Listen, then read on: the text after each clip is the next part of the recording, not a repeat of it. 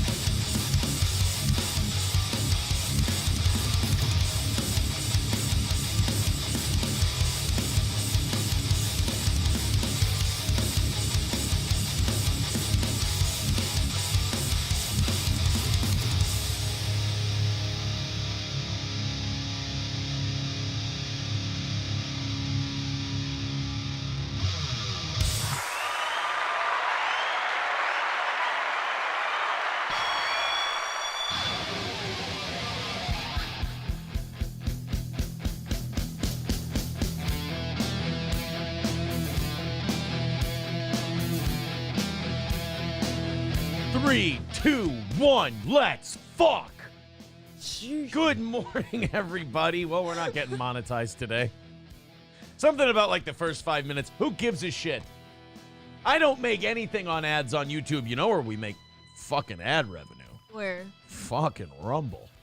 Fuck and Rumble? Fuck and Rumble. It's they merged with a porn site. There should just be like a platform called Fuck. Fuck, yeah. Yeah, why isn't Fuck a video streaming platform? I don't know. And it should just be Christian shit.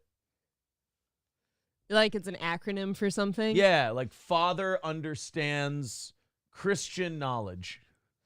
Fuck.com. Oh, I think I've wrecked my voice from years of broadcasting. I can't get a clean, high-pitched noise to come out. I can't hit the high notes. Yeah, you shouldn't do that again. No. That sounds like I can't get up there. Someone's passing away. Hold on. Yeah, I can't do it. It's like, you know, when it's New Year's and you're blowing those party favor things, lucky party favors, and you it starts to go out and it makes the kind of dead rooster sound. You've got to open your throat more. Yeah, well. Oh, but I do. Oh, I know you. I'd be lying if I said I didn't watch that scene before the show today. Again? Yes, again. You whore. Do you not know me? I'll be watching it for don't. about a week endlessly until I go, this fucking sucks. That hasn't registered yet. I burn bits to the ground. Anyway, welcome to let you know what's going on. Almost done. Already? Almost finished it. Who are you? Look, guys, I'm in vacation mode. I've officially hit it. There was the tired thing, and then the tired thing turned out to be great. That was fantastic. But then after that, now it's just vacation time. Like I'm at that time now where I'm like, we made it. We're good. Now we just got to pack all our shit. I text April, but she was still sleeping. We can pack today and watch SVU. I'm going to get Johnny all set up. We're just a couple faggots then. Yeah, for sure. Okay. We're definitely not getting monetized today. Rumble loves it, though. Sorry, YouTube gods. I'm talking about myself. Yeah, she's British. So you have, I'm going to get Johnny all set up with everything. Now, tomorrow we do have a show. We're doing a show tomorrow morning. It's going to be Rumble exclusive, and the Ralpha Mail will be on at 10 a.m. Central. So it's going to be a Rumble Link Friday, Thursday, and we're excited to have all of you. And then by nighttime, we will have made it to our vacation destination by Thursday evening and ready for a great time. And you know, after the upheaval of a year we've had, oh my God, it's gonna this feels like one of those earned vacations. I said that last night on my show. No, 2 nights ago on my show. Oh, on your show. Yeah. How dare I? You know, I'm still getting messages into yesterday about, wow, you know what? Great first shot at hosting. Fine work. Yeah, Fine work. Aaron didn't even hear it. I couldn't. Yeah, I didn't want to listen to it in the truck while I was talking to my tow truck driver. I always hate talking to strangers in cars. I hate being in cars with like strangers, like service people, except like Uber drivers. That's for some reason easy, but I think that's because I'm drinking. I was going to say, unless you're drunk and the driver's a Somali. Yeah. All right, I have a question. I have a question for you guys. This is important. One of my buddies is going to be there tomorrow morning. And the other one is not coming until Friday. And I have a question for you guys. So I have a source who can place a bet at a sports book for me.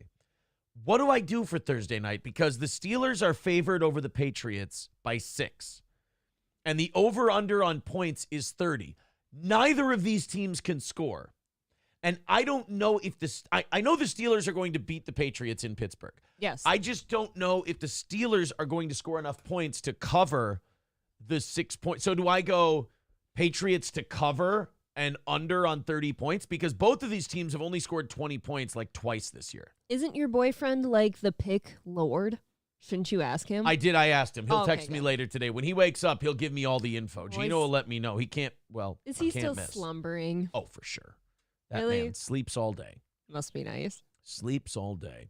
All right, let's get into things. Sad boy keeping up with his deleting shit gimmick. I love it.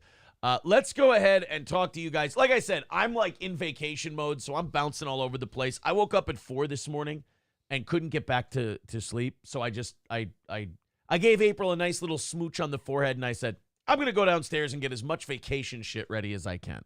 And then what happened? And well, I wanted to get our flight check-in stuff done. Yeah. And then they said, no, you can't do that till 24 hours before the flight. And I'm like, shit. So I might have played like 20, 30 Which- minutes of Bannerlord. Doesn't that seem kind of like a dumb rule? Why can't I? I might be a terrorist. But wouldn't that give them more time to look into you? It would. That's a good point. Hey, you know what else we have to do? We have to go on either Netflix or Amazon. We have to download what we're going to watch on the planes. Holy shit. Yeah. Oh, SVU episodes? Sure, Aaron. You want to fuck up some SVU on the plane? Yes. All right. Sounds good to me. You are manic today. I know. I'm Holy really crap. I'm really in a manic mood today. And then, we're gonna see the kids off. The kids are gonna see us off today. We're taking them out to eat to say fare thee well for the weekend. We're saying goodbye to the dog today. Yes. Grandma is coming to get him. Gordy is going to be gone after today, and then April and I are leaving. Like, Chandler, don't try and pull any like, hey, how late you gonna go tomorrow kind of shit, because we have to leave for the airport a little after 11. So we don't really have any wiggle room. I know he's planning something for tomorrow. Why do you say that? Because he came in the chat yesterday. He's like, is April on Rumble on Thursday? And I'm like, yeah. And then he posted a Halo thing. I know when Chandler shows up and asks questions, I'm in for something. Maybe he's trying to steal me from afar. Probably could. That's the problem. Like, Chandler could be the ugliest fuck in the world, but the way he just throws money at shitty streaming shows. I like, don't fall for he money. I'm not a money guy. I feel like Alonzo in Training Day when he asks Ethan Hawke's like, I'm married. And then Denzel goes, you got a dick. You do have a dick, don't you? So, like, you're like, oh, I don't marry for money. Yeah. But, I mean, how much money? Oh, wow. Right? How I mean, much? I'm just saying the guy's competition, even if he's an ugly piece of shit. I get it. You know? Even for you, he might steal you first. Fuck, steal. You can't steal people who would just get in the car. Aaron's like, be my sugar daddy, It's please. a nice fucking car, I'm sure. Veldrain says, I like your shirt, April. It's more transparent than the U.S. government when it comes to the COVID vaccine. Thank well, you. That's not really very transparent because you see. It is now. They don't care. Sorry. I want this shirt in every color. By the way. Hobo Chili says, either that shirt's really tight or you're putting on some poundage. What are you? It's hanging. It's literally, you can see where it's hanging off of me. It could Fuck be- you, Hobo. I'm down in weight. I'm down. I'm quite a bit down. It could be me he's talking about. Oh, okay. Yeah, she's fat. But I mean, I'm good. I'm chunky. Cockdiff says, don't check any bags. It's a scam. We bring lots of clothes. I already paid for our bags. I don't know if that makes us retarded, Probably. but like we like dressing nice, and you can't fit like blazers and dresses and shit and shoes, and you can't fit shit. you can't put that in a carry-on. Thank you, Sad Boy, for gifting a membership to Cockdiff. Thank you. Pretty much a full, good news, bad news. Bad news is we pretty much got a full one today. 340 is the number. The good news is it's our last one. You don't have to hear us. Well, actually, last night was the first time you heard us talk about goals for like a week. You're not going to hear us talk about goals for almost another week. And last night went well. Last night went very well. Thank you, guys. Thank you to the Whale Pod that visited the show. One more Whale Pod and we're out of here. What do you say? Still make it rain on Johnny. Oh, He yeah. should. Johnny's taking half of everything you guys throw at him. The other half doesn't go to us. It goes right to the goal. So thank you for Friday just and pocket Monday. that shit. Thanks, while Johnny. on Friday while we're in Las Vegas, I'm like, oh, he's really killing. Into the personal account it goes up to about $600 because then you got to claim it. Oh, yeah, wow. Yeah, you gotta. Is You it know, 600? That seems low. I may be a libertarian, but I am a good boy when it comes to taxes because I remember when we were on the radio and I didn't report our Twitch stuff because I was young and stupid and didn't know you had to. And then I got hit with a tax bill the next year because it takes a year for them to track it and send it out to you. Oh, my God. And I got a tax bill for that Twitch shit. And I was like, oh, this eats my dick and balls. This sucks. So now I am like straight down the middle, straight shooter, good boy. Fence sitting. Yes, Fence Massa. walking. Yes, Massa. No, remember, you fucked that up yesterday. You made people think you were a swinger. No. Massa. What happened? Massa? I was a good boy when it comes to my taxes, Missa, because I may not believe in them and I may not like them, but I don't like getting those fucking letters in the mail. Dude, that moment for us was one of those, like, the most, like, the tragic moments Yeah. of our time. Oh, it was. I was like, oh, so you do have to pay that. And it's always more than you think it's gonna be. Oh, yeah, for sure. You know? You do your own math, but you don't realize you're building in your own Yeah. bias to what you want to see into your math. Oh, for sure. And you think to yourself, oh, it can't possibly be more than this. That's why these then you comedians keep reading. I've heard these comedians and streamers be like, oh, yeah, I haven't reported my shit for years. I'm like, dude, they're going to fuck you in the ass. With a handgun. Just pay your taxes up front because you know what the IRS is really good at? Keeping track of your shit and bending over and fucking you when you least expect it. And they too drink Celsius so that they can pump faster. Oh boy, am I a fucking nightmare right now. Yeah, you really are. Holy shit. I'm excited, man. What if you have a heart attack before we get on that plane? Oh no. You gotta relax. What are we going to do? Jesus. Cockdiv says, wait until they tell you your suitcase is overweight. It'll be another flat tire meltdown. Already paid. We already know what the weight is. Don't worry. We weigh them at home. And we're good. We had one time, I think it was the wedding trip, where, like, obviously, like, my wedding dress weighed a lot. Yeah. And it weighed, like, a little bit more. They just make you pay extra. Yeah, it's really not a big deal. It's not too bad. All right, boys and girls, off we go. We didn't read everybody's, but we're pretty much caught up with our friends in the chat. Hobo Chili Recipes starting us off today on Rumble with $5. Thank you. Putting us at $3.35 for the morning. Says, have a good time in Vegas. I hope April gets an indecent proposal from some sweaty, fat Albanian gangster. And Aaron takes ayahuasca, and in his journey, he accepts he's fat. Haha, get fucked, fatty. Both of those are really mean. I have to say, I don't want to say Hobo sent me anything nice via the show line text. Don't blow his cover. He never sent me anything nice. Okay. But he has once in a while, like, been human. Not like nice, but human. You. Where, like, I wrote to him one time because he had like 2 or 3 messages that I didn't read. Yeah. From the studio line text, and I wrote to him like, "Hey, I'm really sorry I didn't get to this today." And he wrote back like, "Cause I'm bracing myself." I'm like, "This is gonna be so mean." And he braced it like, it was like, "Hey, no worries. Talk to you tomorrow."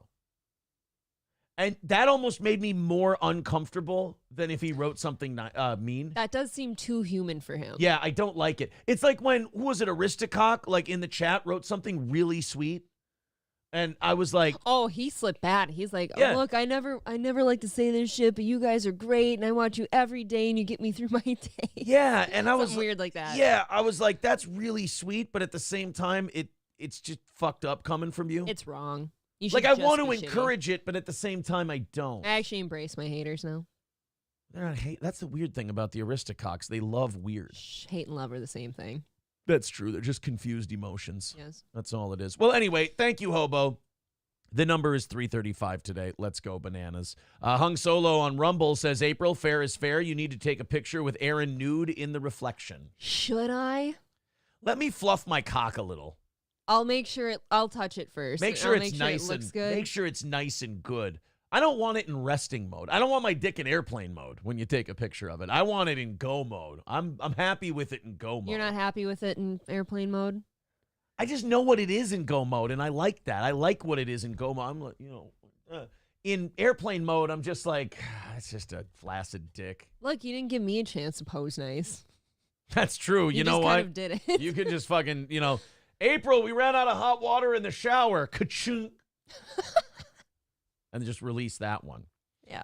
I don't hate you, says Hobo. You both just irritate me. Thank you. Thanks, buddy. I expect more from you. Cocktiff says if it's an empty flight, they may move your seats to balance the weight. They did that to us for our red eye that one time.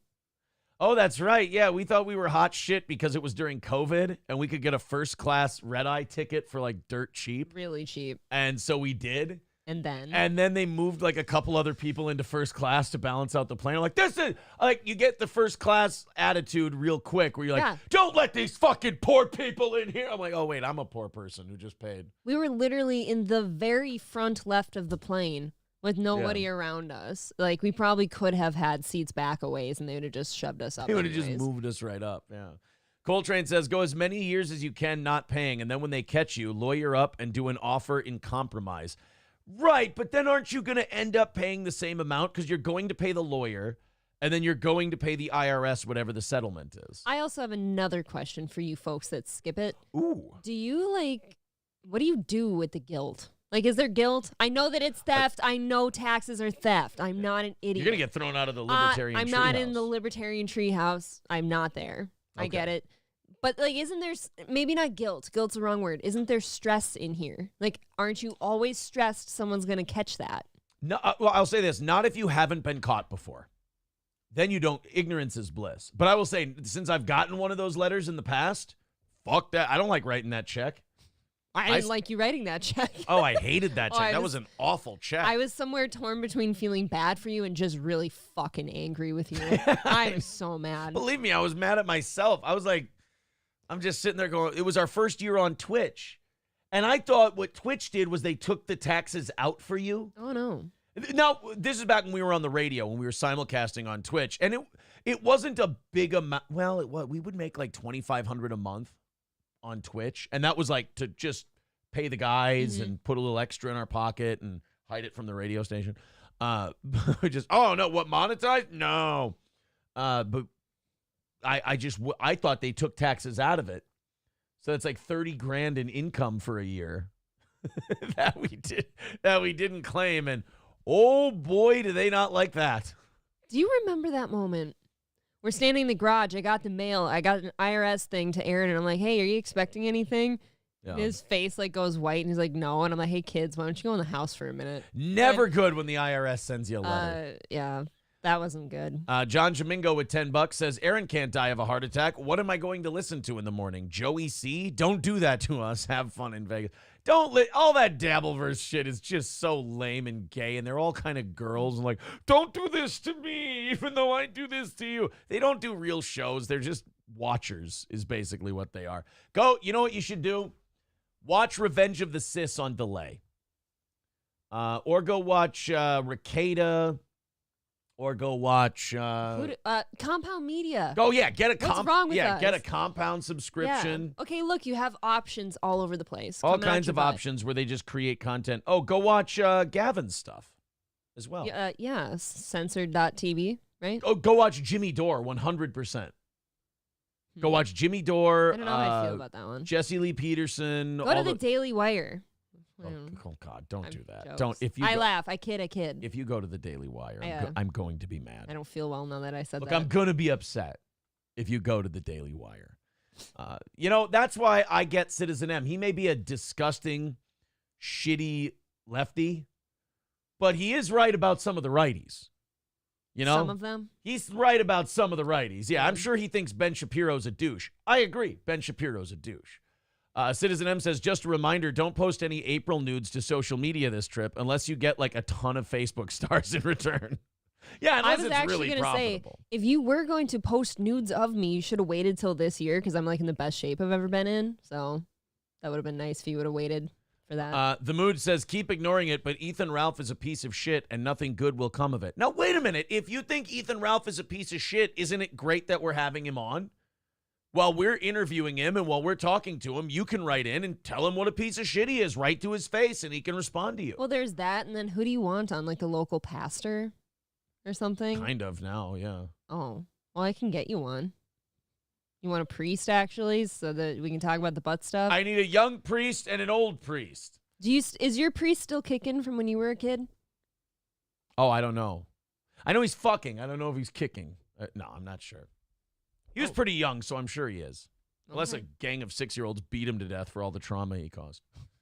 Oh, wait, I shouldn't have told John Chamingo how many shows he can listen to while we were gone. He said, okay, you can have a heart attack. Wait a minute. You can go to Keanu Cast. You can go to Grat Cast. All of them. But that was, shit. I just really kind of named, I was trying to help people and plug stuff, and I just fucked myself. You took away from your resale value. God damn. External extrapolation says Jimmy Dore is great, but he had to take the V and get an adverse effect before not trusting them. If only he was the hard left of the Overton window. All right. Hobo Chili did he get V-nated? That's too bad. I don't know. At least he's against it. Hobo Chili Recipe says Aaron remembers him fondly, the only man that touched both sides of his interior wall. Oh, yeah, you're right, Fanook Chinook. I forgot about that. Jimmy Dore did spit on Alex Jones. That does suck. Yeah, I'm not a big Jimmy Dore guy. Coltrane says, guy I worked with did that, meaning the IRS thing. Didn't pay for 10 years. He owed $95K in taxes. Lawyer cost him $5K. And his offer in compromise was around $7K, roughly $83,000 savings. Okay, now see, that seems worth it. See, I'm wrong. Okay, well, then I'm wrong. That stress would scare the shit out of me, though. I've got to be honest with you. That's kind of what I think. Oh, Toolman Mike, thank you. $20 from Toolman Mike, and the message says, safe travels, my friends. Thank you. Thank you, Toolman Mike. We appreciate that. 3:05 away from today. Boy, I really stirred up a hornet's nest with my Jimmy Dore endorsement. Yeah, maybe I need to watch more of him. That's why I looked at you. I'm like, wait, Jimmy? Oh, boy. All people? Sorry. Yeah, I did forget about the Alex Jones thing. You guys are right. Cats and Guitars says, and Jimmy Dore lies about it and says he was doing a spit take. No, it was, full on.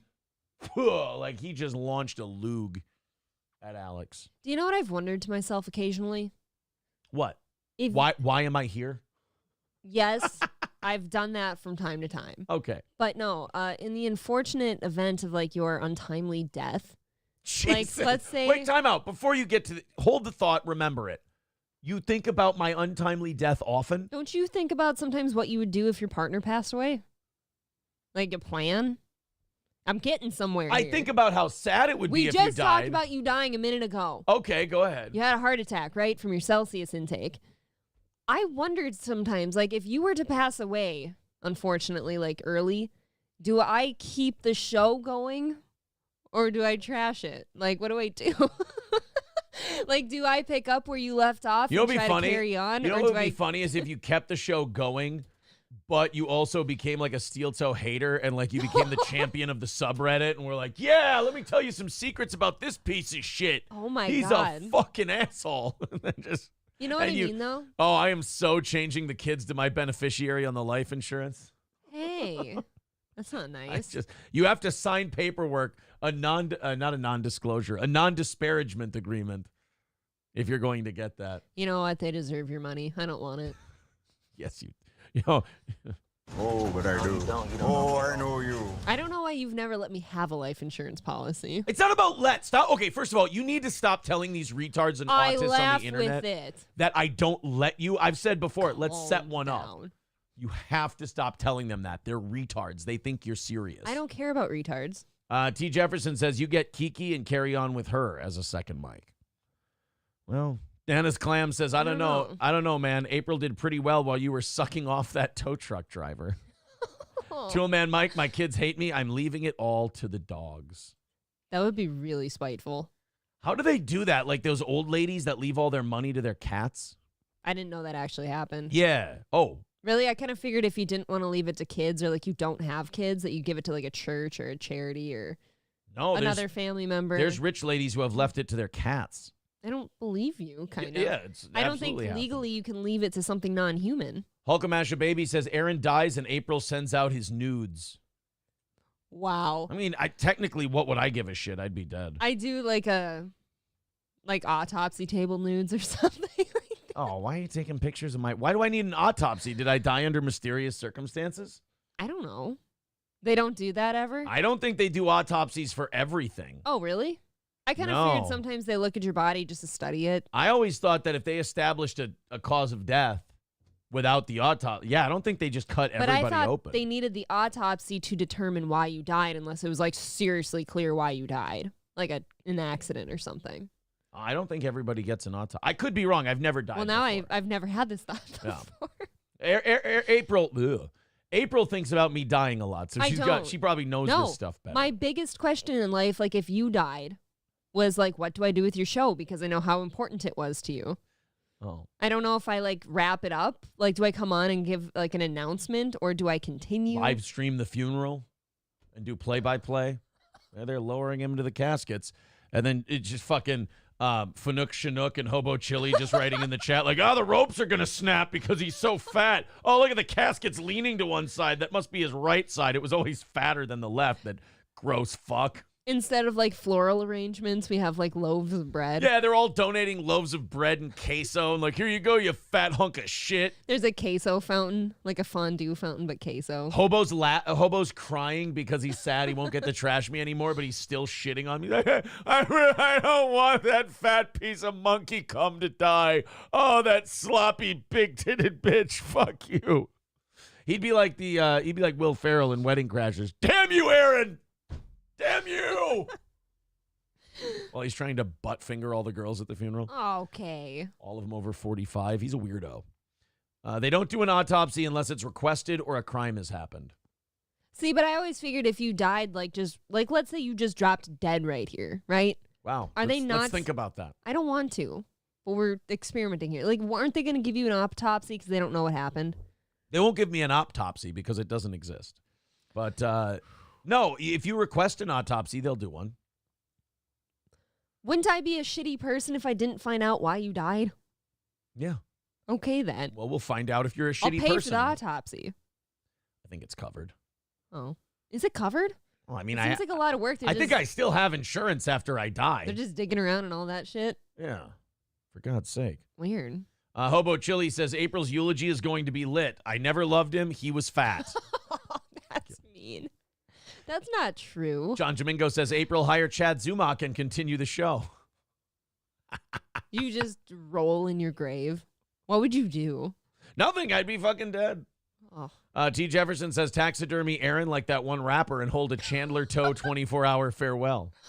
What if I did taxidermy you and you just sat right here forever and ever, amen? Yo, dog, just like that rapper was. That's disgusting. I don't like dead people. Oh, Aaron, Fanook Chinook, Aaron only takes leavened communion. Dick. Ivan Joyderbum says you take donations in Aaron's honor, you do an outro, and trash the place on your way out. See, I kind of figured, like, that's the only way to do it, right? Like, throw a party and get out of here. I guess. Somebody says Aaron autopsy in quotes, fat. He's not fat. He has no rolls that I've noticed. Charlie, your new co-host? Who do you think I am? I can't.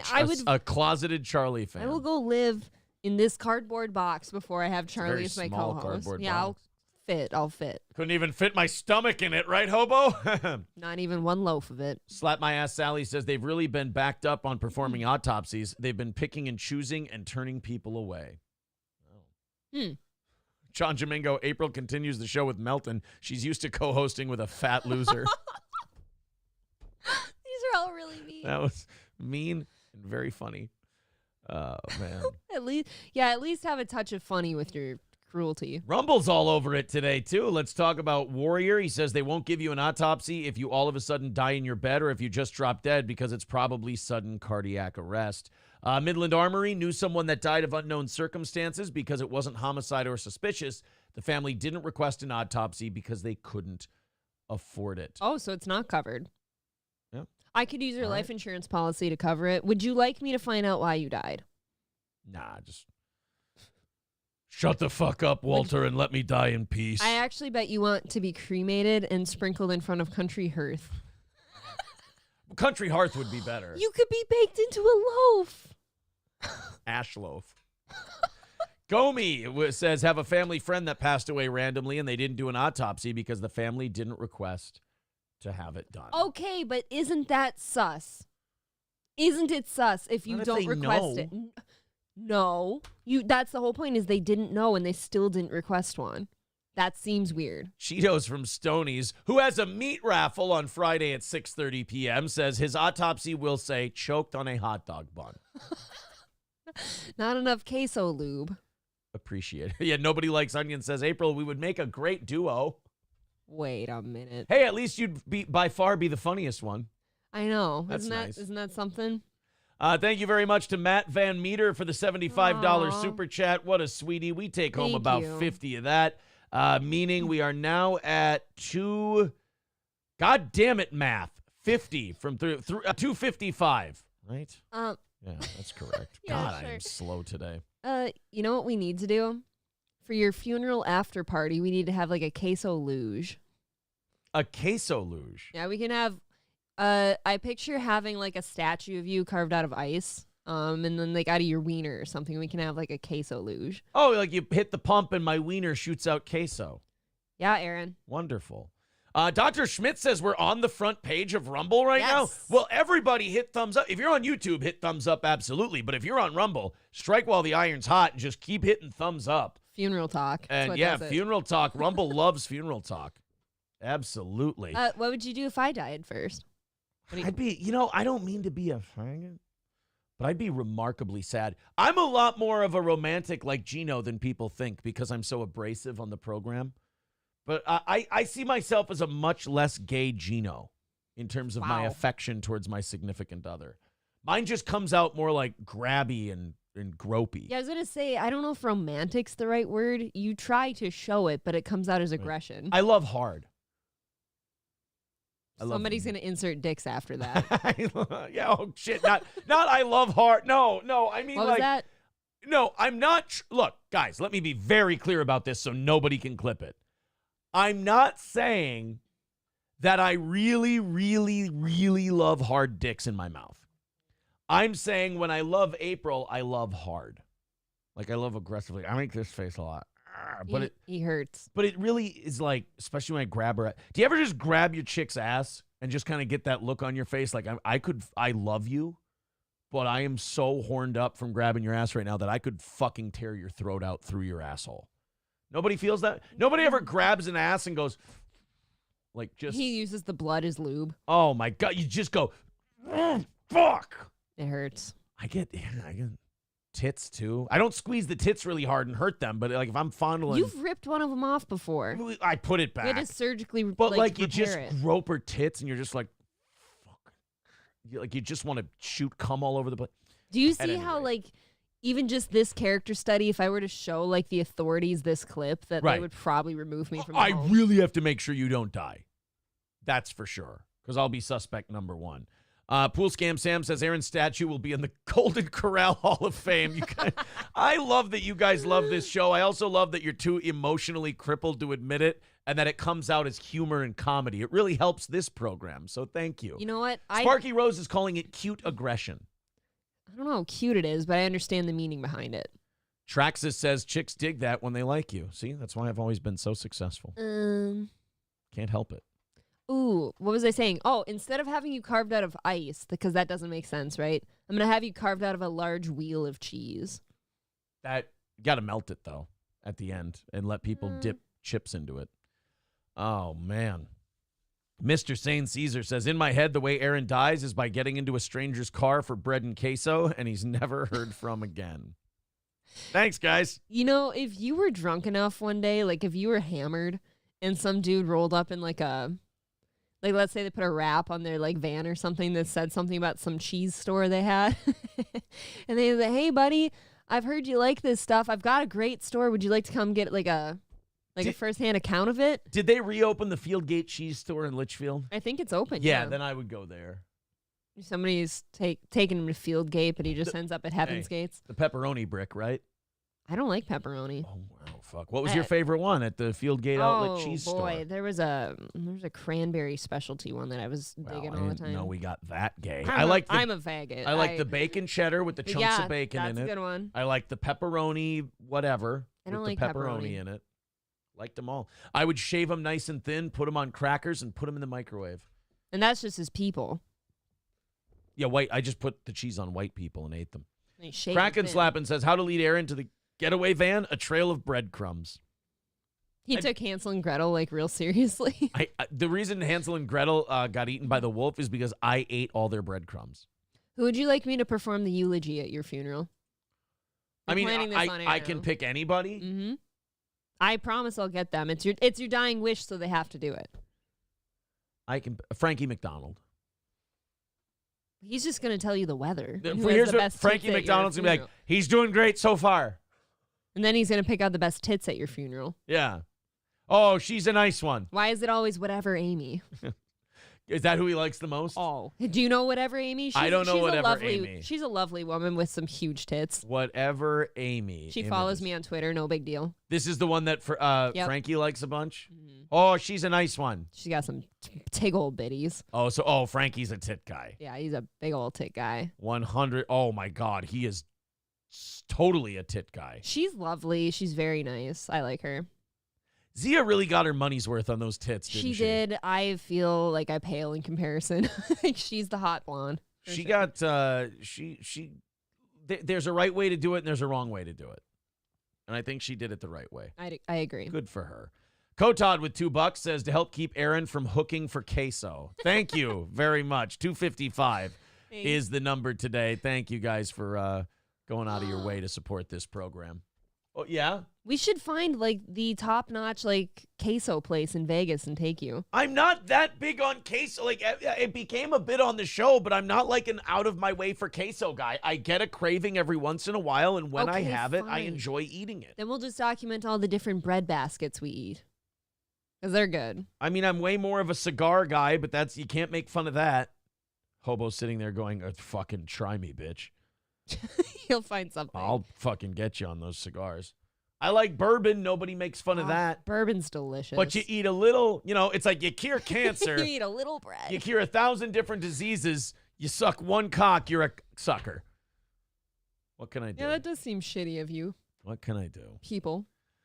T. Jefferson says, yeah, corny would be funny, but have a hobo write it for him. Oh, Cornette reads Hobo's eulogy Oh my God. at my funeral. It's just like a cameo. So he just says whatever he sent him. This audience is way too excited about my funeral. I like what I've done here. This has been a decent bit for me. Fanook Chinook says, Frankie is a newfie. Titties are on their coat of arms. Oh, she's a nice one. You eat cigars? Does she not feed you, says Hobo? You eat pieces of shit for breakfast? No. Aaron, See, actually- Papa Dan made it gay. What did he say? Aaron loves sucking on fat brown cigars. See? He made it a gay thing. You're a thick brown cigar puffer. Scary Terry says, so you can dip your sushi in it just the way you like. I do like sushi. But in queso? Ugh. Not in queso. I do like it Ugh. in, what's the sweet chili sauce? Sweet chili. Sweet chili's a good I one. like a good house-made yum-yum sauce. Those are good. You know what I call yum-yum sauce? Hanky-binky-keys. All right, guys, let's jump into some things, shall we? I guess. Let's jump in head first. Let's do a fucking show. Look, last day on YouTube until, what, next Tuesday? Except, no, Johnny's going to be here Johnny. Friday and Monday. Okay, but last day for us See, senor. until next Tuesday. We've only got 255 left between us and another successful week of this fine program. We got Rumble Friday, Thursday tomorrow, and then we're off to the city of lights and glitz and glamour and all that happy shit. Oh my God, that's tomorrow. We're going to be there tomorrow. I keep doing this thing where I forget for a minute, and then you say it and it feels good. That's why I couldn't get back to bed today when I I've- woke up at 4 a.m. I'm sure you've heard from our friends like a lot, but like We were texting already our good this friend morning. yesterday when I was hunting said it's only a couple days or something like that. He's like, oh my God, it's here. He keeps being excited. It was about, oh, wow. Here's a text from someone on the studio line. They sent me an empty jar of queso blanco dip and said it was about 2/3 full when I went to bed last night. Explain. This is... You know how Aaron and I explain away when we eat each other's foods or drink each other's drinks? Aaron will usually text me or he'll come downstairs and like grab my arm. He'd be like, You drank the entire bottle of Coke. Exactly. You did that. I finished your cherry Coke this morning. Yeah. By the way. It takes her. You ate your chocolate bar. Look, it takes her 3 fucking days to drink a 20-ounce bottle of soda, so it sits in the refrigerator taunting me. I give her like 36 to 48 hours to drink the fucker, then it's mine. It's sugary. I've gotten a certain way in my old age. I don't like sugar as much as I used to. 10 ounces one day, 10 ounces the next. Drink the fucking bottle. Lot. Then don't buy the bottle. Why don't you buy cans? It's perfect for me for 3 days. And sometimes the cans are more expensive. It's not going to survive 3 days with me in the house. Because I figure get your own bottle. Drinking it on that 3rd day, I'm doing you a kindness. On the 3rd day, he drank again. On the 3rd day, I consumed again. Exactly. Oh man, I'm excited about today's show. We've got a lot of good stuff. I missed something from my agent yesterday. Okay. Wait, is this my agent? No, I think this might be King. Didn't your agent quit and start working for someone else? This might be King Yeti. I think. I don't know who this is, but they said, Aaron, the Aristococks are planning to attend your summer party. We will be glad to teach you to change a tire. I changed my tire. I changed it.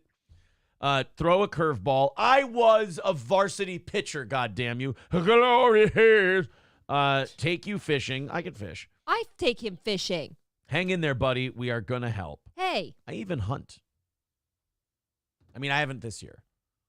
I hunt. He 100% changed that tire yesterday on his own. I didn't even offer yesterday because I wanted him to do it alone, and he did it. God damn right. I've changed many a tire in my day. Traxxas says, my sister did that shit too. I started drinking and eating everybody's stuff to assert dominance. Attaboy. Wow. That is so shitty. What if we have a plan for it? What if? Then you have 3 days to execute that plan. That's all I'm asking for, and you drink on the 2nd day. Third. You bought that son of a bitch on Monday. I drank it on Wednesday. I mean, right away on Wednesday, but still. Yeah, I was going to say, what do you mean it's Wednesday now? Traxxas says plan better. I agree with Traxxas. Come Traxxas on. is 100% correct. Here we go. This is have a safe it's a plastic bag full of queso dip, full of cheese dip.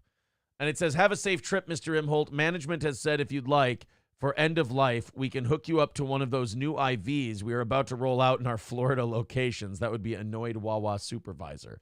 Thank you, buddy. How haven't we, catered the anniversary show with queso yet? Because this kind of just became a bit recently, to be fair. It feels like a lifetime of queso. Stevie J says Aaron calls it hunting when he checks stock at all the local bakeries. I mean, it's a form of hunting, if we're being honest about it. How do you judge your bread loaves? You know how we go by, points of, bucks and spreads and stuff? Caddyshack line. All right, boys and girls, let's jump into some things, shall we? You keep trying. The first one we have today, let's talk about DINKS. Let's talk about big old DINKS on today's show. Do you know what DINKS are? No. I've heard the term dinkers. Well, that's because you have children. So you've heard words like dinkers. One of the funniest moments with the middle child, with the boy, was when we were wrestling and we did some kind of suplexy thing. Yeah, and me and him. And he crotched himself on my foot and he rolled away and he goes, was he 5? Was he probably 5? Yeah, he was 5. And he rolled away and it was such a teenager moment for a 5-year-old. He rolls away and he goes, ow, my nuts. And the whole house, April and I couldn't breathe. We were laughing so fucking hard when a 5-year-old just casually, here's why it was so funny. It sounded like he'd said it many times before when we weren't around because it came out effortlessly. It was effortless. He landed and he goes, ow, my nuts. He just rolled away. It's one of the funniest moments of all time. It's just when adult things come out of a small mouth. It doesn't make sense. So DINKS are dual income, no kids. Why do we have to have a term for it? Because here's the problem with these types of people. Now, usually if you're confident and happy with what you are, you don't really feel the need to tell other people. Right. You just kind of, it's like they say this in playwriting or movie writing. Don't tell, show.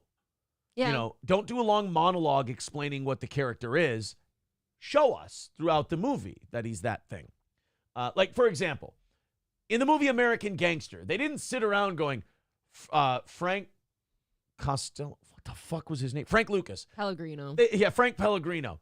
They didn't go, Frank Lucas is a dangerous man and he's got a hair-triggered temper and he blah, blah, blah. They showed a scene where a guy hit him up for some money and he got so fucking pissed at the guy that he followed him out of the diner in broad daylight in the middle of the street and blew his head off and then put money in his jar. I mean, instead of having a monologue where they tell us that, they just showed it. Yep. Same thing with these dinks. The dual income, no kids people. This is kind of like the single white women in their 30s who don't have kids. Okay. They clearly want them, but it's not an option for them. Yeah. So they overcompensate by bragging on social media. Right. But like, let's say you and I just didn't have kids and we were together, dual income, fine. Yeah. I feel like that's not something I feel the need to like brag about or announce. It's Right. just we're just living together and don't have kids. You know what it means? If you are that way, you're not on social media bragging about it because you're too busy counting all your money.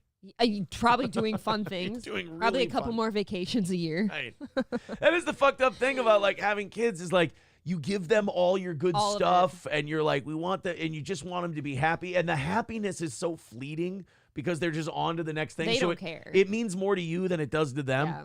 And then you save up so you can retire your whole life and you have a house that's paid for and everything else just so you can die, not enjoy that equity and enjoy that money and give it to them. And that's what you're working for and striving for. It really is amazing. Well, it is depressing when you think about it that way. I don't think it is because think about this. Here's something depressing. You've accumulated all this wealth, all this money over the course of your life. Now you die alone, it goes nowhere. You're dead. Who cares? But, I mean, at least you live on. There's a legacy. See, some people do get wrapped up in that. You technically don't know that once you die. Well, no, So. not technically. You literally don't know that Right. because you're dead. So, But it lives on. There's a physical remnant of you. You've created generational wealth. I do understand it. I think men have that fear more than women of their do. name disappearing. Yeah, men have that fear more than women do of their legacy meaning nothing, Well, yeah, or because not living on past their. if you think about it this way, I don't get to further the Anderson name. No, it died the It minute. died the minute I changed my name. It died the minute you said, So. I do. Okay, but I will Yeah, say it's this. a part of me. The name Anderson is doing pretty well. You think so? Yeah, I think your name is doing all right. Okay, but here let's Imholt you have to worry about, but Anderson, gangbusters. let's play to your tune though. Like, oh, but what about my personal family legacy though? You know, that's not living on. Huh? Think about it. The Anderson, like my side of like the Anderson family through me is not continuing. So what's, exactly. That's why See, women, that's why I'm playing to your idea that Maybe- it's a man thing because Yeah. your name keeps moving along. that's what it is. Women don't care about it because they're like they've tied themselves to this person. Right, like my family legacy ends Yeah. once I marry somebody. Nash Albertson says, my family line dies with me. Wise. Scotty G becoming a steel toe bro. Thank you. That puts us at $250 for today. Streamlabs, you. PayPal, Venmo. Go ahead and load us up. Run a whale pod through here, and we'll have that knocked out in no time. So that sounds like I'm having whales run a train on me. But at any rate, Oh. dinks. I want to get back to dinks. I don't like the term. So these people are going online and they're bragging about being dual income, no kids. And it just reeks of desperation. It reeks of insecurity.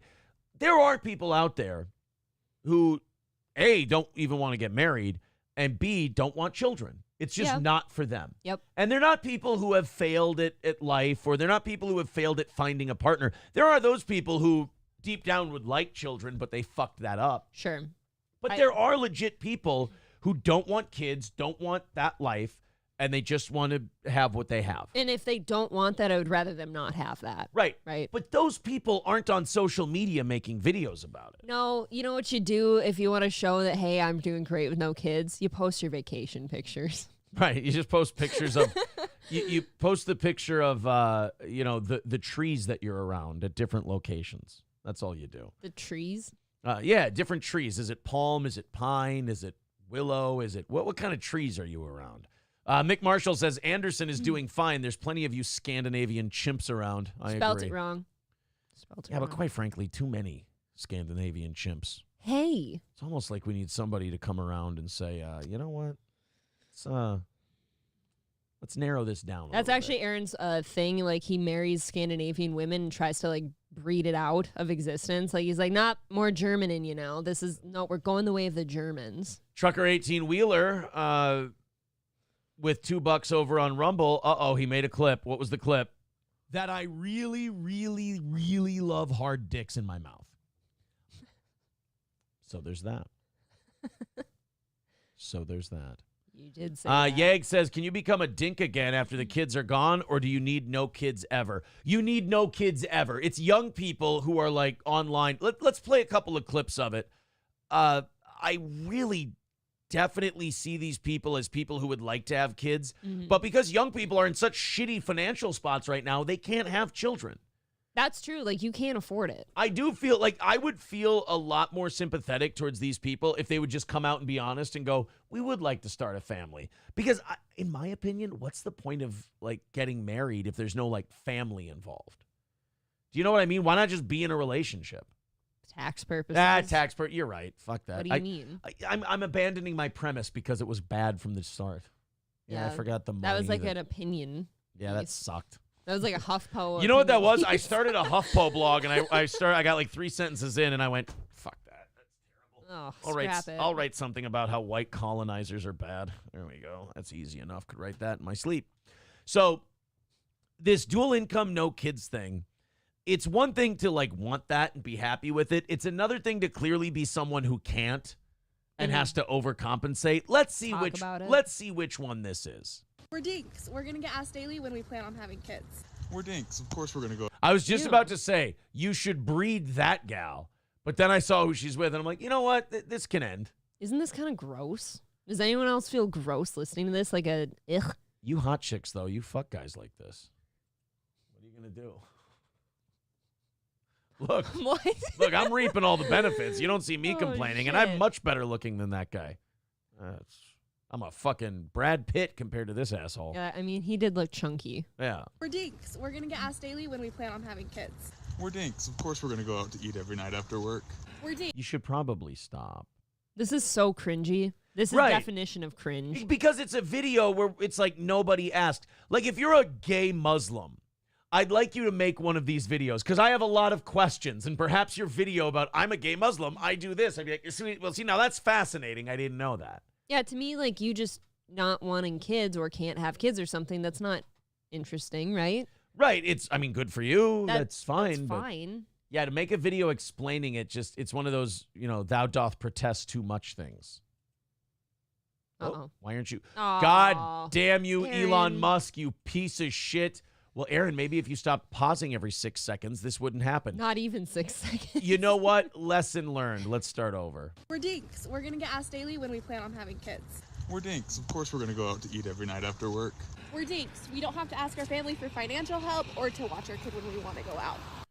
First of all, one of the best parts about having kids is asking your parents to watch them when you want to go out. Yeah, it is kind of like a sweet form of revenge in some sort. But except the grandparents love it, though. Right. And then they spoil the shit out of the kids. And then you got to undo all the shit they let them do. Exactly. Grandma and Grandpa let me do this. I wish they wouldn't. Do you remember being a kid and you go to your parents or something and they say no, but your grandparents say yes instantly? All the buy time. you the thing that you It's wanted? almost like they're personally undermining you as some sort of deep-seated revenge for you fucking up their life. Right. Could be it. And see, I'll take this position. This woman saying, we don't have to ask the parents to watch kids when we want to go out. I don't think you fully appreciate going out or doing things, or like in our case, going on a little trip here at the end of the year. I don't think you appreciate that fully when you can just do it whenever you want. Well, I see your point there. Like, it doesn't seem quite as special because you could just do it whenever. It's just your life. That's just what you do. Some people might really like that, though, because they don't know any different. Right, However, when I didn't have kids, I didn't go on any vacations except for like in high school, like family vacations and stuff like that. But like once you get out of the home and on your own, I didn't do vacations like ever until I had kids, ironically. Well, shit. And maybe it's because you feel like you have to get away for a little That might be it too, yeah. I don't know. You maybe don't feel as motivated. Yeah. We're dinks. We're going to go to Costco and buy all the snacks in bulk that we want. Oh, yeah. You know what you should do then? You should totally eliminate your genetic bloodline so you can get more snacks at Costco. Yay. You can get snacks at Costco if you have kids. They just disappear faster. Yeah, and then Aaron's like, I get to, pick up what they didn't eat, too. So you always make sure you get snacks at both of us. I showed April one of the kids' plates on Monday. Or was it Sunday? I can't remember. Sunday, I showed April one of the kids' plates as I walked it to the garbage to throw away what she didn't eat. And I go, look. I had my hands up in the air. I'm like, I'm not eating the child's leftovers. There are some times where I purposely don't eat breakfast because I know they're going to leave behind some waffle. And I don't want to eat a waffle and then eat some of their waffle. So I just eat their waffle for breakfast. I eat your waffle, Lewis. So you're just planning ahead. Yeah, it's diet planning. I'm sure Hobo won't run with that one. Eat your kids' food, you fat pig. Well, that is something that I feel like a lot of dads that want to lose weight. They don't let themselves lose weight because they clean up their kids' plates For sure. all the time. But Don't hey, do that. these people are dinks. They don't have kids and they have 2 incomes, so they get to go to Costco and buy all the snacks. I feel like the one guy should stop buying snacks. Right. That's maybe if you had some kids, they'd eat some of the food. Yeah. But the dual income, no kids thing, it's like, if you want to make this video bragging, have something to brag about. Mm-hmm. Like, be like, hey, have a lab coat on and I'm tracing the human genome so we can completely shut off cancer. You're I'd be right. like, you know what? You shouldn't have kids. We need you to focus all the way on this. Focused, no distractions. You know what else would be a good selling point? I get to retire sooner. Yeah. Because I can save my money. Sure, and I don't spend as much, so I Right. don't need as much. Yeah. Or if you're like, hey, I just fucking, I do gangbangs 3 nights a week. And I'm like, probably best that you don't have children. You come home to some Wolf of Wall Street gay stuff in your Yeah. apartment. You're at the Lollipop Club. The Lollipop Club, just sucking and fucking all day. Yeah, you probably shouldn't have children. Wow. We're dinks. We have disposable income to spend on whatever we would like and don't have to spend on a kid. guys, Okay, but guys, look, that's- you don't see me making a video arguing with you. No, you're probably right, but I didn't ask. No, that's the point. I It's didn't like, ask you. how many times do I say this? I go, you guys are defending yourself from something that's not coming at you. You know why this video gets made, and I'm going to project a little bit here too? It's because their parents give them shit all the time for not having kids. Yep. Their parents give them It's shit. their family. Their parents definitely ask, when are you guys having kids? It's like, do you want to breed with that? Like, that's got to hurt. Oh. Could you imagine? Can you see it if you're a guy like that? I don't know. I've never been a guy like that. I know. Which is nice. But I figured you have friends. I don't ask my obese friends, although I don't really have. Well, I have one. I don't see him very often, though. But I don't go to my obese friends who are really fat and I go, hey, man, can you see your dick? Because that's mean. You're going to hurt their feelings. I just feel like you look down and it's like, I feel where'd like it go? even if you have a big dick, it looks small because there's so much by comparison, layering it. Yeah, like you would look at it, you'd be like, oh man, that's a tiny dick, and you'd be like, no, peel away the folds that he has of pubis and everything else, and it's like actually a good dick. The pubis folds will be playing at the veranda. God bless, because the pubis folds have been underrated for years, flying under the radar, not getting the respect they deserve. Ew. We're dinks. I'm going to go to every football game and play 18 holes whenever I want. Wow. See, We're that dinks. sounds We're going fun. to get asked to every single family event what we're doing with our life. That's why they're making this. Right, they're just so shitty They're- about it, and it's just like, They're insecure. yeah, again, guys are not, like, nobody's harassing you about this. Somebody is. It's their family. No, but I mean, But like, the that's- people you're yelling at on the internet, like, go yell at your mom. She's the one being a cunt about it. Yeah, it's the thing, though, where people our age love to be passive-aggressive and not confront anybody. Yeah, You know what I mean? People are afraid of confrontation, so they'll just put out a TikTok and call her good. exactly. It's embarrassing. Hannah's Clam says cringeworthy. The word for this is cringeworthy. Yes. Yeah, It's not good.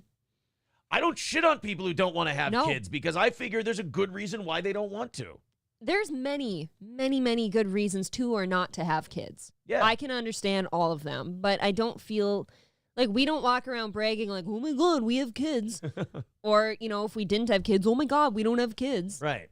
Well, Be jealous of us. Keanu's in the chat. Perfect example. She always tells Gino wants kids. She's like, I don't want to. No. Yeah. And she's not like, Yeah, her and I talked about that. it's because I'm so fabulous and I'm so fucking great and I can do whatever you want. She's like, no, it's just not a thing for me. And I would rather people that don't want kids like that to not have kids, right? Yeah. 'Cause then I mean, if they're you're not happy. passionate- yeah, you if don't you're want to not- be miserable. If you're not passionate about it, you're not going to love them and whatnot, then yeah, don't have it. If you're going to resent the child, then don't have one for No. sure. My parents are like, well, then you wouldn't exist. God damn you. See, I always feel like this too. Like Sparky Rose says, popping out kids doesn't make people special either. I agree. It definitely doesn't make you special because guess what? Anyone can pop out a kid and be a shitty parent. And in fairness, they're not the ones making the fucking TikTok videos. There were about 4 more of those. I'm I sure just there figured are they were some. redundant. What about all the single moms? Come on. Single moms, I've said, now wait a minute. I've said this many times before. Single moms don't count as people. Then where'd that chow come from? Well, from the underworld of her, from Hell. when it crawled out from its mother's filth. He's a bastard from a basket. You have none of me in you. I think we're due to watch that again. Watch that movie every goddamn day to start my morning. I'd wake up 2 hours early just so I could watch There Will Be Blood or No Country for Old Men, 2 of my favorites of all time. I want to watch the closing scene of There Will Be Blood when I wake up in the mornings. In the bowling alley. Oh, I'm finished. One of the greatest endings to any movie ever. The greatest ending line of a movie. Mick Marshall says, Aaron's right about appreciation. I didn't really appreciate movies prior to having a baby and not having a free 2 hours for months at a time. Yeah. Yeah, there's something about sneaking shit in that you're like, oh, I've beaten God in a weird way. The little moments that you get to have to yourself feel so much better now. Like, you would have completely taken them for granted. But if I can just sneak off to my room for 5 seconds to just quiet, you know? Yeah. That, like, means something. And then the today. second you're in there for 5 minutes and you go, haha, fuck you, God, I did it. You hear, April! Dad? April, Dad, April, Dad, April, Dad. And then we come down, what do you need? Look at this picture. Like, oh, that's really cool, bud. Or, ooh, look what I can do, April. And it's like a twirl. Like, that's the big thing with the 4-year-old right now. Look what I can do. And it's like a hop or a clap. I'm like, come on. I need something more than that. Plankton, yeah, I'm really interested to get to the audience's take on the DINKS. Plankton says, so if I understand the guy correctly, he gets to eat a whole lot. Big deal. That's what kind of sucks about being a couple now with no kids. Being a couple 20 years ago with no kids, you could have extra money and everything else. Oh, yeah. But now because of housing costs and rent costs and inflation and all this stuff, now you don't have the kids, but you don't get to have the cool, like, jet-setting lifestyle because everything's so expensive. Now your big fuck you to the people with kids is I get to go to Costco and eat all the snacks. All of the things that I could, like, go through in my head of, like, what would be really, really nice about not having kids, I always kind of figure, like, well, that would be nice, but it's not, like, that important or that big of a deal, and I can always do it later. Like, one of them, like, oh, wow, it'd be really nice to not have fucking messes and toys all over the goddamn house all the time. But it's like, is that really that important? No. Keanu says snacks from Costco is their Bora Bora vacation, I guess. Right? Those two are the worst representatives of what they're trying to do. Well, because they created a whole term for it, too. Stop Yeah. labeling yourself. What is with people and labels? They need it. Pool Scam Sam with a great point. Aaron has kids but still spends thousands at Quick Trip and Casey's monthly. Yeah, fuck you, fatso. You can still eat garbage and have children. I eat garbage.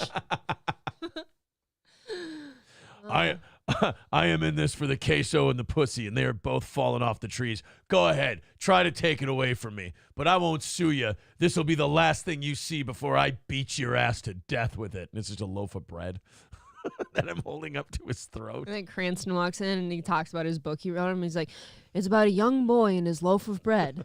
What's it called? The Brave One. Oh, but there's one problem.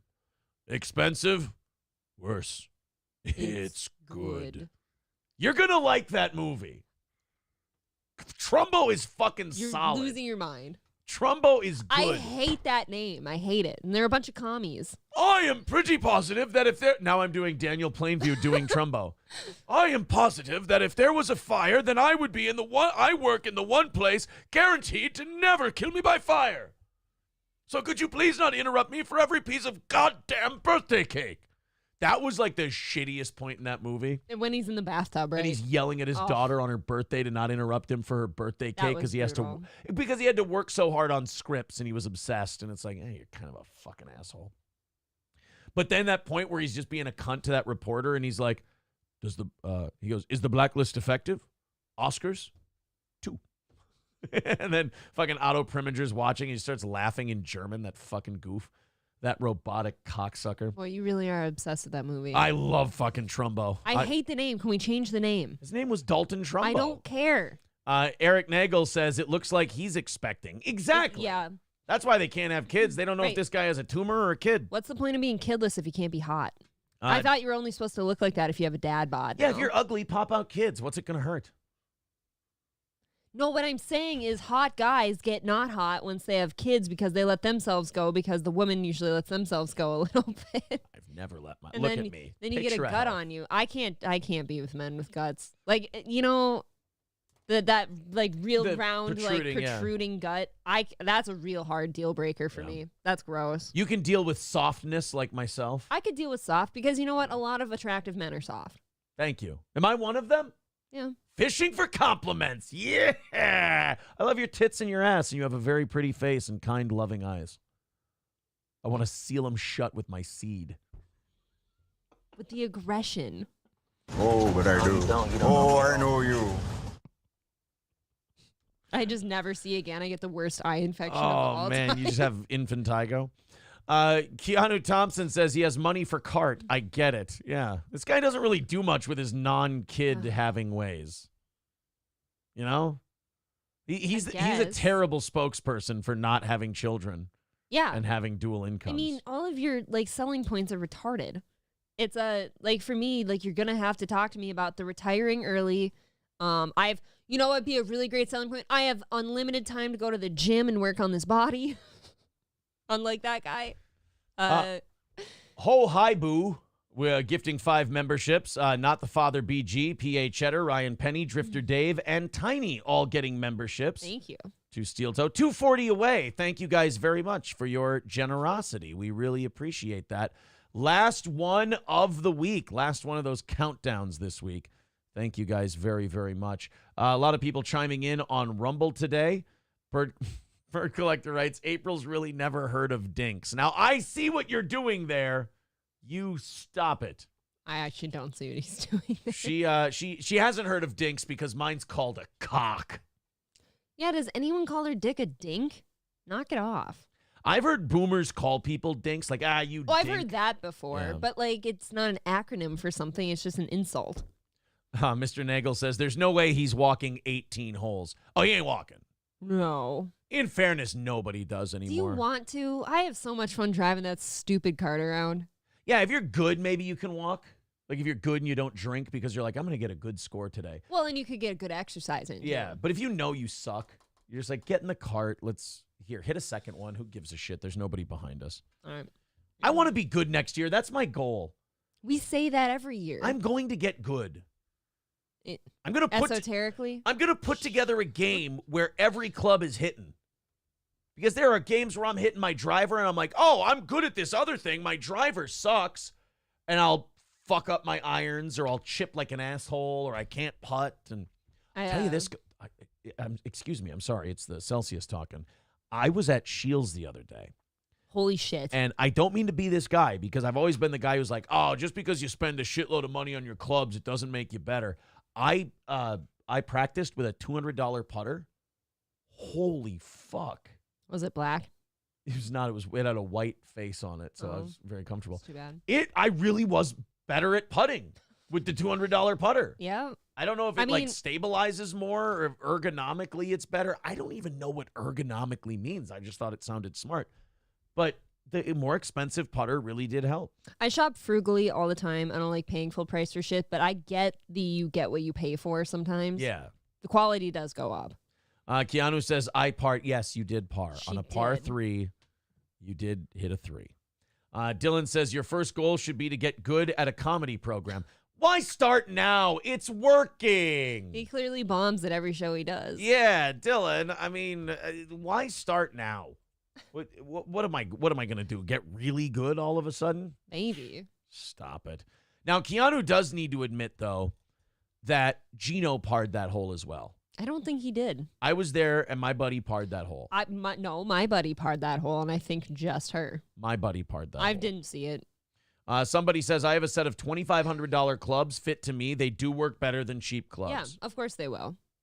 Mr. Nagel says, April hits her driver, Aaron, all the time. She does abuse me. No. Pool Scam Sam, Aaron will buy golf clubs at Aldi. You'd go to like that weird like hodgepodge aisle and just buy golf clubs. Just buy some golf. April's like, why are you going to Aldi? It's fucking gross. And I'm like, I got to get some golf clubs for $30. Leave me be. $30 golf clubs at Aldi. What are you going to do? Say no? Mr. Nagel says, April and Keanu parring holes. Hell yeah. Look, to quote actually Keanu, just I heard. think Eric is being untoward I at don't the think moment. so. I think he's spot on. Hobo Chili says, I sold all my graphite clubs because I couldn't play anymore because of my hip injuries. Haha, you can call me fat, but you have non-working old man hips. You could probably still break 100. I can't. You just broke your wrist the other day. I did. I broke it on a fighter's head. I guess that's a way to do it, though, right? That's valiant. I mean, I didn't break it. I sprained a No, ligament in my wrist. But esoterically. yes, I fucked up my hand. Yeah, this man changed a tire with that hand. I did, and it hurt like a son of a bitch. I got a great call from the owner of the gym. He wants me to be like the head trainer guy at the gym because they had a competition Friday. I couldn't make it up. I couldn't corner anybody. But he said we went 2-1, and the two guys that won said, oh, man, it worked great. I used a lot of the defensive hand placements and head movement and stuff that Aaron taught me. He told me to try this and that and this, and it worked really well. And I'm like, goddamn right. So he's like, he goes, can you make it in more often during the week and help the guys out? And I'm like, and then he said to me, he goes, could you fucking learn to fight as well as you teach people how? And no, he didn't. He didn't say that. But it feels really good. Like I just started training people like less than a year ago. That's and to good. see these guys start doing well, that's really cool. That's a really, it's a prideful feeling, I have And he to wants say. to pay you for it. Yeah. And if I'm going to keep busting up my old man hands and shit, then maybe training is the way to go. I do want to beat some people up, though. I really do. I need to get out of here, you know.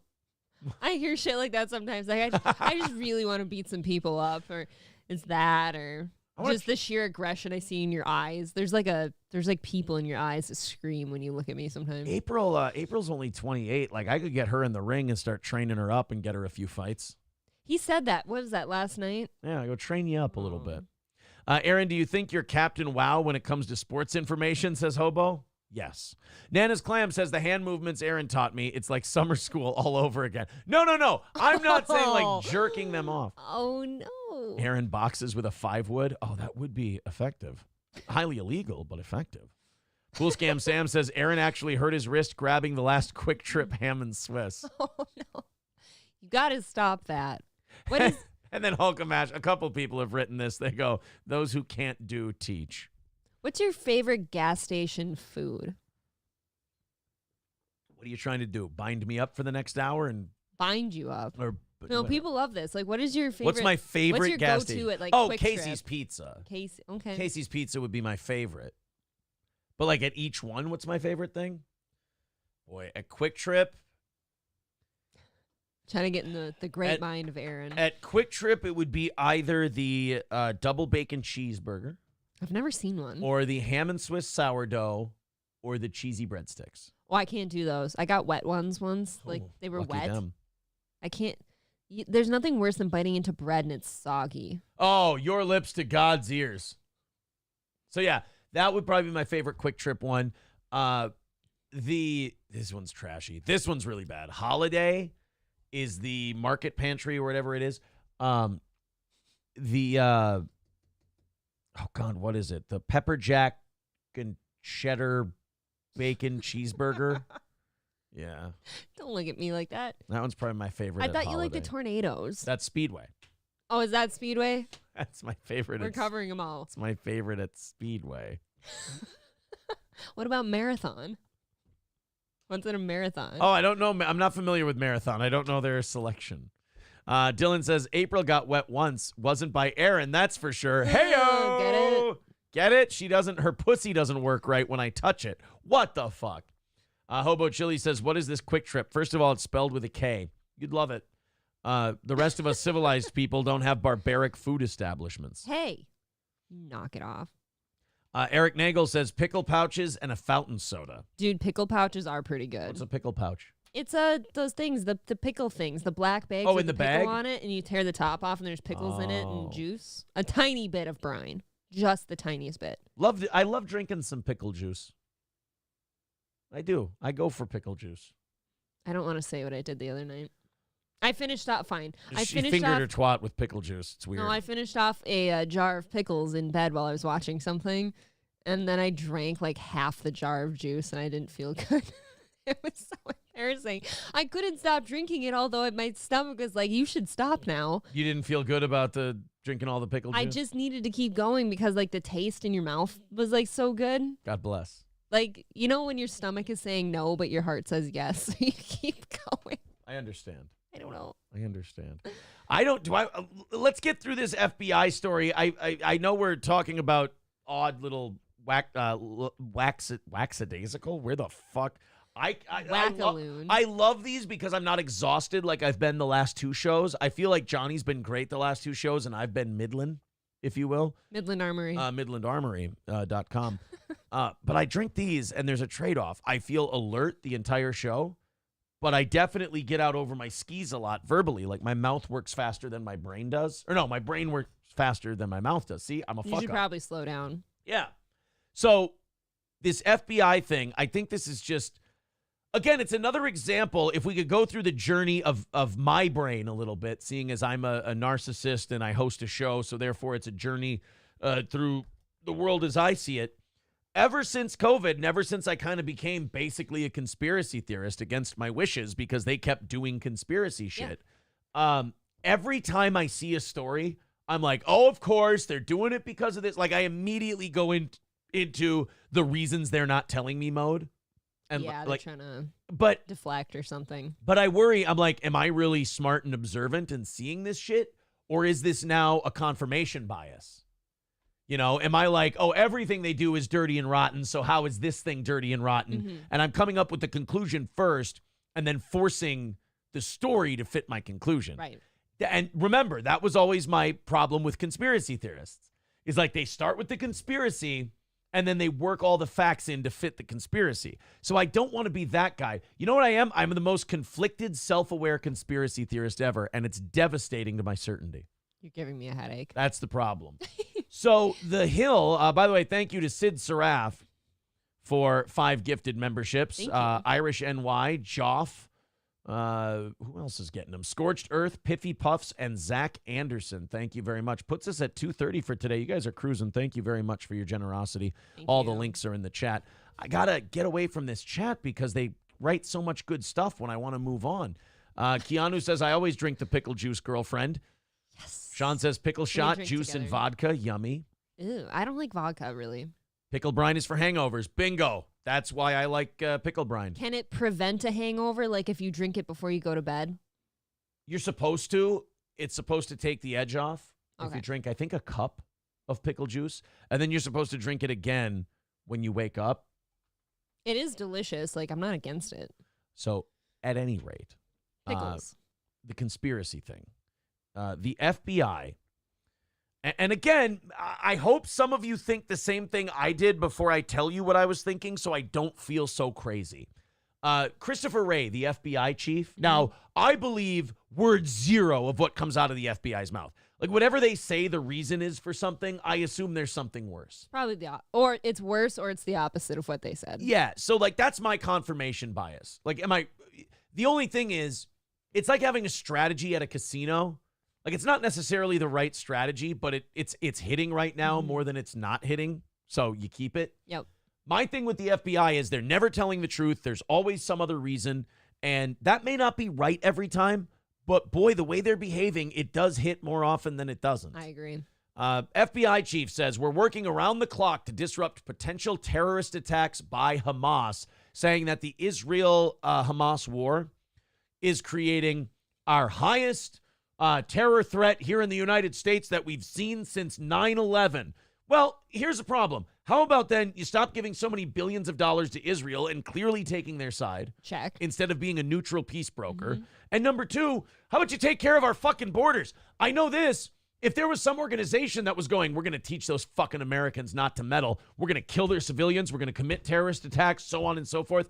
I'd shut down the border so they couldn't get in. I agree, but they can't do that. It's because the FBI works for the administration. Well, they work for themselves and they control the administration. And they want people terrified. They want people scared. They want people to rally around them, rally around the administration because the economy's dog shit. There's nothing to really look forward to. But what they learned from the Bush administration is if you can scare the shit out of these people, you can maybe bring them back into the fold. So do I think Hamas is planning terrorist attacks in the United States? Yeah, they probably want to hit us. Do I think they ever at one point weren't planning terrorist attacks in the United States? No. Don't you just kind of always assume that if you're like an important like person or country in the world, like there's always going to be some threat out there? It's never like it's not like these organizations like our support for Israel just started October 7th. You know, it's not like we're like, hey guys, we have a secret that we've been meaning to tell you.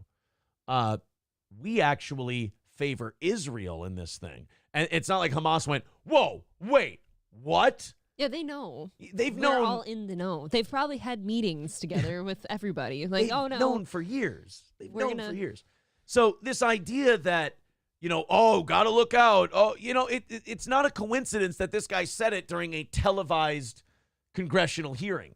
He wants everyone to hear him say, oh, terrorism, because that's a trigger word for some people. Oh, it is. It really scares the shit out of people. Oh, boy, terrorism. Oh, guys, you know, look, I know that you guys think that this administration is dog shit, but, boy, you need us on that wall because the terrorists are coming. I'll tell you who I don't want on the wall when the terrorists are coming. The people who don't want to build a fucking wall to keep the terrorists out. I agree. I don't know what the clip was from, but this morning getting ready, Trump's whole thing on there was, we're shutting the border down. We're drilling for days, and we're going to quit being babysitters. Dude, That's his whole thing. He had that Keystone pipeline ready to go. Yeah. We were about in good shape. And then another clip went to Biden, and apparently Biden said, you know, if Trump wasn't running, I probably wouldn't be running either, but we just can't let him win. Dude, you're the guy who's going to lose the easiest. You're going to lose the easiest, yeah. And then people are going to, like People Magazine, they're going to put out their, like, Person of the Year. Time? No, I thought it was this was people? Okay. But do you know who one of the chosen people the options to choose from were? If you say Dylan Mulvaney, I'm going to rip your throat out through your asshole. I don't know if they're on it. Okay. But the Trump prosecutors are. Well, look, I mean, if you try to throw your political rivals in jail, you should get a little something for the effort, you know? It just made me nauseous, though. I look, man, the FBI saying that there's terrorists, you know, oh, terrorist attacks, terror threat. I'm sure there's no more than there always have been. Yeah, always been plenty. And this is just, you know, saying this is just designed to get people to go, oh, man, if we, and you know, I never understood doing that. I never understood the concept of, and that people vote for people based on this. Where they're like, hey, we're the guys in charge. And by the way, under our watch, we have really open borders and terrorists are trying harder than ever to hit us. It's like, well, then why would people vote for you? Like, you're the guy who let it get this way. They refuse to acknowledge that, though. That's why they vote for him. Because he's not Trump, and they won't acknowledge that it's his fault. Oh, yeah. When Obama struggled his first term, they would always blame it on Bush. Yep. When Bush struggled, they would always blame it on Clinton, and like that's just what people do. They don't want to come to grips with the fact that they backed a bad horse, so they just, you know, do mental gymnastics to try and flip it. But I don't. The whole terrorist attack thing, it's a terrible thing to say, but I'll believe it when I see it. And then when I see it, wow, Aaron's this is the story of your life. You're like, I better see some goddamn body bags. Right.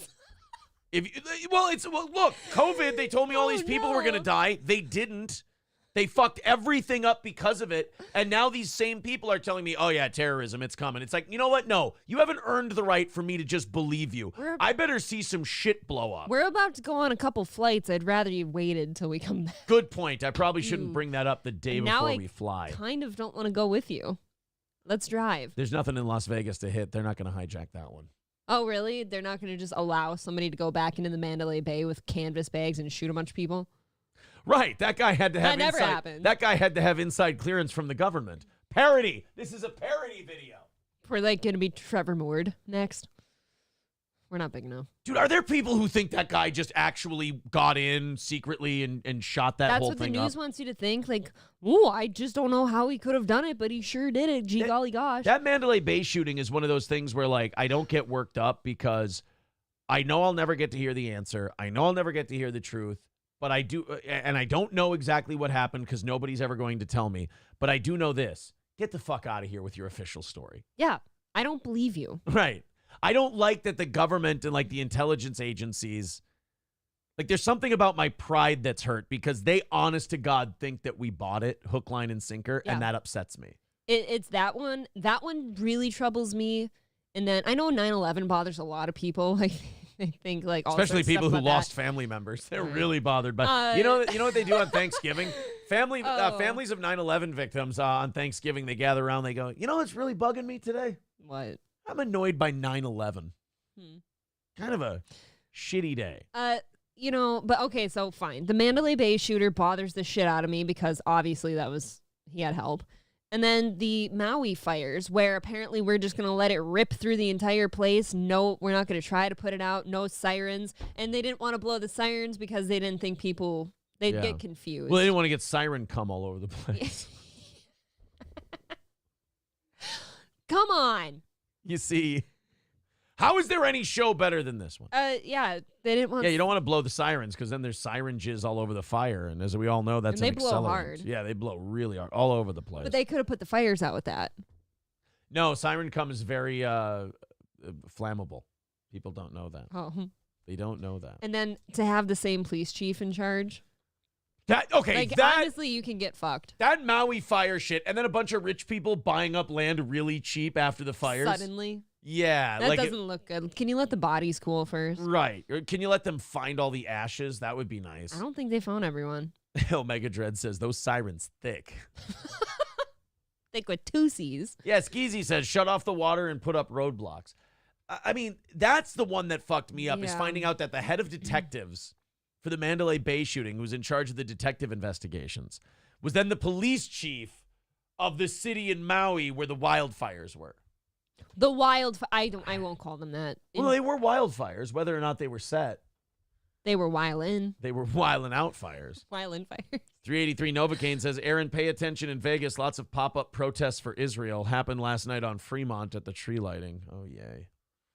Come on. I'm gonna go Now in there. I don't want to go. I'm going to go in there playing Nagila Hava. Or no, Hava Nagila. Hava Nagila Hava.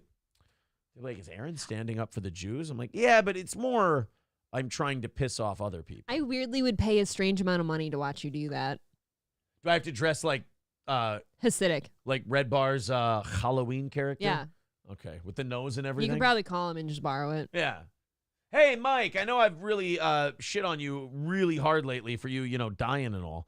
But, you've been real shitty to, like, everybody. So you mind if I borrow the costume? No hard feelings? That is some of his best work before he turned into a giant cunt. I still say that I think the Anthony thing wrecked him. I think part of that compound thing kind of ruined him because he became just kind of obsessive and one-track mind trying to prove that, no, they didn't dump me, I dumped them. And it's like, dude, everybody's fine. You're doing better because of it. Yeah. They're doing better because of it. Everyone's okay here. Scarface says, to quote Pat Buchanan, terrorism is the price of being an empire. Almost like practicing isolationism and non-interventionism was more conducive to what America used to be, and gives us $5. And thank you. Very smart. Very intelligent. Thank you, buddy. That puts us at Hey, by the way, we're at 225 for this morning. Thank you, guys. Moving that down smartly. We appreciate it. Streamlabs, PayPal, and Venmo. If you're new to this show, we are a listener-supported program. If we get that number down to 0, we add 30 minutes on to the end of the show as a way to say thank you for keeping this former radio program on the air. Thank you very much. Thanks, guys. Should we talk about cockfighting? I mean, I'm a little All tired, the visuals personally. in my head. I mean, I'm a little... we used to call it sword fighting when I was a boy. I'm going to put on like little boxing gloves and just Yeah, put boxing gloves on dicks and just Yeah. swing them at each That'd other. be kind of fun, right? Yeah. But there was a cockfighting ring in Alabama that got broken up. Shocking. And it's actually kind of the coolest cockfighting ring ever because it was like real professional. They had like stadium seating. Did they have sports betting?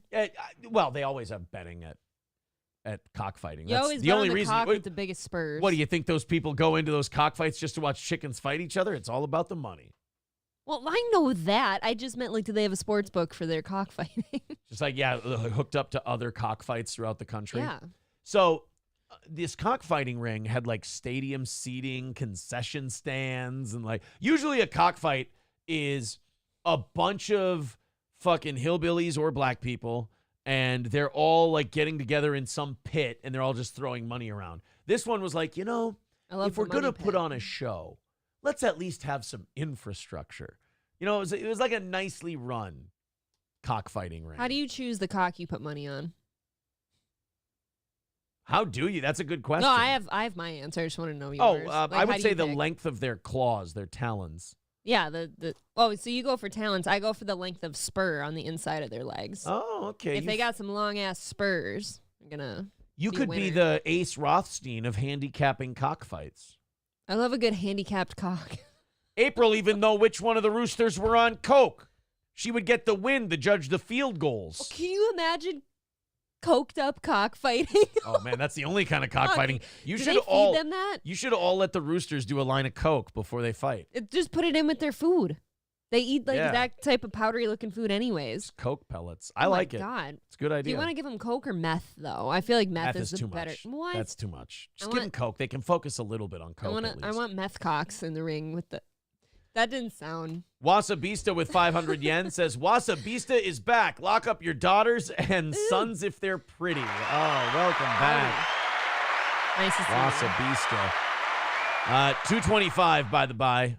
225 is the number for this morning. Thank you very, very much. All right, let's find out. Let's learn about this Alabama cockfighting ring. Go ahead That from guy's Fox wearing New 10 News. Balances. Ugh. What do you Investigators fight say cocks it in? was Loafers. an operation in a rural area away from the spotlight, but not exactly a secret. Yeah, we're talking about a very sophisticated cockfighting ring, which Mobil. Just so many unfortunate places to pause. I know. You know? A very sophisticated cock. He read through. You just cut out fighting and just do cock ring. He could Somebody quote. clips him out. He could quote you Robert Frost like that, right from his penis. He was a very sophisticated cock. Mobile County Sheriff's Office broke up in Grand Bay this past summer. Fox 10 News' Brendan Kirby now joining us at the News Center with more on this. And Brendan, investigators Oh my say God. it was sophisticated and brazen. Yeah, that's right, Lenny. They set it up in a community center at a church. Okay, can I have this guy's hard drive checked? You think that he might be up to something? Maybe. Look at him. That's a guy with like no kind of. Where's his neck? It goes chin to. His hairline is frightening. Oh my God. And that's coming from me. Oh, you're right. It like goes up and then an angle, Yeah, and that's that's not not right. a comb over. He's got an upside down Nike swoosh hairline. Help me like understand why this guy's here. I don't get what's going on here.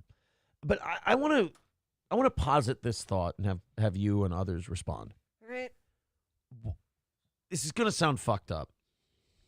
Why can't people have cockfighting rings? Technically for animal abuse. Okay, That's the main reason. roosters are chickens, right? They're a form. They're right. No, follow me. They here. are chickens. Yes, roosters are chickens. Yes. Since when do we give a fuck if a chicken lives or dies? So now what? So the morality is it's how we kill it? What are we, Jews? Fuck. Oh, the cockfighting rings had wooden doors. Well, it's better for acoustics. Well, if I put it to you this way, if you have like a big poultry farm, they're not living a nice life, I understand, but like when they die, they die. In this, they're getting hurt. You know, like intentionally, like hurting something. Okay, so you have a chance to live if you're a cockfighting rooster. But you're gonna be a And you're cripple. going to be a sports hero. You're gonna be a cripple cock. They're going to probably treat you. You probably get treated really well until the fights. I want to see them like pampering a rooster. You want to see him do like a promo video like UFC? You want to see him do a trailer before every fight? I want them to have a robe. What do you? Not a montage. What's that thing they call a pre-fight package? You want to see like a whole promo? A video? pre-fight cock package. A pre-fight cock package. But I repeat myself. I'm gonna say right now, and maybe this will get me back in the libertarian treehouse. I don't think cockfighting should be illegal.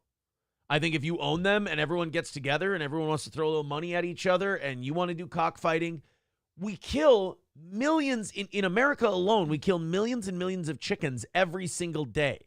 Yeah, it's like 20-something million a day. Yeah. So who gives a shit if a couple of roosters peck each other's eyeballs out? I think it's just like maybe it's sentimental for humans. It's like it's the violence of it. Have you watched a cockfight? The only question is, can my violence conquer your violence? You know, every time I go to a cockfight, April, I look at the guy and I look at one of the spectators. I go up to him. I go, "Are you enjoying God's latest gift?" He goes, "What?" "The violence. God loves violence. And he gave us violence to wage in his honor." And then they go, "Do I know you?" Oh, but I do. Oh, I know you. Wow. All right, continue on. You insist upon yourself. I'll go into the chat in a little bit here. I do want to know, why can't cockfighting be legal? Here, I don't necessarily, if I'm sitting here right now, like answering honestly, I don't think it should be illegal. But it doesn't seem right to you. It doesn't seem right, but that doesn't mean I feel like I have the right to say it shouldn't be legal. Does that mean anything? It's kind of like drugs. Like, I'm staunchly against meth, but I don't necessarily think it should be illegal. But like, okay, here's where I'll accept where it could be illegal. Not having the proper permitting and safety for the drinks and the setup and everything. Aftercare for your cocks. Really, all of that stuff though, with like permitting and licensing and liquor licenses and everything else, I get that part. Yeah. But the safety of the animal, it seems so arbitrary to me, since we don't give a shit about the safety of chickens in general. Hold on though. If that's people's hang up, why don't we have like cock referees that'll like call the fight, if something I think they do. too bad. Oh, do they? Yeah. I thought they fight to the death in every situation. I think it's cock refs. Or I can could we be get wrong. like cock insurance where, it covers their, post-fight surgery. If it was legal, we could get cock insurance, but it's illegal, so it's got to be underground. Byron, the sheriff's. I use the same logic for having cockfights be illegal as I do for having prostitution being illegal, and I see the roosters and the hookers both as the same level of human. So, same concept. There's shame in your voice. Office says that these cockfights had large numbers of participants and spectators coming from all over. Not spectators. Is that potatoes with little eyes on them? They have the measles. Yeah, spectators. Spectators. From Brendan Kirby. I don't trust people with two first names.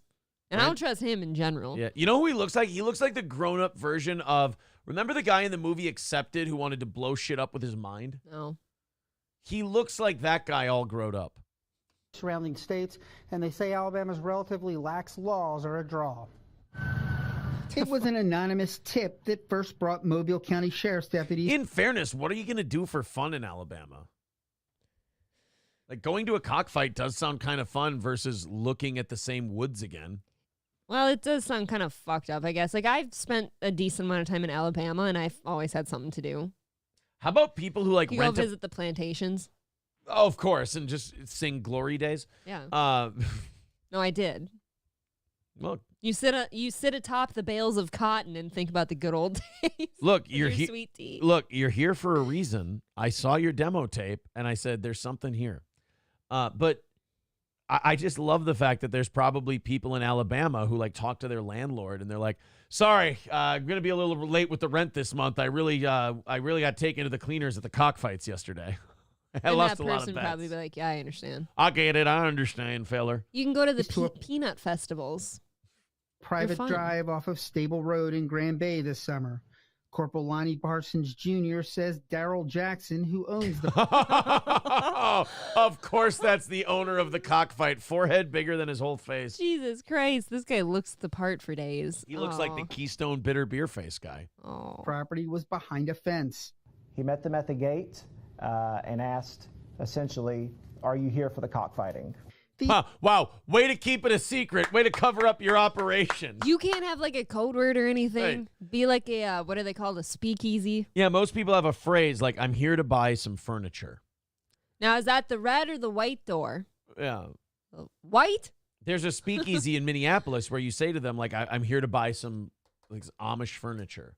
And they go, couches or things? And you say, couches. And then they let you up. This guy just goes, hey, are you? He probably yelled it at him, too. Like, hey, are you here for the cockfighting? It's like, yeah, it wouldn't be hard if I was an undercover cop, would it? Probably wouldn't even have to be undercover. There's probably cops that go to these. So he'd see a uniformed officer and he'd go, you here for the cockfighting ring? And they'd be like, you really going to make it this easy on me? Actually, Mobile County is pretty much the county I was in. I'm realizing. Hey, are you here for the cockfight? And the cop goes, no. Oh, shit. Damn it. Screwed that up. We'll try to get in again tomorrow. I was just kidding. I was only joking. These weren't undercover officers, Corporal Parsons says. They were uniformed deputies. I was joking. I was kidding that the guy was that retarded. He really did say to uniformed deputies, you fellers here for the cockfighting? I'm picturing his skull being very empty, save like 3 brain cells rattling around that sometimes connect. That rarely ever happens unless I'm talking about like the CIA or American foreign policy, where I take the dumbest fucking thing possible, and then in the very next sentence, the news goes, oh no, you know how you said he might be the dumbest guy alive? Well, watch this. Oh, you know who stabbed Derek Chauvin? Yeah, former FBI informant. Yeah. Well, yeah, Derek Chauvin gets stabbed, and you're like, oh boy, I bet you a Fed did it. And they're like, hey, you're never going to believe this. Did you know a Fed stabbed Derek Chauvin? Like, God, I don't want to be here anymore. Fuck you. He says they were escorted to the back of the property and found 80-some people, many of whom took off running. So you have a cockfight in progress where 80 people are lining the stands. Uniformed police officers come up to your gate and you go, you here for the cockfight? And you just let them in. I'm sure all the 80 people saw the owner turn up with the cops and like, before they took off running, they're like, bro, what the fuck? This is my Tuesday nights. Yeah. That's ruined. I have to go hang out with my wife now. What the hell? He says deputies detained almost 50 people. Oof. Jackson pleaded. Well, it's because they're all fat and diabetic in Alabama. They couldn't run away very easily. Everything's covered in gravy. Guilty last week to promoting gambling, a misdemeanor, and paid a $2,000 fine. Defense attorney Jeff Dean says his client admitted to hosting the events, but that he didn't get a cut of the gambling. Corporal Parsons says deputies recovered 63. I didn't. Hey, man, I just ran the cockfights. I didn't get a cut of the gambling. Well, that's worse. That means you're doing it for the love of the game. Dude, do you know how bad the sounds would be coming out of here? Oh. Roosters make some horrifying sounds. I would not be into watching this or taking part in this in any way, shape, or form. It just seems barbaric and weird. But at the same time, I get why, like, poor people would like latch onto this for gambling and something to do because I'm sure it's cheap. You get to control how much money you spend via the gambling. So the poor people are just as bored as the white kids. The bored kids will go to a cockfight as much as the white kids. But the black people are actually they're at dogfights. Touche. No, cockfighting is a white people thing. Dogfighting is a black people thing. I hear you.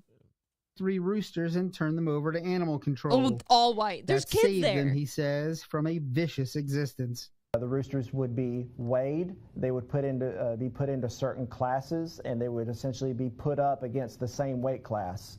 Well, that's responsible. At least you're not having any mismatches. But are we calling the fight when the shit's over? You know. Look, here in cockfighting, we have weight classes for a reason. God damn it, and it's to protect our athletes. For God's sake. As another chicken. And they would fight these chickens to the death. That's the only way to the death. You could choose a winner. Oh, I told you. Well, what are you supposed to do? Win on points? Come on. You have CompuBox at the cockfight? No. What do you think? So I know that roosters are like genetically just bitchy and shitty. Yeah. So I feel them, like right? it wouldn't take too much, but like you have to imagine there's some instances where you put them in the container and they don't fight. So what do they do to get them going? That's a good question. Do you use like a cattle prod? Do you give them meth? Yeah, what do you do to a rooster who won't fight? Yeah, I bet you the odds of neither of them fighting, though, are low. So one of them will just go and rip the other one's throat out. So. I'm picturing like the guy, the Mandingo fighter who doesn't want to fight anymore in Django. D'Artagnan. D'Artagnan. Yeah. Yeah. Masha. I know, Mr. Stone Cipher, have Marcia and her bitches send D'Artagnan here to heaven. Right. That's like the rooster that doesn't want to fight anymore, though. I can't fight no more, boss. I fought 4 fights for you, and I won every one. Yeah, but you muddled the line between winning and losing in that last one. God damn, he's so good in that movie. I know. Who's gonna reimburse me for my $500? One of the parts that actually makes me a bleeding heart liberal in that movie is where he goes, "Now who's going to reimburse me? Are you going to reimburse me? Do you even know what reimburse means?" And then everyone starts laughing at the black guy, and you know he's about to be ripped apart by dogs, and you're like, stop. Ugh. Like, everybody is Christoph Waltz. That is one of my favorite movies of all time. It's a very good movie. For the record. I would put it up there as my favorite movie, I bet. One of Tarantino's best. Ugh, so good. I got to go. Pulp Fiction's amazing. Pulp Fiction and Once Upon a Time in Hollywood, honestly. You can't put that above those two, though. Inglourious Bastards, Django. Okay, so he is my favorite guy. Like Tarantino? Yeah, Tarantino's my guy. More so than Scorsese, say? Casino, Goodfellas? Casino, Goodfellas are classics, but I'm going to go to like Django and Pulp Fiction every time. So, and The Irishman? Look, we have some misses. Everybody gets some misses, for sure. There's feet in Tarantino movies, too. I'm a real Lots feet guy. of feet. Person says it had an atmosphere that in some ways resembled a football game. Have a concession The stand. structure contained I know. concession stands, a large leaderboard. It contained stadium-style seating. Parsons says people could get hot dogs, chicken fingers, and hot chocolate. We're selling chicken fingers at the cockfight. Hold on. I love this. This would be like if you're at a football game and they're serving brain-damaged ex-athlete heads. I was going to have you pause it 5 seconds ago and be like, wouldn't it be funny if they sold fried chicken at these things? They're frying up the dead roosters. That's what they're doing. They're taking the losers and they're having everyone eat them. This is what happens when you lose. Yeah, you shove the rooster's face in the thing and you're like, this is what happens to losers. Do you think they can tell it's chicken? No, they have no idea. They're stupid. Okay. While they cheered on the birds and placed their bets. Oh, This isn't the first stop. time Is he a large fucking his face after he killed him? Did he just start just going, oh, yeah. I don't know what you know about roosters. They're real grapey. Oh, they're so grapey. They like to fuck things. I had chickens, and I had 32 hens and 1 rooster, and he would go around the barn, and he would just straddle one of them just out of nowhere and pull out their neck feathers and just hump and pump, and they'd wheeze and cry. It was real sad. Like, the roosters, you know what? Now I'm pro cockfighting. Right. This is how you get See to what I die. mean? large cockfighting operation has been uncovered in southwest Alabama. Authorities raided one in Citronelle in 2019. Corporal Parsons says the gambling charges are misdemeanors and cockfighting is merely a ticket offense. So it is pretty much legal in Alabama. So it's kind of worth it. So it's like the cost of doing business. It's like you make a shitload of money doing cockfighting. Yeah. And the cops come by and they go, hey, you're not supposed to be doing this. Here's a $200 ticket. And you're like, oh, we already built this into our budget, in our business model. It was kind of like the whorehouse above the Alibi and Shameless that kept getting busted time and time again. They just take away the Russian whores and give you a fine, and you just open up again with some new Russian whores. It is funny the frame of reference you go with when you're watching a TV show. Like if it's Game of Thrones, everything's Game of Thrones. If it's Mad Men, everything's Mad Men. If it's Breaking Bad or Shameless, Yeah. it's whatever you're watching. Like right now for me, it's Law & Order SVU references. Yeah, I do that in Shameless. There was one episode we watched last night where, God, they must have said the word rape like 5 million times. Even in the episode, It soothed me to sleep. even for an SVU episode, I'm like, they're saying the word rape a lot. Maybe they really wanted you to get it in your head that there was a rape. I think there's been a rape up there. He says that draws people from other states. I can't put the cuffs on them. I can only write you a ticket and send you on your way. There's Aw. no crime, essentially. They came here because it's so lenient that they can go back to their home and not have to worry about anything. Honestly, you know what they say in like Alabama and shit when you try to, this is with dog fighting and cockfighting too, when you try to regulate it more, you know what the voters say? You know what people say? What? Well, it's part of our culture. It's just different cultural norms. It is different too. I It's fucking different. hate you. But no, it's true. Yeah. It's part of the culture. Like they just like cockfight. it, you know. It's kind of like slavery. Prosecutors dropped cockfighting charges against several defendants because of The North didn't like If we that. can't own blacks, we'll fight roosters. We'll show you, you fucking Northerners. evidence. Corporal Parsons says that the penalties are much stiffer in surrounding states. Cockfighting also is a felony under federal law. It would be up to the U.S. Attorney's Office to pick up this case. Okay, look at that guy's mugshot. Do you really think the federal attorney's going, yeah, he's one of my priorities? I'm gonna get this fucking guy. I have a hard time believing that. Holy shit, the chat. Oh my God. Oh, you guys missed it. Shit, I was just gonna show you guys. Our chat was going fucking apey during that segment. I'm sorry if you wrote anything during that segment. I'm not gonna be able to get to it. Yeah, you are. And call me a radio hack, by the way. Those are still my favorite kind of stories to do. Yeah. Oh, the fun, stupid little ones. Yeah, like the little cockfighting. local news stories. Call me a creature of radio. I wear it as a badge of honor. I love that shit. I always just kind of wish that like the ringleaders of like cockfighting rings and stuff like that would be like celebrities. Like that's always more exciting to me. Like Alec Baldwin has a cockfighting ring. Yeah. He'd be a good cockfighting owner. What's his name from John? I want John Lithgow to have one. I was gonna say John Carroll Lynch, but he's too nice. Goodman. I don't want him to have one. He's a good man. Let's pick a John. John Hamm. John Has Hamm. a cockfighting ring. All right. A sexy fucking cockfighting ring. Sid with $40. Thank you very much, Sid. Thank he you. says, April, make Aaron get you the verbena cocktail at the Chandelier Bar in the Cosmo. Make sure to chew the flower first. Not a euphemism. It's dumb, but it's fun. I've watched many videos on the verbena drink at the Chandelier Bar. Am I saying it correctly? Yeah, it's verbena. Good. There's a little flower in it that like partially numbs your mouth, but it changes the flavor profile of the drink. You know, there's it's an experience. a little flower inside of you as well. What does that even mean? And every night I take it for my own. Do you see how you're frightening? Yeah, I'm an aggressive lover. $185 away from this morning. Hey, thank you guys. Thank you, Sid. Everybody team up with Sid. Thank you. Go ahead and throw in on that Streamlabs, PayPal, Venmo, etc. 185 away from knocking out today's goal. And we're not even halfway through the show, and it's our last one. It's not our last show of the week, but our last goal of the week. Thank you guys so much. We appreciate it. Rumble going a little bananas as well. God, the chat's funny today. Are they really? Aaron will only eat the flour if it's deep fried, says Pool Scam Sam. Or baked into a loaf of bread, right? Flour, get it? Hey, everybody. Aristocox, we might have to reevaluate. Aaron's terrible jokes are bringing us down as an organization. What? They're amazing jokes. Oh, wow.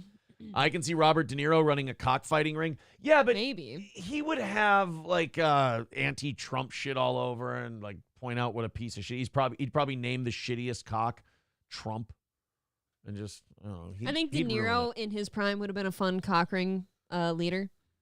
Yeah, De Niro. Cockfighting they ringleader. call it Trump derangement syndrome. De Niro's got it bad. That Bad. depresses me. I don't like it when people I like in movies get too into politics. No, And a lot of them are. And they do. I ignore so many people's politics. Like I was thinking about the show Shameless yesterday, and I was like, man, the show's not that great for me, but I love William H. Macy. Everything William H. Macy in that show is great. He's great. And I was like, I'm sure William H. Macy is a giant liberal, but I don't care. What if he's not though? I like to think that maybe he's not. No. Leave Do you want me me to alone. here? Don't ruin everything William for me. H. Macy politics. Give Donald Trump his due. When he talks, he does, unlike most politicians, reveal some of himself. Okay. So that's leaning my way, right? 2017, Hollywood has no liberal agenda, says William H. Macy. Uh-oh. That's but leaning your way. all he said was this town is not homogenous, meaning there's Republicans and Democrats. I feel like if you're a Republican, you have to hide it harder. Oh, yeah, for sure. Yeah, it doesn't really say much about his politics. His acting is stellar in that show, though. He's the main character. He makes that show. For sure. So William H. Macy, I like this. I like when I can't find out what he is. Great. That's fucking awesome. There's absolutely nothing about William H. Macy's politics. It gives me hope somehow. See, you guys were afraid. People in the chat are writing, Aaron, don't look him up. April's like, don't look up his politics. Look, we found out that you can like him even more now because he doesn't really give a shit about telling people his politics. I wonder what Emmy Rossum's politics were. Oh, God, she's fucking unbearable. I hate that she's so insufferable because she's so fucking hot. But she is unbearable. And I don't see the hotness that everyone's talking about. I'm sorry. A smoking body. I see her as kind of small tittied, and hello. I mean, her ass is fine. Right. She's got a good ass, really, but I'm not waist, but I'm not an ass man. Really tiny waist, pretty hair, real pretty eyes and lips. Her face looks a little like zombie-ish to me. She's like kind of pale and sunken-eyed. I thought you liked him white. I mean, to an extent. Aristocock says, who gives a shit about an entertainer's politics? Right, exactly.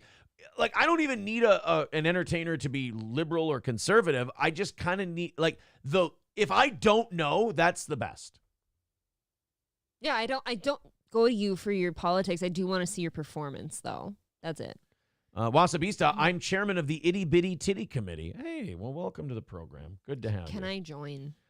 We got a couple of people to get to here on the studio text line. Hobo chili recipe. That is a fat man shoving food into his mouth and sauce all over his face. Says, have fun at the buffets. Also, the mustache looks nice on you if you can grow hair somewhere. Am I right? I don't have a mustache today. I don't think so. Jaeger King, is that true? Norman Lear dead at 101 years old? Oh, that sucks. He is 101. Norman Lear was the creator of like All in the Family and a bunch of those big shows in the 70s. I think Three's Company. But I think when you're 101, you get to tap out. Well, yeah, I'm just saying it sucks that he's dead. And also, Norman Lear is one of those guys where when he died, that's how I learned that he was still alive. I thought Norman Lear died a long time ago. Let's go to, another person sending me, texting a picture of their queso jar. And says, this is Dr. Silverwolf. He says, walked into my kitchen and found my queso half eaten. Aaron, stay out of my house. Oh, my God, it's 3/4 gone, Aaron. Stop. Charlie writing in this morning. Great. I'm glad he's up. Says, I apologize for lashing out at you. It's Keanu, you're going to love this one. She's still here. I apologize for lashing out at you, says Charlie. It's not you, it's Gino. I truly don't get why this hack currently gets a paycheck in the comedy field, and I don't. I'm sorry. But wait, he just kind of gave the game away, didn't he? It's not that you hate him for anything he did. You're mad that he's getting paid and you're not. Like he's the I want to bring everybody in the room down instead of raise us up kind of guy. Right, exactly. Yeah. KF Sage with, I'm getting so bad with my drops here that I can't even find my... Sage, there we go. Sage Retard PhD KF says you have to go down the Owen rabbit hole. He has TikTok in flames over his slavery versus abortion take. Okay, we're doing that next. I love anything Owen. Owen Benjamin. I'll always play Owen Benjamin stuff. Wait a minute, this isn't Owen. Yeah, it is. It's an Owen tweet. Okay, we'll get into that. Thank you. That puts us 180 away from hitting pay dirt today. Thank you, guys, and doing overtime. Thank you very much, Streamlabs, PayPal, Venmo, Super Chats, etc. Thank you, guys, quite a bit. Keanu says, happy Charles-free December. Yes. It's true. Happy Charles-free December, indeed. Oh, speaking of Gino, he did answer my question about the bet I want to place tomorrow on the Thursday night game. Oh, my God, we're going to be there tomorrow. Yes. I said, what do you think? Take Steelers -6 and bet the under on 30, or New England to cover and under on the 30. Neither can score. He said, wrong. The Chargers can't score. The Steelers can. Someone thinks it's going to be low. I bet they break 30, but I never do totals. Maybe I'm wrong, and maybe I'm just finding another way to hate the Chargers. You know, that helps me absolutely zero. I'd tell him that. That doesn't help me at all. He's the pick guy. His picks are killing right now. Mm-hmm. And I'm like, hey, who should I take? Steelers -6 or Patriots +6. Over-unders 30. And he just goes on a rant about how much he hates the Chargers. You know what? It's my fault. I should have expected that. Ask Keanu. Maybe she'll get a straight answer. Keanu, do I want the tricolor diamonds or the guys in pointy hats? Yeah, wait. Are either of these teams ones that she has names for? No, it's not the Gaytown Fencers or the Thunderbolt Lancers. Or the Swashbucklers. Swashbucklers, that's what it is. Let's check out this Owen thing. Okay. Owen Benjamin, a RuPaul is getting in on the action. Let's see what this means. This is, didn't we play something from this chick? I don't know. I don't recall. They're all the same. All right, an Owen Benjamin tweet from Sage. Let's see what we've got here. People shouldn't have audiences. This person has over 180,000 people that follow them. Oh, this person's talking about Owen. Okay, is this lady doing sign language? I don't know. Oh, this is gay. Twitter all over. And they put this kind of shit into the universe. The privilege, entitlement, and absolutely abhorrent concept. This is what he called there he is. how he would solve the issue of abortion. Oh, boy. Owen, how I would solve abortion. You know that this is going to be insane. But that's why we love him, right? I fucking love Owen. Whether you agree with you him, sound racist. Good. Yes. Yes, I am. right. Whether you agree with him or not, he's a riot. I don't know how anyone could, like, get mad at Owen. Like, it's just a guy with absolutely no influence throwing out his opinion. Mm-hmm. Like, it's not going to change anything. So again, massive fucking trigger warning. Funny response about abortion. When people are like, I'm like, yeah, I'm against abortion. And they're like, well, I mean, so what are all these black women supposed to do with their babies? And just Oh, he's saying that's what other people say. He's right. Like, pro-abortion people are like, what are poor black women going to do with their babies? It's Yeah. like, oh, so you just want them to kill black babies. Like, That's nice. Those people that'll stand up for something like abortion are remarkably racist, and nobody feels like saying anything Well, about Margaret Sanger, who was, I mean, we say it all the time, Margaret Sanger, who was incredibly progressive, created Planned Parenthood and said, you know, maybe we can get rid of some of these poor blacks that, you know, are suckling off the teat if we can abort a bunch of them. She really did want like part of her thing, her stated goal with Planned Parenthood was population control in the black community. Mm-hmm. That was one of her big things. It doesn't make abortion the most terrible thing in the world. It doesn't make abortion itself racist. But the person who wanted to see it done wanted it was a little Third Reichy, I would say. just be like, I'd buy them. You know, like, Oh my God. I'll put them to work. Is it better to kill them than let me buy them? He's brilliant. Okay? And if you guys don't know, Owen owns a big-ass farm. Look at his face right there. He knows. He knows what he just did. He's like, I've really got something He here. knows what he's just done. And God bless Rumble for being a platform so that Owen can do this shit. Let's think about it. Let's entertain this for a minute. I'm not going to be like these girls and just go, I'm triggered. And by the way, what the fuck is the point of this lady? I don't know. Is this one of those lady who just plays other people's TikToks and points at them? I'm guessing. I'm thinking she's like a reaction streamer or something. I don't Okay. know. Let's think about what Owen said for a second. If the options are, get ready, guys. I'm ready. A woman aborts the black baby, and the black Kanger queen doesn't get born. Or a well-to-do white man like Owen Benjamin purchases them, which adoption you do have to pay for. So Owen would basically be adopting them and then putting them to work on his farm. Right. At least they're alive. Now, look, both, in my opinion, are bad. Buying people and putting them to work is bad. Aborting people, if it can be, it's also bad for the kid that's getting aborted. That sucks a dick. Maybe if you just would have sucked the dick, we wouldn't be in this predicament in the first place. But his question is valid. What he's saying is, which shitty thing is worse? And you know why people get offended by shit like this, these hypotheticals? Why is that? It forces them to consider the lesser of two evils. Mm-hmm. And they don't want to think about that They one. know that whichever answer they pick, it sounds terrible. So is adoption... Because Owen is putting them in a position to pick, hey, we will let this baby live. But it has to basically be a slave. So is adoption a weird legal form of like slavery? It depends on what you do with them. No, because you can't like abuse them or do shit. They'll take your kid. They'll take the thing away. But the reason people get so triggered by Owen saying this is because it puts them in a terrible place in their mind. They have to make a choice between two really uncomfortable things, and it's a lot easier to just lash out at Owen and call him a name. Mm-hmm. Right? And that's a really funny debate when people just spiral, oh, slavery's so bad, it's so bad, we got to kill them all.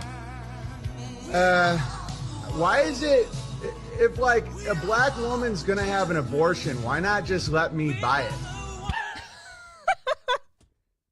And look, That white woman in the corner is freaking out worse than the black woman. And again, it's because he's asking a question devoid of emotion. Yeah. Just going, oh, he doesn't care. Please explain this to me. Like, you can get mad at him all you want. I love to watch people get mad like that. And then when they're done, I like to look at them and go, okay, you got that out. You got to emote. Now answer my question. Yeah. Kill it or let me buy it. I'm having a hard time answering, though. What would you say? You know what I would say? I don't know. Because I have some balls in the air right now that I'd like to see not get fucked up. My answer publicly would be no comment. Let's just not get pregnant. There you go. There. Birth control is the thing, people. I'll take the Christian escapist route. Yes. Right? Free labor for what? Yeah, we call it a rapper's dozen.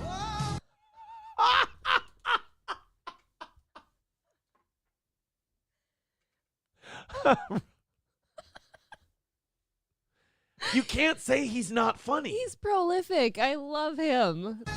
Because I'd really like to see the argument that killing someone is more moral than just buying them. And again, that woman didn't make a TikTok addressing what he said or answering his question. No. She just got really pissed off about it. She didn't even look really pissed off, though. She looked like she was just doing that for, like, pats on the head. Like, oh, see, I'm kind of mad about this. Don't you see? Yeah. Pat me on my head. I'm for something. I'm against something. Union Jack says massive trigger warning. LO. No shit, right?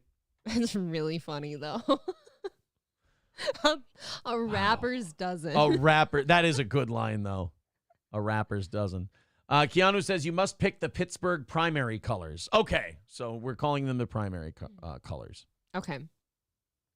Wasabista says Planned Parenthood chop shops are always a convenient bus ride from black neighborhoods. I wish I could tell him he's wrong. He is correct. Placement, yes. It's very intentional. Yes, we got to put it where the demand is high. What time do you land in Vegas, says Sid Saraf. Remember, the game starts at 5:15 Pacific. Yeah, we're going to have to get our bet in before we get there. Well, when do we land? I don't even know. 8? Something like that. Oh, so it's nighttime. We'll get to have a night out. Yeah, we'll Okay. get settled and we'll have a nice night out on the town, as it were. Keanu with $4.99 says Pittsburgh primary colors for the win. KF say, oh boy, we got another Sage Owen Benjamin clip. Here we go. 170. I could watch these all day. 170 away from knocking today out. Thank you guys very much. You are making a great pace here. Holy shit, we appreciate it. It's the last goal of the week. We got a show tomorrow, but it's Rumble Link Friday, Thursday. Thank you. So there it is in the chat. Streamlabs, PayPal, Venmo, Super Chats, memberships, all that stuff. Thank you guys very, very much. 170 is our number. SH says, I'm going to watch a video and make faces. Give me money. Well, Yeah, isn't that kind of that's is the that. TikTok thing, right? Like, at least us, we're obnoxious and we pause it all the time and comment. We're making content out of it. But yeah, the Twitch thing is, or the TikTok thing is just playing someone else's video and going, They're two very different sides of reaction videos. Like, we're also reacting to the video, I suppose. It's just we put a little content in with it. right. Right? You react from time to time.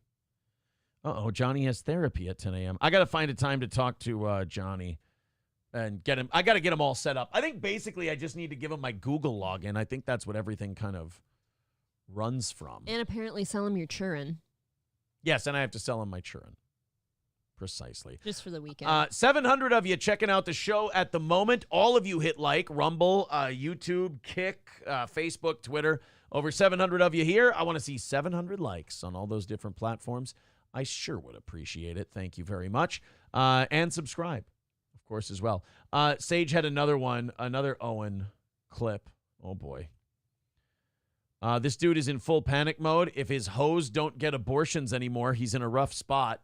The idea of having to work for his welfare check genuinely makes him terrified. He'd rather be dead. And I only specified black women because that's who mainly gets abortions. I'd obviously rather have white indentured servants. I own 2 bikes and 0 locks. Jesus Christ, Owen. This dude probably thinks the Federal Reserve is a type of liquor and Lincoln freed the slaves.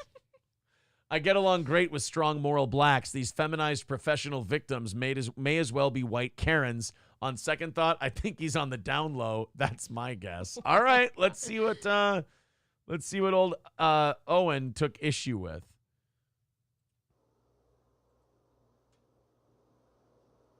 I'm going to respond to this under the impression that you are a pro-lifer. Why? How about just answer the question? I hate when people do that. I'm going to assume you're this. You don't need to assume someone's intentions to answer a question. So if you see the speech bubble up there, they're responding to Owen's previous video we just watched about buying the children or aborting them. Yeah, and I agree with this person. I'm just saying both are the wrong answer, but what's your argument that abortion is any better than slavery? Right. I like these uncomfortable thought questions because, A, you're never going to be faced with this choice in real life. It's never going to happen. Oh, should I kill it or sell it? Yeah, but it's interesting to think about because let's just start off with, to take everybody off edge. Both of these are bad. Both of these are wrong. Both of these are not okay. But which one's worse? That's a fun, interesting conversation to have. Right. You are a pro-lifer. Genuinely asking with concern, do y'all honestly think before y'all speak? Because I certainly hope that you are not trying to argue that selling a child into slavery is better than a woman just getting an abortion. It's better for the woman to have the abortion, yes. But now we need to start the argument of, is it worse for the kid to be born into slavery or to be killed in the womb? Is it better for the woman to get the abortion? Because at least if she sells it, she has money now. That's true. You have some money to pay for your next abortion. It's perfect. It's a never-ending Or you start cycle. renting out your womb for sales. There you go. I'm a slave breeder.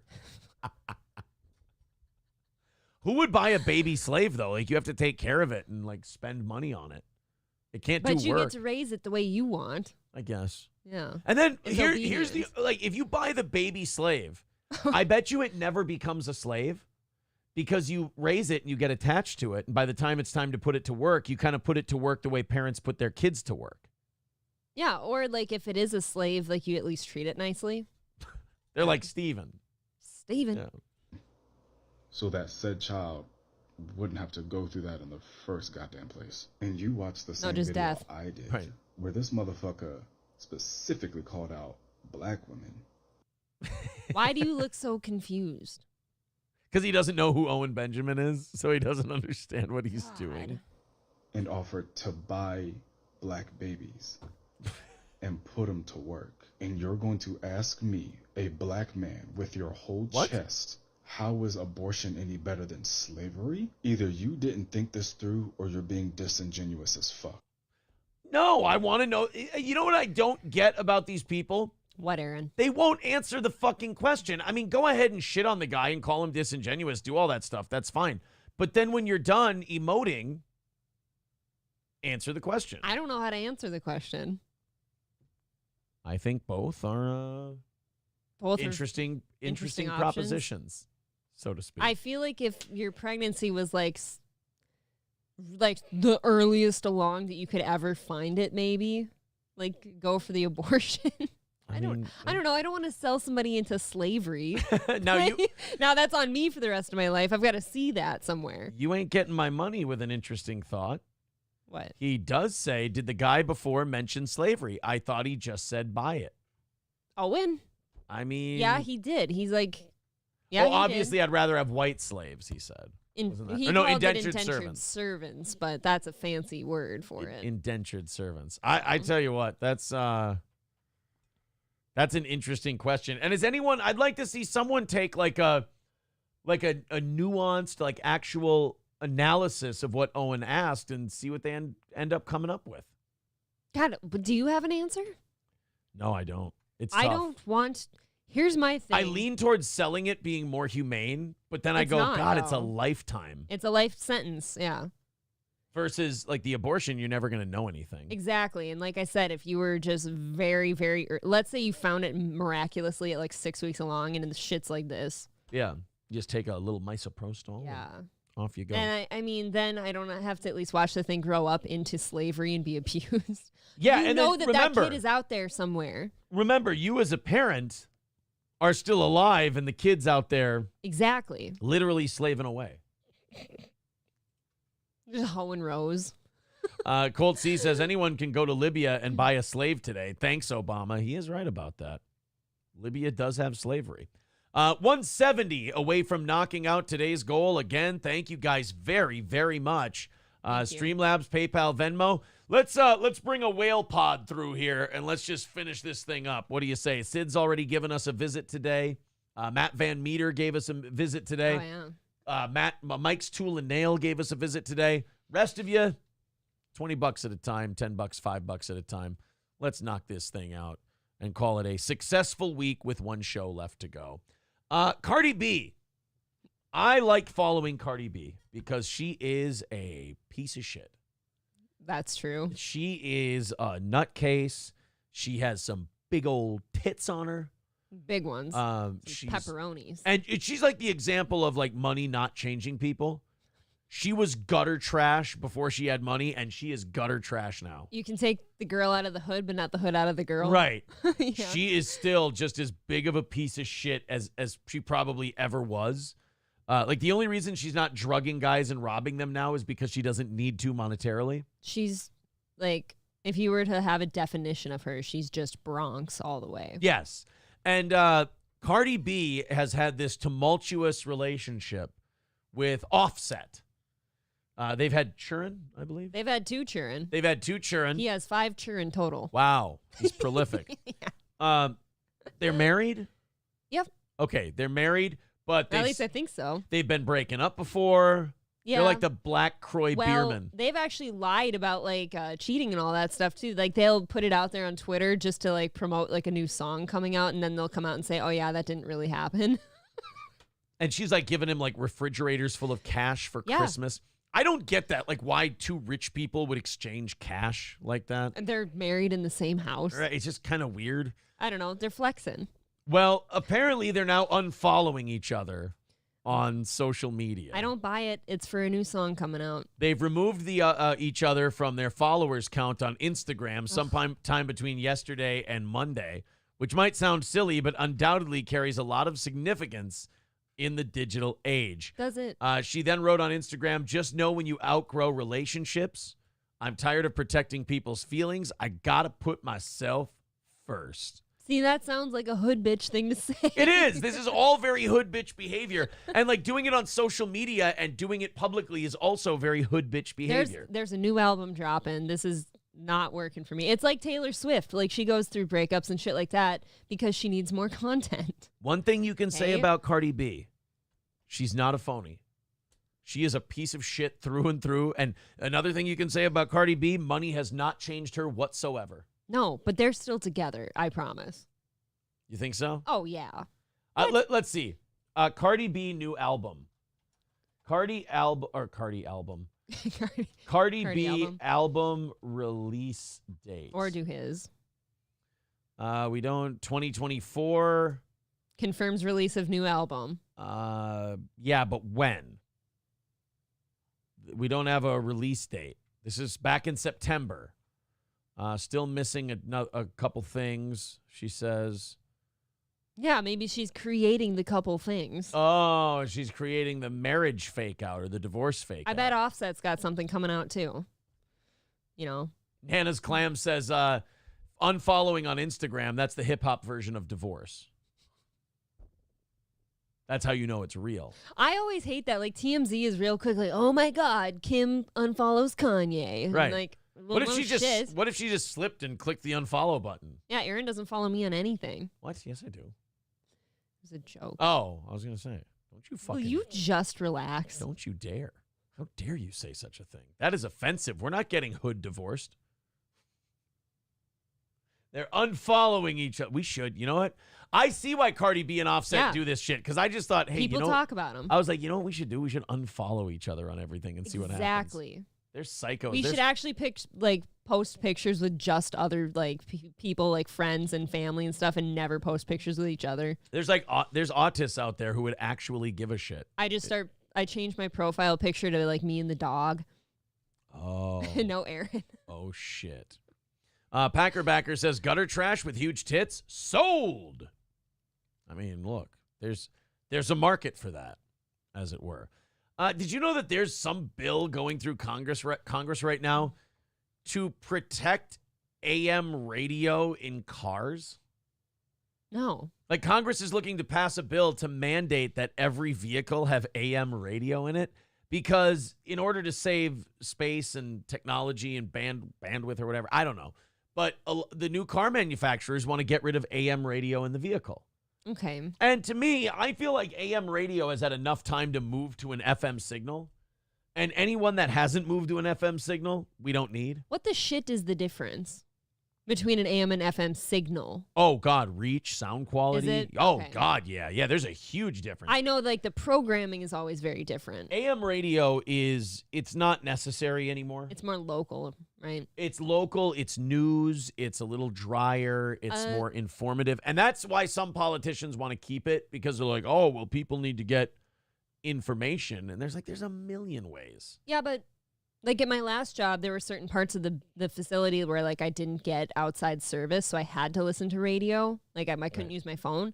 And when I was working like night shift, I would rather listen to AM talk shows like Clark Howard's like financial show than listen to stupid songs being played over and over. So I kind of get that. Like Clark Howard's like a nationally syndicated show on AM radio. Okay. Well, Rand Paul is against this bill where they're trying to Now, Rand Paul is trying to stop legislation that requires automakers to continue putting dashboard AM radio in cars. His new amendment to the AM radio bill would also eliminate electric vehicle subsidies. So he's being like a dick, and he's trying to poison the bill. He's like, all right, look, you guys want to mandate that AM radios go in cars? Which, by the way, I don't even think you have to be like a libertarian or even a conservative to say, yeah, this really isn't something government should be involved in. No. Like if cars don't want to put AM radio in their vehicles, or if car makers don't want to put AM radio in their vehicles, and the customers aren't going to complain, then fine, cool. Works great. Shouldn't the customers get to decide, kind of? The government wanting to save AM radio is so weird. Earlier this year, Senator Ed Markey, a Democrat from Massachusetts, introduced the AM for Every Vehicle Act with the explicit goal of ensuring that this resilient and popular communication tool does not become a relic of the past. I mean, AM radio kind of already is a relic of the past. Yeah, it's a dinosaur. I mean, it has been. When I started doing mornings in 2014, nobody was talking about AM radio. Now, 8 of the 20 major automobile companies have ceased offering AM radios. I didn't know that. The market currently provides some cars that have AM radio and others that do not. Yeah, do you think there's anybody shopping at the dealership going, all right, I'm about to buy this vehicle, but one question. Pats the top of the car. Does it have an AM radio? No, I've never. Well, then I'm not buying. Right. I've never seen anyone do that. I have seen certain adults that are like older than us get upset that there's no more CD player. Well, look, they've got their whole book that they unzip, and they've got all their CDs in there. Wasn't that the best part of life, though, when you had one of those? Yeah, you think that looking at your phone while you're driving to change a song is dangerous. How about trying to, and then your CDs and go. You drop the CDs. Or like a few sleeves fall out because you hit the brakes and, slide everywhere. Now they're scratched. It's awful. Really bad. Now, the market currently provides some cars that have AM radio and others that do not, yet a bipartisan group of lawmakers, including Ted Cruz, believe that the federal government must mandate it. I mean, really, this is something that I would be against even if everything was going really well in this country. But you guys clearly have better shit to do than this. Yeah, I feel like AM radio is not worth worrying about. Right. I mean, AM radio can live and die on its own. Mandate, and plus, if you get rid of AM radio, then all the good stuff can go over to FM. Mm-hmm. We can consolidate it, and then that'll make radio better in general. Like if you have an AM show that's doing really, really well, but it's going to start getting phased out, then move it over to FM and kill some shit that does garbage in the ratings. And now, look, you just improved radio. Perfect. Supporters of the AM for Every Vehicle Act contend that the service is necessary for public safety and that it communicates information about driving conditions and extreme weather. You can find all that on your phone. Yeah. And on FM radio, there's plenty of FM news talk stations now. Of course, there are many, many other ways for drivers to get that information. There's nothing stopping automobile manufacturers from equipping cars with AM radio. But federal legislators who support the bill are effectively saying they know better. Oh, it's so stupid. So and again, what a giant waste of time. Yeah, I can't think of anything less important. Not that, like, I'm not sitting here saying that if they don't do, like if they would stop messing around with this AM radio mandate, they would solve the border crisis. Like, I'm sure they wouldn't. This to me is almost as useless as saying, oh, we should manufacture cars without cigarette lighters now. Right. Okay. You know what I think is stupid, by the way, speaking of things you have to. Where do I start on the list? Here's what I think is stupid. Okay. So I go change that tire yesterday. And nowadays, you have to go in and like pop off this compartment with a flathead screwdriver and then put your key in and take a thing out and then shove the jack in there and loosen, bring the tire down. And then instead of like going into the trunk of the vehicle and just lifting it out. Yeah. I do actually hate that because I've also lowered your spare out of your Tahoe before and it's a pain in the ass. It's no fun. Yeah. Gino Bisconti with $10 Ooh. says all cars should be equipped with clam radio. Oh, not AM radio, but cool-am radio. He's so cute with how he says it. Cool-am radio. I could never do it if I tried. Clam radio. You know why? Because you're not remarkably shit-faced on whiskey. You're right. I'm going to call Gino from Vegas one night when we're real smashed. Clam radio. You're going to be laying on the sidewalk with the homeless people just saying clam radio. Clam radio. No, you don't understand. No, you don't get it. You don't get it. Clam radio. People drown in that shit. April's trying to feed me water. It's poison. Yeah. It's poison. Why are you... No, the best. Keanu's trying to get him to drink it, and he goes, why are you doing this to me? Why are you doing this? And then Keanu hands me the water. I go, hey, buddy, drink this up. You're going to want... And then he starts drinking the fucking water. It's maddening, really. I handed him the water. He drank it. Keanu tries to hand it to him. What are you doing? Why are you doing this to me? Well, that's clearly true love between the two of you. He trusts you more. Yeah, exactly. Gino says, you two better call with a clam radio from Vegas. Maybe we'll call during, not Untoward Saturdays, Gratcast. Untoward Saturdays? Untoward Saturdays, yeah. Okay. Call into the old Gratcast. By the way, thank you, Gino. 165 away from today, our final one of the week. Not our last show of the week, but our last one of those pesky, filthy e-beggar goals for the week. We're only 165 away and plenty of time left on that clock. Everyone jump in, and we'll nail that son of a bitch. So, yeah, AM radio in your cars. Look, if cars want to put it in, great. If they don't, also great. Okay, you know what you can do if your car doesn't have AM radio? Pull up a radio app on your phone and Bluetooth that shit to your car. Right, which once you set up your phone to Bluetooth in your car, it just comes up automatically anyway. So, yeah, just pick out your favorite AM station, go to it, play it, you're good. Solutions for everything. I bet you have an AM radio app on your phone.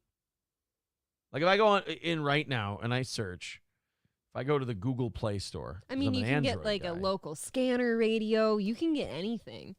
You might have to go to the Play Store first. Yeah, Simple Radio, Live AM, FM radio, FM, AM, FM, local radio. Yeah, there's a bunch of them. You can get it. Perfect. Grandpa wants to come to supper. Is that okay? What? Oh, I was like, what the fuck are you talking? I thought you were speaking in code. You literally mean the kid's grandfather coming to dinner tonight. Not okay. Plus, you farm people say supper, and it just I'll never get over it. And now you've got me saying it sometimes. Daddy wants to come to supper. Is that okay? He's saying, I can't do this. He can come to dinner if he wants to. But can he come to supper? Oh, my God. It reminds me of The Departed. Like Irish people, like, come on, she left out some supper. I'll put some supper in the microwave for you. Fuck off. You're so mean. Supper's fine. Right, that was too mean. I apologize. That actually hurts me. Dario Delfino with $1. Thank you very much. Appreciate that, buddy. That's very kind of you. All right, let's move on. I'm avoiding transitioning into a woman. I'm avoiding transitioning into this topic because I know it's going to piss me off, and we could do so much more funny, silly stuff today, and we will. Okay. I've got two. I've got a story that's going to make you mad. I've got a story of redemption, and then we'll open up the 7 o'clock hour stories and really fuck around. What do you say? Well, this one, I don't understand why the head chef of Nobu is present. Chinese migrants with high-quality luggage stopped and processed after trying to cross the border into California. You know, watching all of these military-aged men just, like, do a line dance across the fucking border. They're cocaine country dancing across the border. They're just all military-aged men, all from all kinds of different countries, not just Mexico, but like Arabs, Mexicans, Chinese. We have no idea what their intentions are. We have no idea what the fuck they're doing in the country. And we just go, come on in, guys, come on in. And then even when we detain them at the border, we go, all right, here's your court date. You're going to show up, right? Like, yep. And they give them a cell phone so that they can get to their court date. It's a cell phone. Ironically, here's a paradox for you. The Americans giving illegals a cell phone is a cell phone. Kind of. A cell phone's a cell phone. It is. And that's a paradox. One of the greatest paradoxes I've ever heard of all time. Good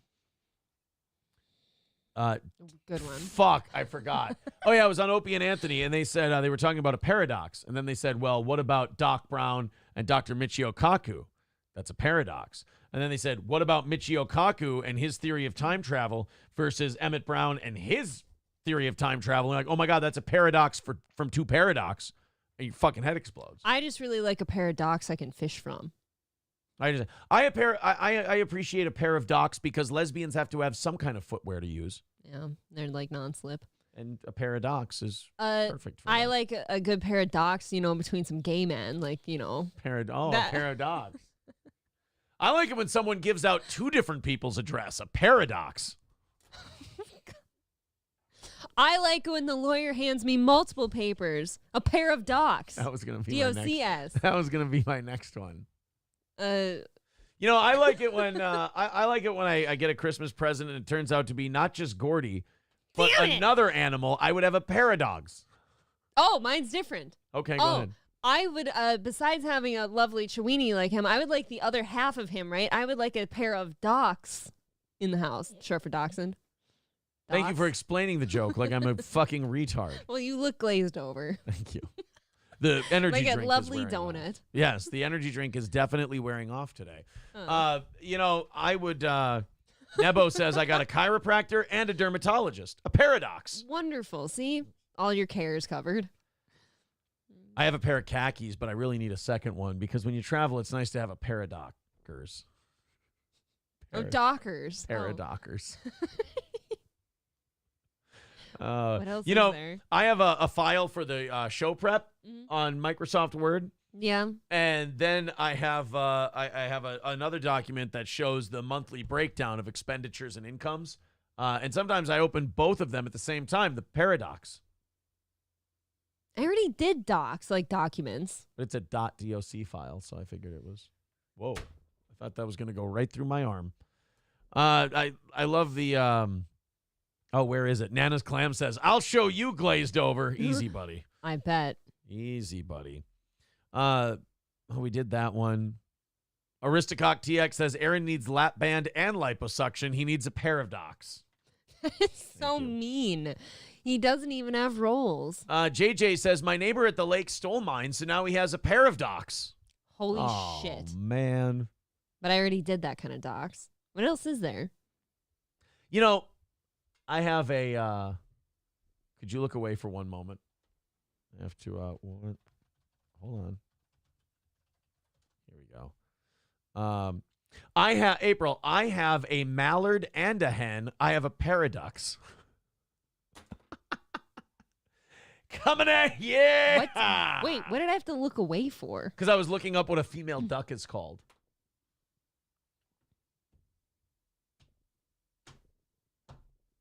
Don't have one. I'm giving that what it deserves. Yes. No. Boy, this is a reach. So I heard there's gonna be a couple comedians on the show on Friday because we have one of them hosting and then he's going to invite another one in. Yeah. Jonah Maddox, right? Is that his name? Yeah. Maddox. It's not a pair of Maddox though. It's a pair of comedians. Oh, here we go. I found a a concentration camp. And then I found another one right next to it. I had a paradox house. Thank you to, who was that? Nash Albertson. Hey, do you know where I grew up? Where's that? In the boondocks. Hey! April, the joke is paradox. I'm trying. The joke You have is nothing. Paradox. I feel no smoke from you. It's Matt says, where are you two going? I don't. Hell. No, it's not good. I love how we tried like a Chinese migrant story and it got to this. We are so not wanting to discuss like international events, but it is like they've got like designer handbags and designer suitcases and all this shit, and they're just dancing across the border, and it's like China's up to something. Like Isn't that forever? China is clearly like doing some kind of economic warfare gimmick where they're sending these people here to buy houses, buy property, jack up the costs while our economy's in the shitter so the prices can't come down. China's fucking up to something. Yeah, is that your first clue though? What about the spy balloons? What about the police factions? That too, but they're conquering us in a whole new way that nobody's ever conquered another country before, and it's through really direct economic warfare. And it's really elaborate, and it's kind of genius in a way. Yeah, John Domingo says China is using our freedom against us. Absolutely. They just walk in with their Gucci bags. Full of cash, and they're just like, we will take this house. That's actually kind of funny. It's exactly what they're doing. It's fucking laughable at this point because we allow it, right? It's just over. Chrissy Mayer's boob says, when you've got Val Kilmer and Dennis Quaid playing Western legends, it's a paradox holidays. It's a paradox. Thank you. Because they both played. Right. Thank you. SC Motorsports says, don't forget the Chinese biolabs here. Yeah. Oh, we have Chinese biolabs here too. Yeah, there's Chinese. Oh, they've caught them in California and a couple other places. They don't ever have very good standards in those places. No, not at all. You know, some rats running around. Not at all. Probably carrying around syphilis. Yeah. Got syphilis rats running around. Oh, and not even like to study the disease. They just happen to have syphilis. Yeah. Yep, says, I went on the Love Boat and the physician brought his twin brother, so there were two docs. Oh, a paradox. You have no way. I don't believe you. God, I hate us sometimes. Can't be true. All right, April, you take over for a little bit. I'm going to continue to drain, and then we're going to talk about, you know what? We've got a Bam Margera story that is a little different than what we usually see out of old Bam. Okay, and I'm actually kind of curious now. I think you guys are going to be really surprised by this next one. I'll open up the 7 o'clocks, and then I'll get the piss out of here.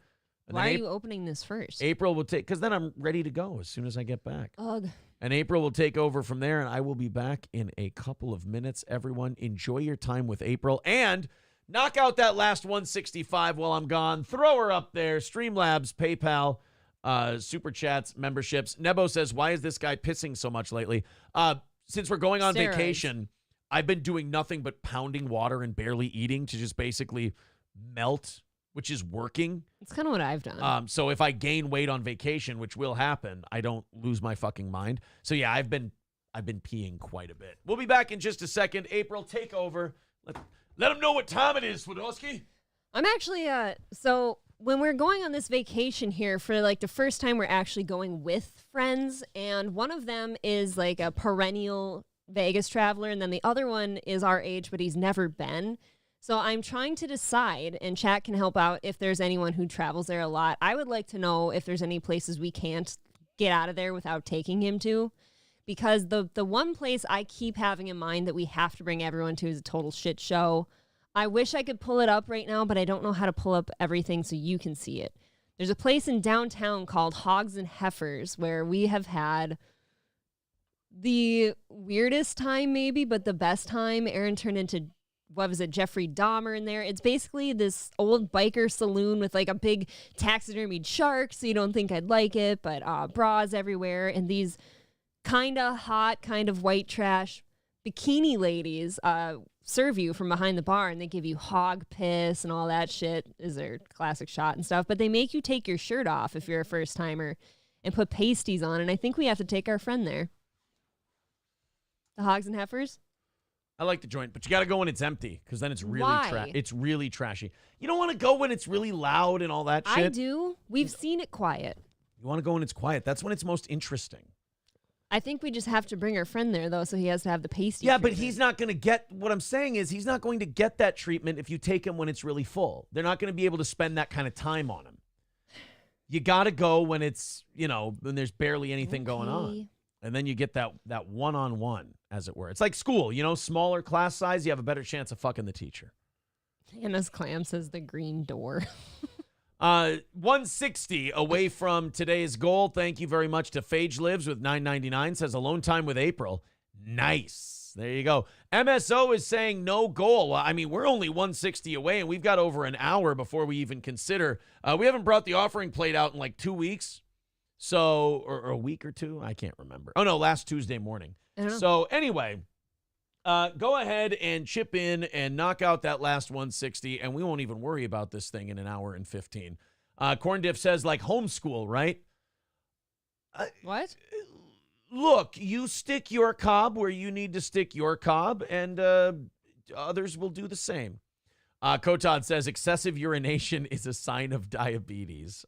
It actually is. So is rapid weight loss. Yeah. It's I also- watched it happen to people close to me. It's also a symptom of drinking water a lot. Muscle atrophy because your body starts eating its own proteins. Thanks. Really sleepy all the time. Oh, well, then I've had diabetes for years. If that's the case. I always want to check Aaron's blood sugar when I do it, and he won't let me.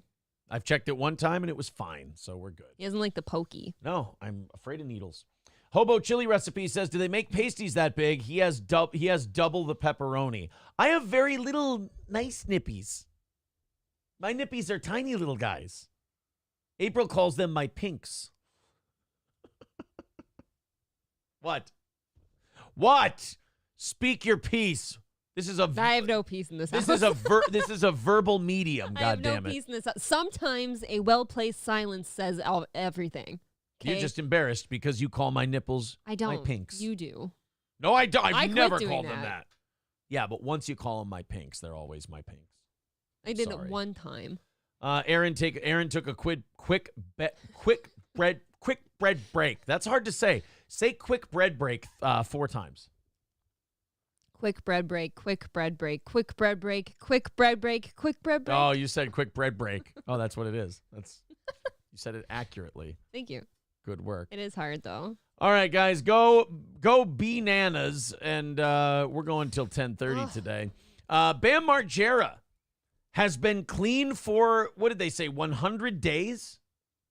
Officially? Yes. I don't know. Fucking great, man. So it's got to be true because his ex-wife is letting him have monitored visitation with his son for his birthday and Christmas.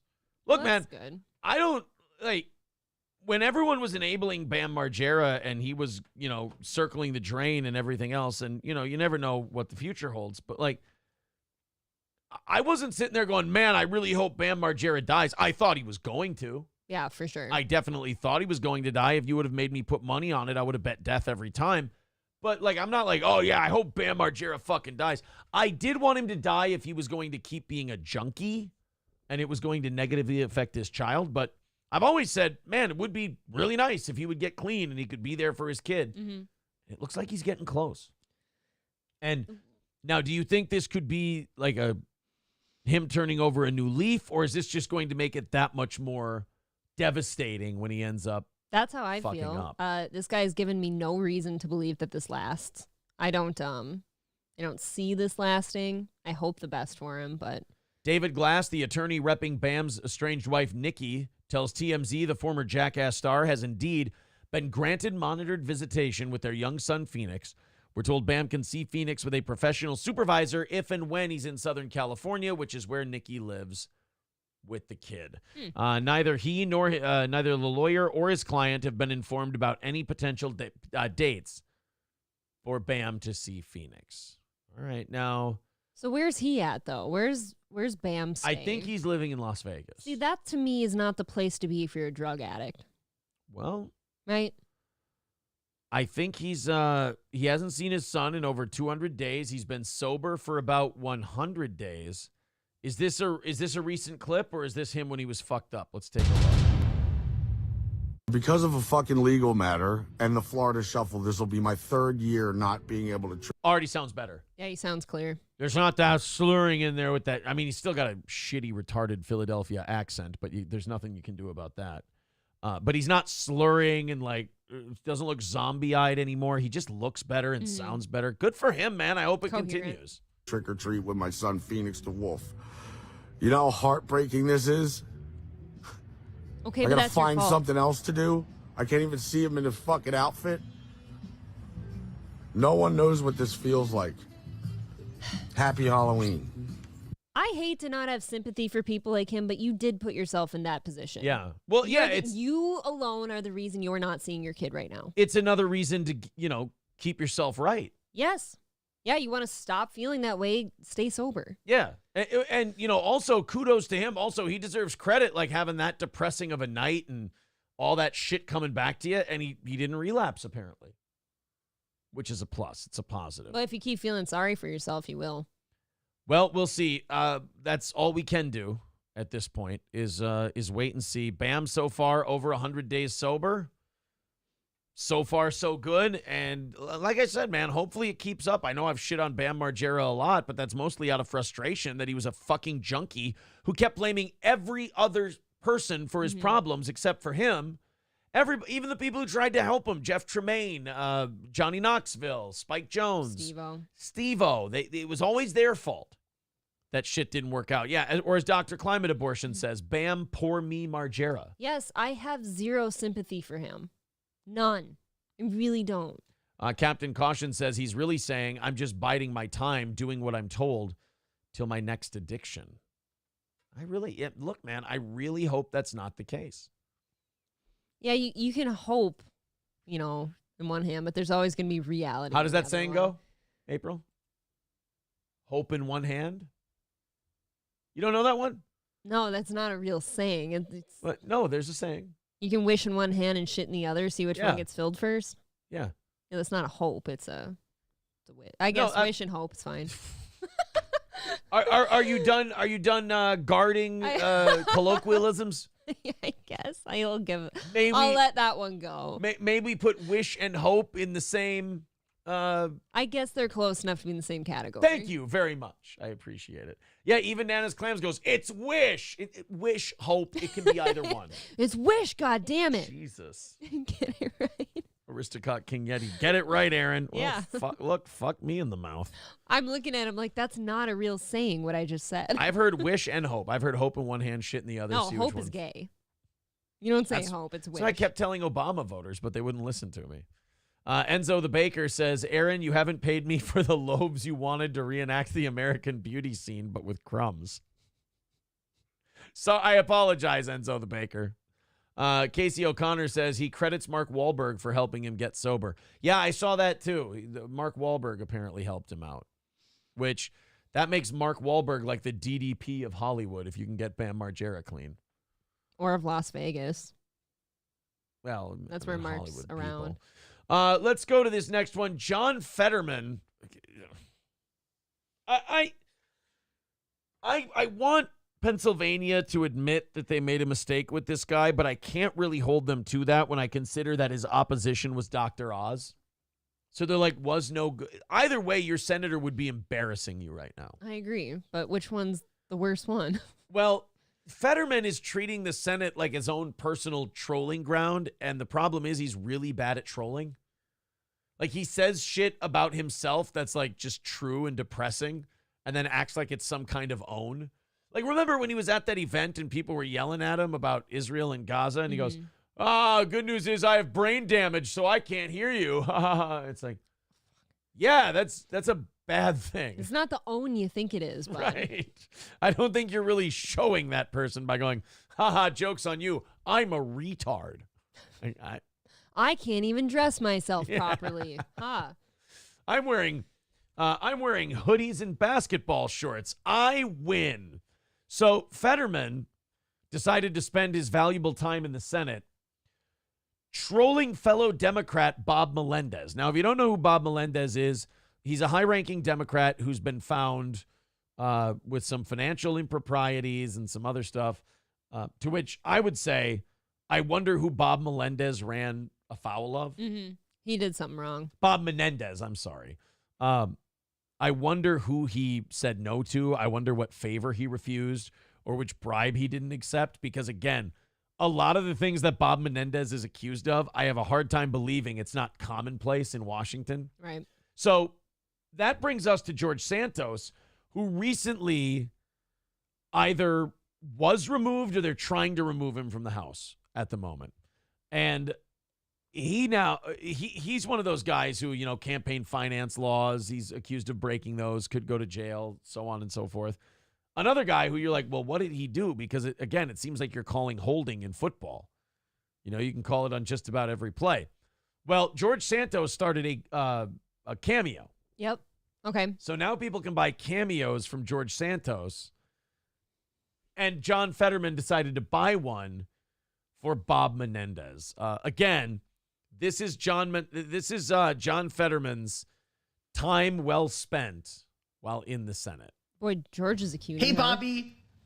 Look, I don't think I need to tell you, but these people that want to make you get in trouble and want to kick you out and make you run away, you make them put up or shut up. You stand your ground, sir, and don't get bogged down by all the haters out.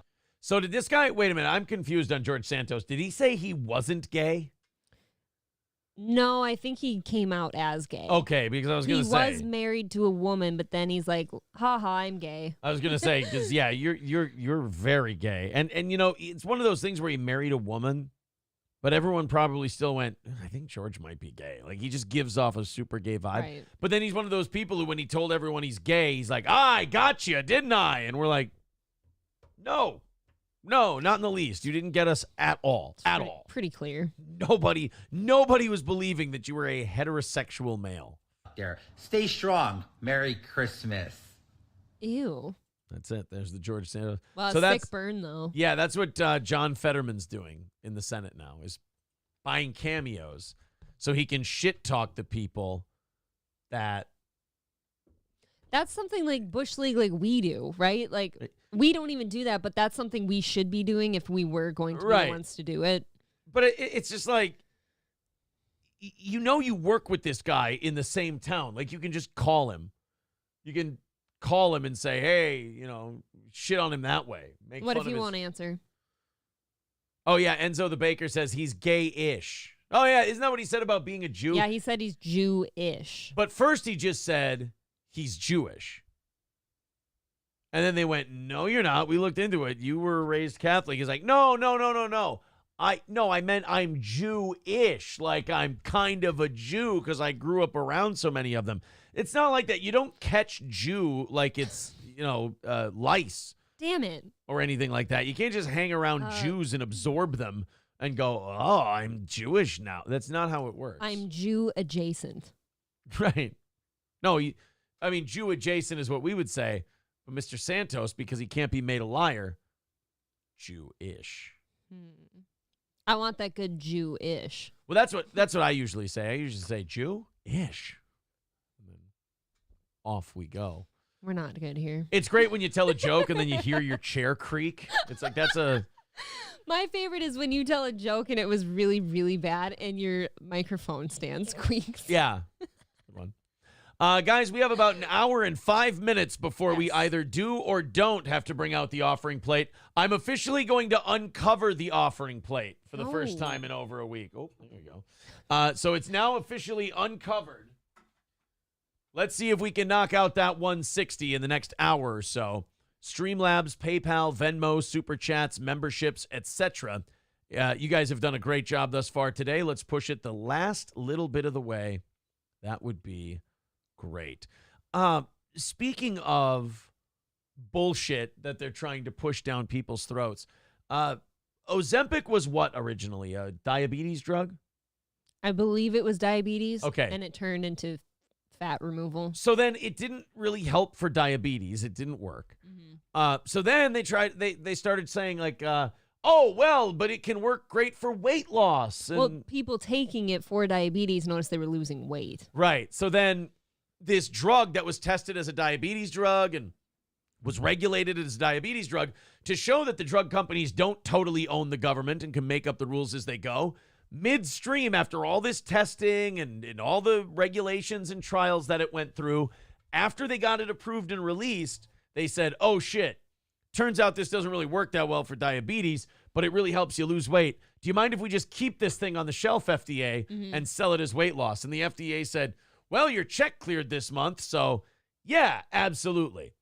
So now as a weight loss drug, people are starting to use it too much, and they're starting to get those blockages. Oh, God. And people have, I think one woman even died. Yeah, because how does it work? Does it stop your body from taking stuff in? Like from absorbing anything? What is that? God What does it damn, do? I know this. It's bad. No, it slows the breakdown of food in the intestinal tract so that you're not hungry so much. Oh, so you're just actually full. So Yeah. you're like remarkably constipated, so you don't want to eat. Exactly. And Ew. people have been getting backed up and like Do you know how literally sick? dying. This is an interesting thing. Do you know how absolutely sick you can get when you're like constipated for too long? Like there's like medical stories I've heard on that where somebody's like blocked up for like 3 weeks. Yeah. And you just start turning gray and you fucking pass out someday Does because your like shit smell worse? You think? I don't know. Well, because it's been cooking in your body for so long. I'd imagine it's It like gets really hard. it's like kimchi. Like you It's- just got cabbage fermenting in the ground. Your body's like pulling water out of it though, so it gets really, really hard. And therefore a blockage. All right, so we need to know about constipation shits. Do they reek like animal ass? That's what we need to answer on today's show. We need to knock out today's goal, and we need to find out if constipation shits smell awful. It smells like concrete. Okay. Well, anyway, now, again, because the government wants to keep Ozempic on the shelf, because I'm sure Pfizer or whoever developed it spent a fortune lobbying and everything else, and they need to get their way.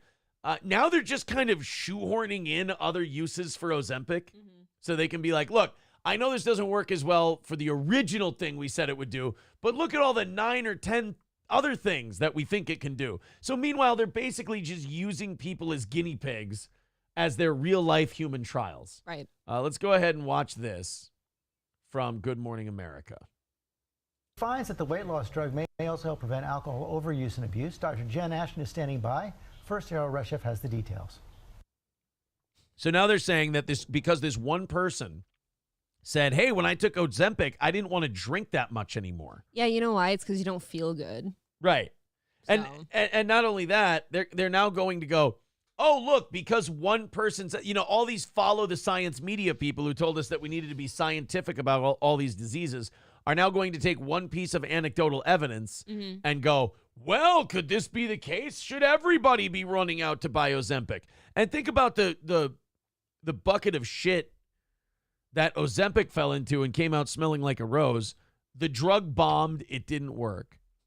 So instead of just getting rid of it and reworking it, the government let them basically push it on 2 giant groups of people, which was fat people and drunks. It rebranded as one of the side effects. You Right. know? But you shouldn't be able to rebrand in midair. You should have to go back and test it for that thing. But nope, not in the drug companies. Why even test them in the first place? Just let them go. I've technically heard nothing but scary stories about Ozempics, right? Like, I've heard a lot of bad things versus anything good. I don't know what you've heard. I've just heard of the people dying because their Yeah. shit tract gets all backed up. You can't be taking something that makes your shit clog up. That literally, like, quite physically makes you sick, though. You're going to die. I think it stops, like, for diabetes, it stops all the bad shit from just getting into the system right away. Glucose, is it? Yes. Or whatever the fuck. The sugars. The sugars, Stops if you your will. A1C from getting out of whack. Yeah, your A1C doesn't get out of whack because it doesn't, break down so quickly. But then, yeah, they found like 9 other uses for it. Meanwhile, the stories I've heard is like the lady who got backed up with shit in her intestinal tract and died. All kinds of nightmare shit.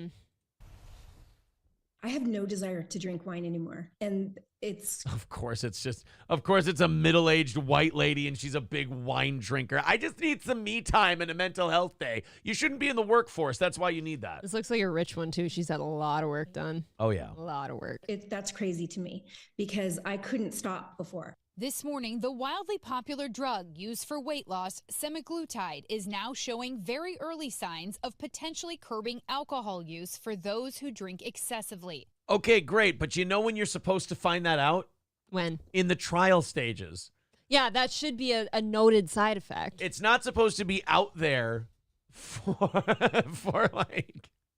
It's not supposed to be out released and people are taking it and then you go, oh, guess what else we found out after we've been using you as guinea pigs? I guess an interesting one that I could come up with is like when people go on birth control, like the pill and stuff, sometimes it's not even for like contraceptive usage. It's like, oh, they have Acne. really bad acne, so Yeah. let's prescribe birth control for their acne. Either that or that's what a bunch of whores in high school told us. No, and it's we a real bought thing. It, you know, It doubles as both. could but be the hose.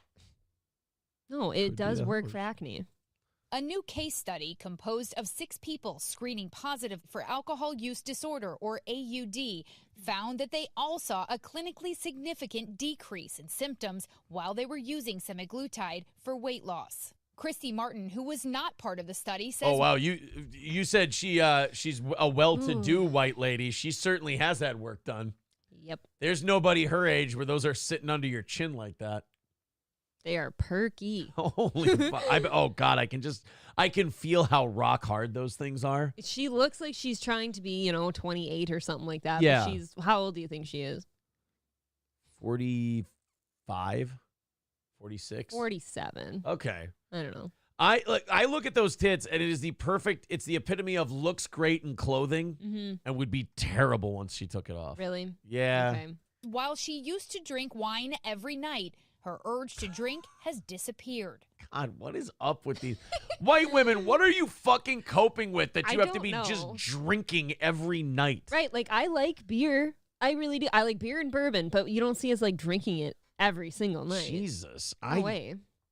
I hardly ever drink when it comes to, like, when I do, I fucking drink. Yeah, when he does, no cap. When I do, but I rarely do, like, days of the week. I would say in 1 month, I'm probably drinking 4. You know when 5 ironically, days. I like to have a drink, like a singular drink, is like when I'm cooking. That's See, relaxing. you women, like, you need it. That's not a need. That's an enjoyment. You got it all But you know what I mean? Like this woman with her wine every night. That's like, what are you putting away? Like, what's the thing with the needing wine every night? Maybe we were touched bad. Yeah.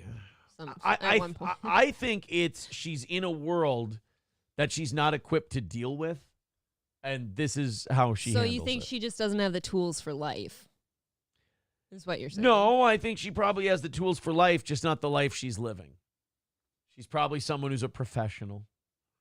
And I'm not saying they don't belong in the workplace. I'm just saying we seem to see a common thread with all of these people. And it's always, I need my wine every night at the end of the thing. Yeah, I guess I've never felt I don't need Right. to drink. I enjoy a drink. There's a big difference.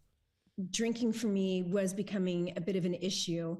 And You don't the fact say. that I just have no desire for it is something I didn't expect and is just an amazing side benefit. I can't even tell you. So wait a minute. Maybe she doesn't have fake tits. Maybe she's backed up with shit from taking Ozempic and it's just filled up her tits. She's got shit tits.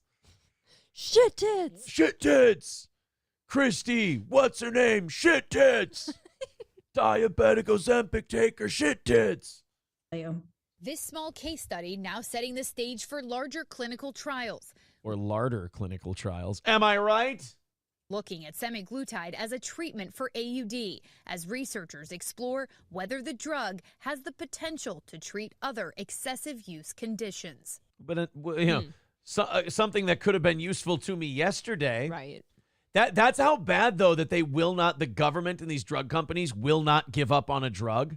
They'll be like, hey, this thing was a total failure. And they're like, well, I mean, it's only a total failure if we stop pushing it on people for different stuff. Well, and there was a blood pressure medication called sildenafil. Yep. And sildenafil, turns out, didn't lower people's blood pressure, but you know what it did do? What? Gave them giant rock-hard boners. Yeah. So they named it Viagra, and it took off. God, can you imagine you were taking blood pressure medication and suddenly you just had a raging Just dick want for to fuck hours? all the time. No, just your dick's hard for hours. Yeah, the two go hand in hand, as it were. If your dick's Just hard, gotta you rub want it on something. Yeah, if your dick's hard, you want to stick it in something to relieve the pressure, if you will. What's like your go-to if you don't have a person? I have you around. Well, I'm most a of the time. person, I so. know. I'm trying to think. What do I do? I don't know. I can just kind of fuck you whenever I want to. You know, April, that's why I call April old dependable. You know? Oh, that makes me sound old. I get a rod and I can just go, April, let's go upstairs quick. Now. Now, woman. Hop 2. Due for service. We're due for, I'm overdue for an oil change. Let's get Aw, going. Oh. You know, every 3,000 miles, every 3,000 steps. You know? You, if I had to do an oil change on you every 3,000 steps, get fucked. No. Do I have to take this one through Streamlabs? There's no comment on it or anything, and I want to make sure, especially with someone throwing us $50, I want to make sure if there's a comment. I love that Keanu's Yeah, name always shows up there, too. On the sign-in deal? Yeah. It makes me just know that she's been here, and it makes me... Keanu and I fuzzy actually inside. share an account. Ew. Yeah, that's really... They do other sexting about Gino there. Okay, no, it wasn't. It was just a guy being really, really nice. Thank you to David for the $50 over Shit. on PayPal. Thank Appreciate that, buddy. All right, let's knock that down. What does it do? 110. It knew what it knew. $110 away from hammering out today's goal. Thank you very much, David. Let's have a pot of whales and knock this thing out. We appreciate it. 110 away from KOing today, and we've got 50 minutes until we may not have to take this thing out today. It's looking pretty good. Knock on this surface right here, which sounds an awful lot like wood, and I believe it is. Charlie's got some text line information for us. All right. He says, I truly find your audience slow. You hear that, guys? Charlie thinks you guys are slow. One-time exception. If your audience agrees, I donate $10 to get to call in. You keep me on air for 6 minutes. How about $20? Now, I can tell you this. Who are the people? Sid Saraf, Yags, I think Cheetos. There's a bunch of whales in this community that paid a lot of money that are hoping that I take your call because I will owe about $1,200 to people. Yeah, so if you think I'm risking that for $10 or $20, you're out of your mind. You've got to pay enough to pay everyone back if you want to take a phone call here. Charlie, you throw me $1,200, I'll take your phone call. There. I actually want a little extra because I want it to be worth it. I don't want to just break That's true. even. I don't want a break even deal. $1,500. You got to knock out a goal for a day. Yeah. There you go. He says they'll never go for it. Take care. Have a nice vacation. Oh, thank you, Charlie. Charlie ends up on our vacation. Creepily. Don't you fucking talk like. Don't you speak shit like that. Don't you put that evil on me, Ricky Bobby. Right now. David Chandler showing up would be kind of cool. That would be fantastic. I would appreciate that. All right, so that puts us at 110 for this morning. Again, our final goal of the week. Thank you guys very much. Thank you. Teachers union boss blames the fucking balls on this Randy Weingarten.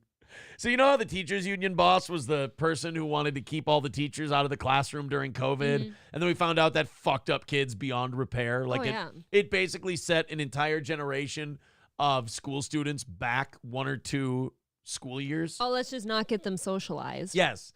Well, now the teachers union boss is blaming a drop in math test scores on COVID.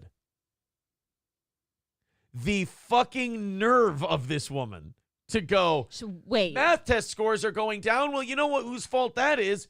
It's because of COVID. It's like, no. It's not because of COVID. I hate this idea that it was the disease. There was nothing we can do. It wasn't our response to the disease. It was just magically COVID. If you contracted it, it made you really fucking unable to count. Oh, yeah?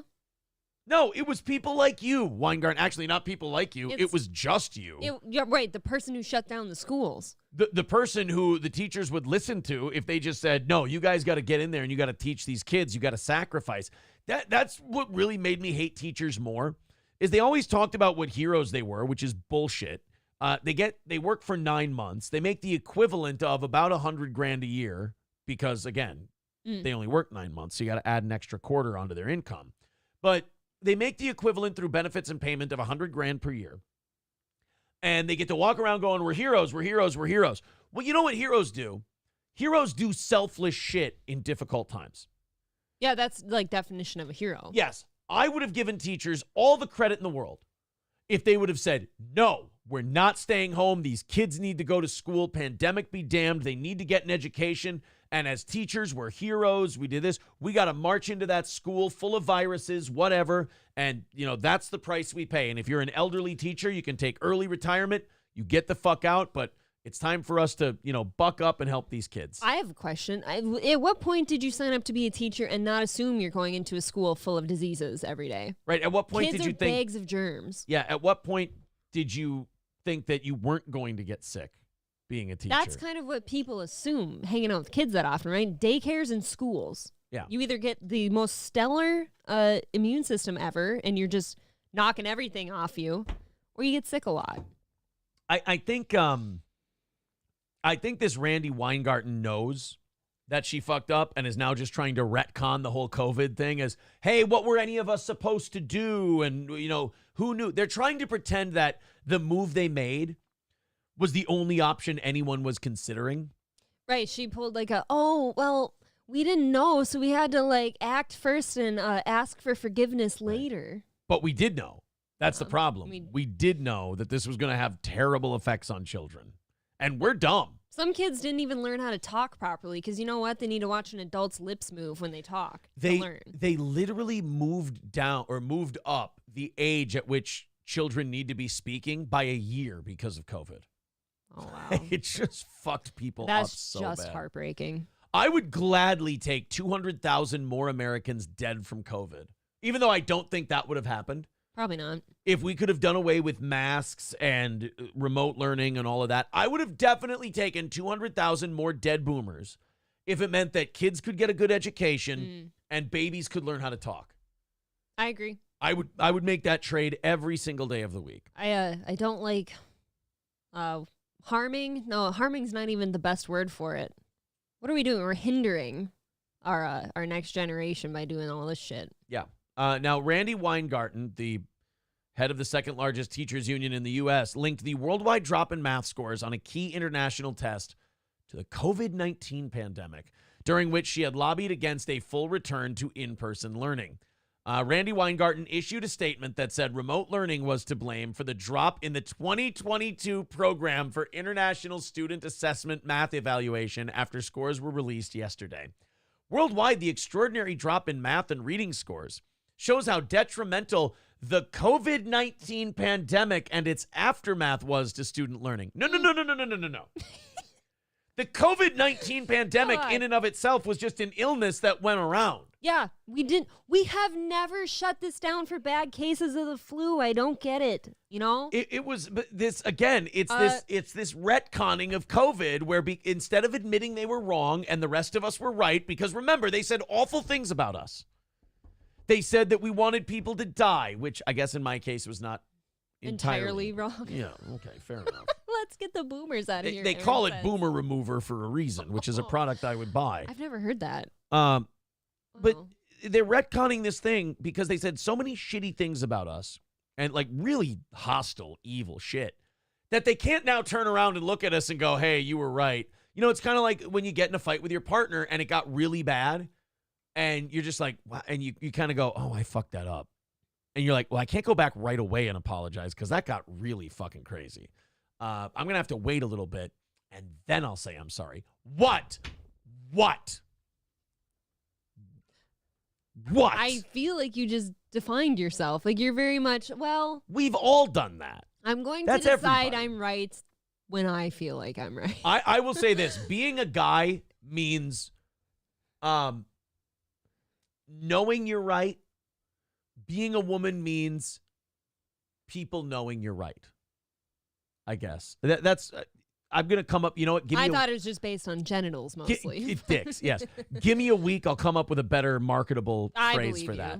But like, guys, when they realize they're wrong in an argument, are like, all right, you know what? I got to give this some time because if I apologize right away, I'm going to really look like a stupid fucking asshole. Do you know how endearing that moment could be, though? Like, what if you sat there looking like a stupid asshole idiot with this little look on your face, like, you know what? Oh, I've done that too. And then you're just, oh, I've done it's that. okay. Yeah, I've done that one for sure. No, women, that's the problem. That's why women don't get the apology right away, because they don't go, oh, I've never that's gotten okay. to do that. Oh, fuck. You fucking whore. Now we're going to fight. But guys apologize, women don't. And that's just the way it goes, because men are willing to apologize. Men are willing to go, look, that got out of hand. I want things to be set back to peaceful. And I know women think this way about men, but it's not true. It's more true about women than it is men, or maybe it's just a perspective thing, because I don't have a vagina, I have a dick, and I'm standing up for my team. But I feel like men desire an even keel more than women do, and women want to dominate. Women want to win, guys want peace.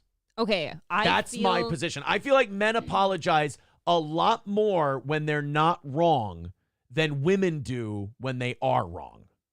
That's my position. Yeah, I think that's fair. And then I think, like, in general in life, men do naturally dominate a situation. Like, they will dominate, and women try to more often because they don't like being dominated, so they're trying to fight it.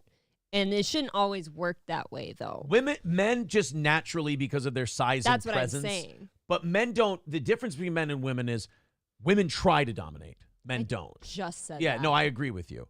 But like when it comes to apologies, guys will apologize, and maybe it's that domination thing you're speaking of, because we're large, and we can be a little more humble, because whereas women are smaller and they kind of feel like under attack almost because they're smaller and they feel like they're more on the defensive. Have you ever seen a field mouse bow up to like a barn cat? Yes. Yes. Right. When a cat has a little mouse cornered and there's nothing else for them to do, they sit there and they pop around and Right. they hiss and they spit and squeak.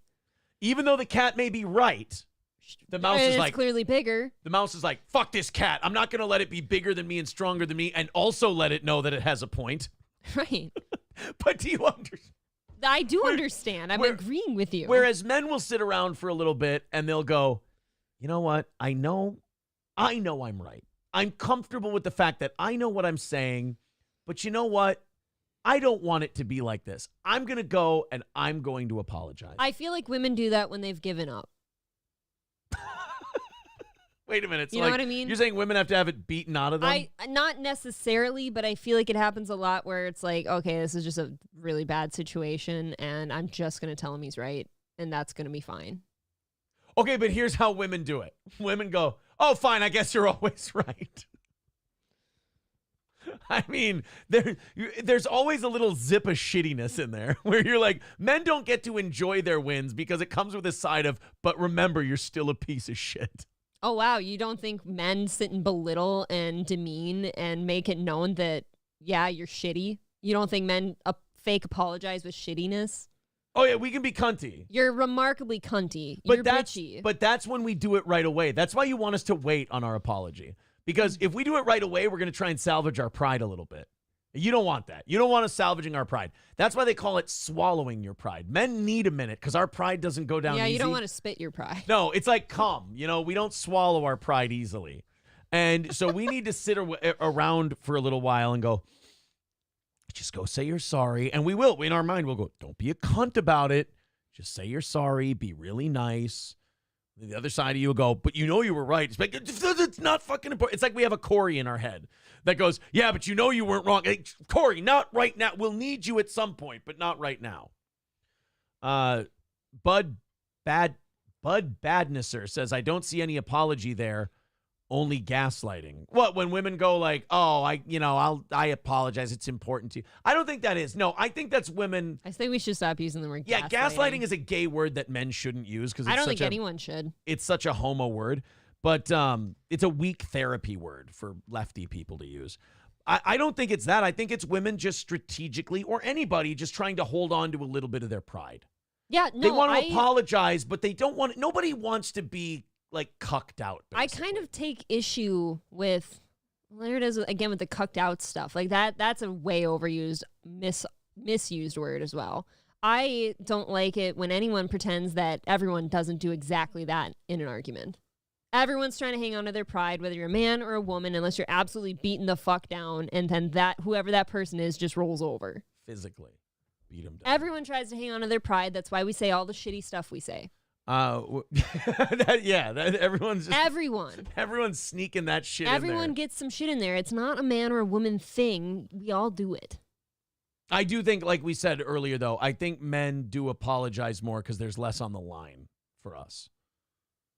We like that dominance Less on the thing. line? Yeah, there's like, it doesn't cost us as much to go, or maybe we're just used to it with our friends and each other. We've been socialized kind of to go, it's not a big deal to go, fuck, I fucked that one up. Whereas women, you're all catty and bitchy and cunty with each other. So like, you're always scheming with each other. So like, to apologize is like an admission of defeat, whereas men see apologizing as like a way out of something. At least with our friends and shit like that. I think you women are sometimes a victim of how you treat each other because you really are fucking nasty in general. Not you. I mean, I feel kind of good about the scheming stuff. I don't really do that, so I'm not sure where the scheming part comes into like a personal argument with somebody. You've seen them do it. No, I'm talking about your social conditioning. Like just unconscious things we all do. Like the dominance thing with men. We don't realize we're doing it. We're just big, loud creatures. Because it's the way we've been socialized. Whereas women have been socialized to, because they're not big and strong and everything, they kind of have to fight a little more deceptively. Okay. If you will. And you do. You hate each other. A lot of women do. And you guys, I mean. I have a few I really love. I'll be honest. You guys, when you fight fucking dirty. Like men watch women talk about each other when they're not there. And we watch women talk about other women and go, Jesus Christ, you guys. Like, because we go, would you say that? Like, we just saw you with them a week ago. You were really nice to them. And like, yeah, but I really kind of hate that cunt. And you're like, what? You fucking psycho? Like, you would never, I would have never known by the way you were with each other. And like, oh, she's such a bitch and she wears all of other people's clothes and fuck her, bitch. Whoa. But like, it's just an example. But like, guys will fight with each other. Guys will have arguments, like good friends. Why is one of them better than the other? I didn't say it was. It's all Again, fighting. You're reading that into it. What I'm saying is that's our conditioning. That's just how we are. It's because men are always in trouble, says Johnny David. We're always in a state of crisis. Guy Sartell says, it's like what I always tell my wife. Do you know why we're having sex tonight? Because I'm bigger than you. That's not, see, everyone, I talk to you, I talk to Guy Sartell, and you guys hear a totally different thing than what I said. I did not say men should. Well, that's actually the whole thing about being human, though. You can say whatever you want. It's up to everyone else to take it how they are going to take it. I know what I said. That wasn't it. Intent versus impact. Not at all. This is why I'm dangerous as a talk show host, because I have retards that listen to me. And then they go and do stuff and go, Aaron said it was fine. I'm like, no, I never did. Aaron said it was fine. Take your shit as gospel. Right, yeah. Don't listen to me. I don't know what I'm talking about. Aristocock TX says, guys will fight and be best friends an hour later. Women hold on to shit like Aaron holding carbs. In general, I tend to agree with that. Not the me holding carbs part. Skeezy says, men throw hands at our friends after. Women covertly destroy each other's lives and hate each other forever. I will say, like, I had a serious falling out with, like, a quote-unquote best friend. A bestie? And then we had been friends for, like, 6 years. I caught her saying some shit about me and my situation behind my back that turned out to be true, but I didn't know it at the time. And I thought she was just shitting all over me. So I'm like, I can't be friends with somebody who's doing that to me. Didn't speak to her for 4 years. And then suddenly we're friends again. So like we can let it go. It's just we need some time. You need 4 fucking years, whereas guys need 5 minutes. I know. I think that I was over it way sooner than that. It's just that we're so sheepish to go talk to each other. What are you going to do? Like shit all over somebody and then go hang out with them? You know? Yeah, I've done that before. I mean, it'd be like you and Adrian that had a knockdown drag out, said a lot of mean shit to each other. But in fairness, April, we were never friends. His words, not mine. The man is always right. Sean says, my psychiatrist wants to meet all of you. I think the first person your psychiatrist should see is Guy Sartell. Do you know why we're having sex tonight? Because I'm bigger than you. That definitely needs to be addressed, if you ask me. That sounds like divorce if you got the wrong woman hearing that. That sounds a little... That sounds like a federal charge if you've got the wrong woman hearing that. That's what I'm saying. We're skipping way past the divorce thing. Fine. We're going right to charges. Ma'am, don't go to a lawyer first. Go to the cops. Yeah, that sounds a yes. grapey. By the way, someone writing into the text line saying, how much to ban Charlie from the text line forever and ever, amen. Look, we're only 110 away from today's goal, and I'm pretty desperate to end our last day on YouTube here, knocking it out and no offering plate. Yeah. So I say if in the next half hour that 110 is erased, Charlie gone from the text line. I'm not going to block him. I just won't read him on the air. And if I do read them on the air, anyone who contributes right now until that goal is eliminated is getting twice what they put in back if I ever read a Charlie text on the air. Now, that's a Charlie text, so that's an easier win than the phone call. Because you can accidentally just read the fucking text. I guess. So, there you go. You asked the question, how much to ban Charlie from the text line? Knock out today's goal, and anyone who contributes from now until then is getting double their money back. April will write it down. We'll keep a log like West Indian Archie keeping the numbers. SH says, I didn't talk to my best friend for a year. Then we started running into each other. So I said, I don't remember why we're fighting. So I don't think I could be mad about it. If you want to talk, I'm here. See, we were kind of adults and we're like, look, I think we both said a lot of mean things. I clearly misunderstood your intentions. It was like both of us said that basically. And we're like, look, we've seen a lot of life since then. And let's just forget about that. That's how you guys handle it? You know how guys do it when we fight? Hey, faggot. I would prefer that route. It's a little less emotional. That's just how we do it. We don't be like, if you need to talk, I'm here. We go, oh, nice pants, you queer. Richard with $50. All right, write down Richard, $50. Charles text line ban. That's $35 to the good guys. That puts us $75 away. Maybe I hope Chip Galloway, the accountant, is checking this in. SC Motorsports says if we donate 1,000, we'll get 2,000 back. Yeah, that's how it works. Anything you chip in until the goal is eradicated. If I take a text from Charlie, we did the same thing with phone calls. You're going to get twice that money back. I would be so mad at you if you started spending our money like that. I'd be so angry with you. What do you mean?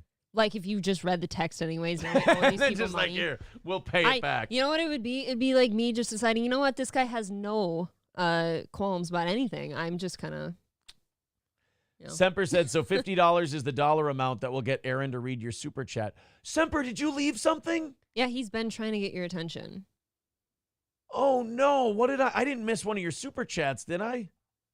I think he did. I never miss. Semper Reloaded says, if it would help if you read your super chats. I don't see it. Semper, don't send another one. What did you write? I was about to say, just send another. I feel terrible about that. Aristocock says, Charlie, this show needs you. Semper, just write what you wrote in the super chat and tell me how much it was, and I will honor that. I wouldn't think that. I know we had a couple of stories where the chat moved like crazy, but I didn't think I missed anything. Yeah, during the cockfighting when that shit flew. Yeah. $5 to Johnny David says this goes towards the postage. Oh, don't pay for your postage. You want a prize? We'll send you it's like $20 to send you some shit. It'll be fine. $30 to send you some shit. Semper says it's not a big deal. I'm just screwing with you. Oh, well, now you made me feel like shit for no reason. I think that was his goal. All right, ready? We've got people who want in. We've got I know his name. I do too. Oh, what's his name? Uh-oh. $50 from Daniel. He says this will be $140 for call and text totals. All right, $50 from Daniel. Thank you. $10 from Big Earn says no Charlie, so put him down for 10. Okay. 15 from somebody says I'll take $30 from Aaron reading Charlie's bullshit. All right, so 25, 70 off. Who was the last one? We've only got $5 left. You know what? We've knocked it out today. Congratulations, guys. Thank you very much. Nice. There you go. The last one was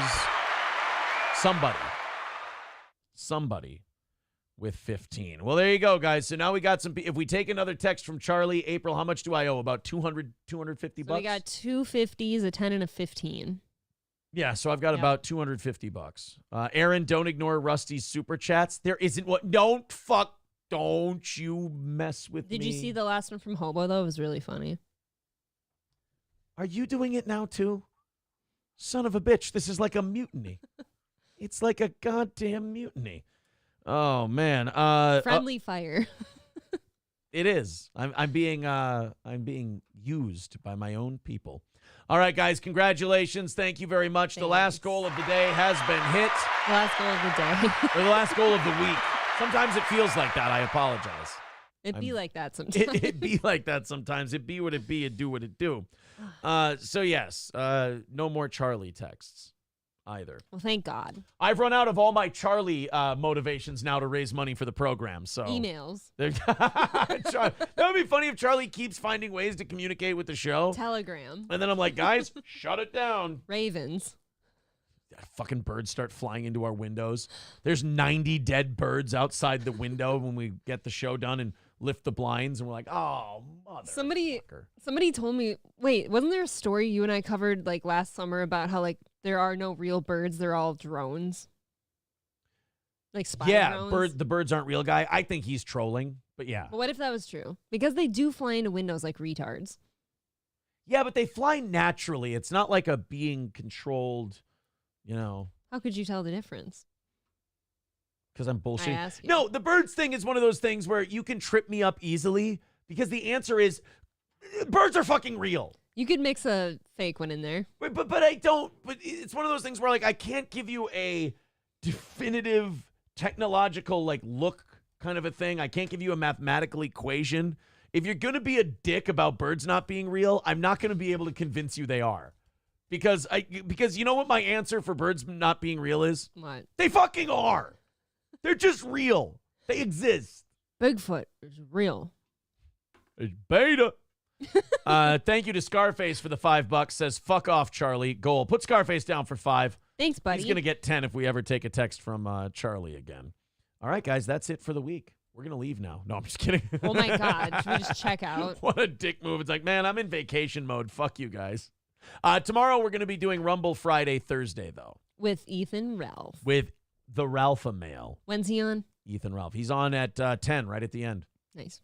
700 of you in here at the moment. Holy shit, we've only got an hour left. You guys are usually checking out by now.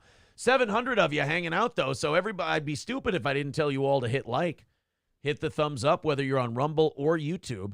And help spread the word about the old steel toe. Boys accused. I like this story. This is, a lot of people say that these kids nowadays, they're lazy. Yeah. Or these kids nowadays, they don't have any drive, any initiative. They don't lead anything. No motivation. Yeah, pack of followers. Well, let's find some leaders.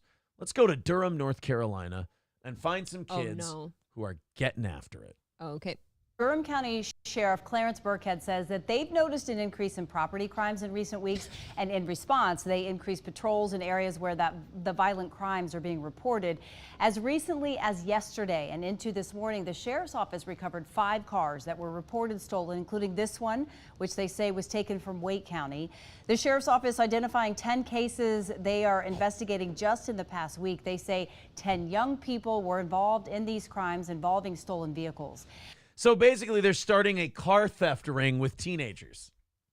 And why? And by the way, isn't it funny how the media thinks they're hiding something, but we all know what they're saying because they're so racist and gross? Like, when they want to say black people, they're like, but we don't want to say black people because we don't want people to think that all black people steal. They go, it was 10 young people. Are you trying to tell me that these are black people? Yes, 100%, because the media is so fucking gross and racist. They can't just call people by the same thing. They can't help but segregate people. So we've learned the words that they use to say certain things because they're pieces of shit. To be a covert operation. Yeah, like if you went, hey, 15 young people were stealing automobiles, we would all go, oh, I don't know who that is. Teenagers. But they always say it with like a wink. They're like, it was 10 young people. Like, listen to the way she says it. And I know that you're going to say, Aaron, you're autistic. I know. You're pulling it's not what you said, it's how you said it. I'm just showing you these things, and when I say them, you go, Aaron, you're a little nuts. But then I replay it for you through that guise. It's like when I tell you Brenda Lee says maybe we'll have some fucking pie during Rock Around the Christmas Tree. When I first tell you, you're like, that's insane. And then I go, no, listen. And you'll go, does sound like she's saying fucking pie. Or who now can polish the fender? A young person. Young person. Yes. Let's listen to it. And tell me that when you hear it, you don't hear them going, black, black, blackity, black, black. Sheriff's Office recovered 5 cars that were reported stolen, including this one, which they say was taken from Wake County. The Sheriff's Office identifying 10 cases they are investigating just in the past week. They say 10 young people were involved in these crimes involving. Did you hear it or no? I'm not getting the moment that you're having right 10 young people. Right. But I'm not like translating It's to black the same the way are. they say young people when there's a mall fight and a flash mob. I'm not saying that you're wrong. I'm just saying I don't take issue with like how she said it. They just You- say it you weird. And they totally don't are. show the pictures of who it is. They're children. Well, that's a good point. Yeah. Thank you, Aaron. You know what? I might be a racist. You're gonna have to back down from this. No, I'm not. I'm not going to back down because I guarantee if you show who did this, Oh, you're just assuming that only black kids, there's steal something cars. about the way they're talking about it. Like no, that's not what I'm saying. That's kind of what you're saying. There's no way that this could have been a group of white kids. I feel like whites steal cars as lone wolves and blacks steal cars in wolf packs. So you're saying that there's only packs of blacks? Packs of blacks coming to UPN A this rapper's fall. dozen. A rapper's dozen. 10 young people were involved in these crimes involving stolen vehicles. And in addition to those incidents, the sheriff's office says they also conducted traffic stops in the area. What if now in this part there was something that was like a really racist stereotype, so I could declare victory, but at the same time I kind of had to be a dick because they were like, the sheriffs also stopped 10 vehicles and they all had Newports in the console. And I'm like, well, I'm right, but they're still not saying black, so I'm kind of being a racist anyway. Okay. What would whites have? Grizzly chew. Long there cut you go. grizzly. Long cut grizzly. Of Elm and Main Streets. Or they're listening to Matchbox 20 when the car was pulled Oh, over. God. Now you're just gay. Can you help me? I'm bent. Friday, resulting in 4 felony arrests, another 2 stolen vehicles recovered, and custody orders filed for 4 young men. Investigators say the group is responsible for several armed vehicle larcenies throughout Durham and the surrounding counties. A group of young people with armed carjackings. Lucky cars. Yeah. I'm not even saying you're wrong. It's just your outrage over her saying young people was You know what? racist. Not backing down. Okay. Not backing down on this one. I think I'm right. I may have been. You're holding on to your roots. Nana's Clams. They always do that story where they go unruly teens. Young people. Well, they were being unruly. They never say it like that. When it's white people, though, it's weird. They have like special names and phrases for black people like they're their pets. It's gross. I don't like it. What I'm saying is I'm the anti-racist guy. I want you to talk about white and black people in a way where I can't discern the difference. I do think that if there's a pack of kids running around stealing your cars, we should have to see like what they are. When like, you who say they pack are. of kids, I think a certain thing. Mel Gibson phone calls? Yes. If you get raped. And then he goes, it'll be your fault. I mean, I don't know if that's anybody's fault. I really don't know. But, I think it's the pack's fault, I think. April, I don't think that rape is a blameless. Oh my God, did I just I don't say think it's that? a blameless crime. I think the pack of... Rape is are- a blameless crime. April's like, I don't think anyone's at fault. I'm like, yeah, no, the people who stuck their dick in the lady without her permission. The lines just got so blurred, she looked at him a certain way. Oh, sorry. You said the lines got blurred. Hey. See, You're so... It's an Alan Thicke's kid joke. You can't even say Robin Thicke. No. It's Alan Thicke's kid. God, you have weird Rest in power. principles. Rest in power, King. SH says, wait, she said property crime, then she said violent crimes. Oh, yeah, carjacking is usually violent. Never mind. Yeah. Okay, were the catalytic converters still there? Because if they weren't, it was a white group. of Yes, kids. correct.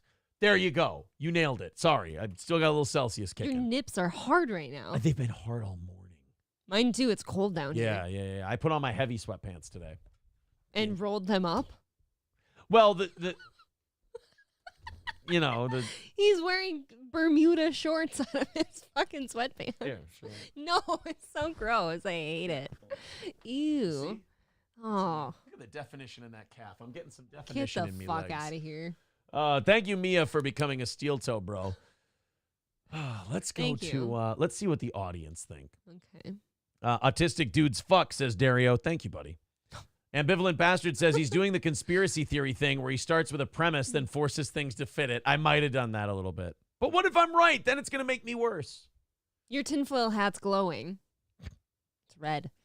Leroy Jenkins says Kia boys. Yeah, might be stealing Kia Kias. boys? Might be stealing Kias. Boys with a, yeah, it's with a Z. A large group of Utes, says SH. Young people. Talmudic wording, says Vince Griswold.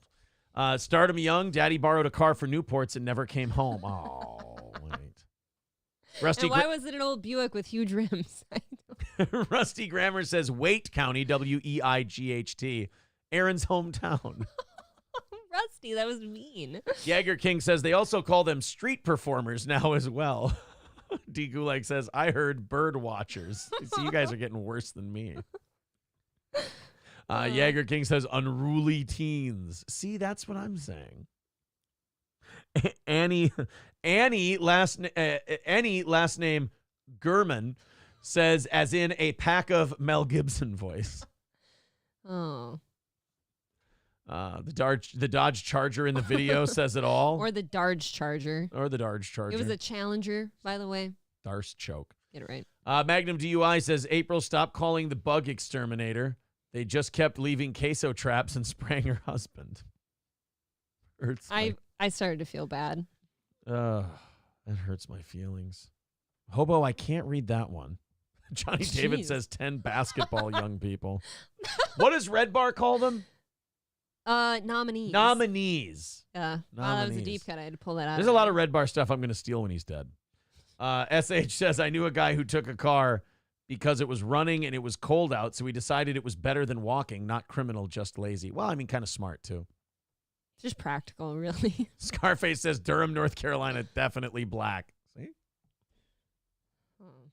Oh, Pool Scam Sam, thank you for getting back to allegedly. He says Aaron's cologne smells like Subway when they bake bread, allegedly. Okay, but that smells delicious.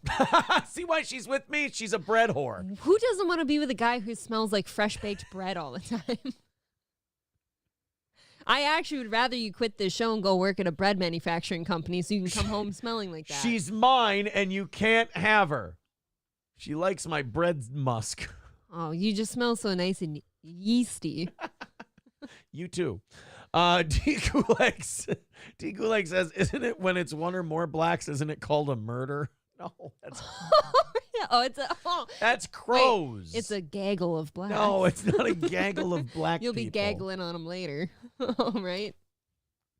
Get it? Any first name, Gurman last name says that's no calf, that's a cow.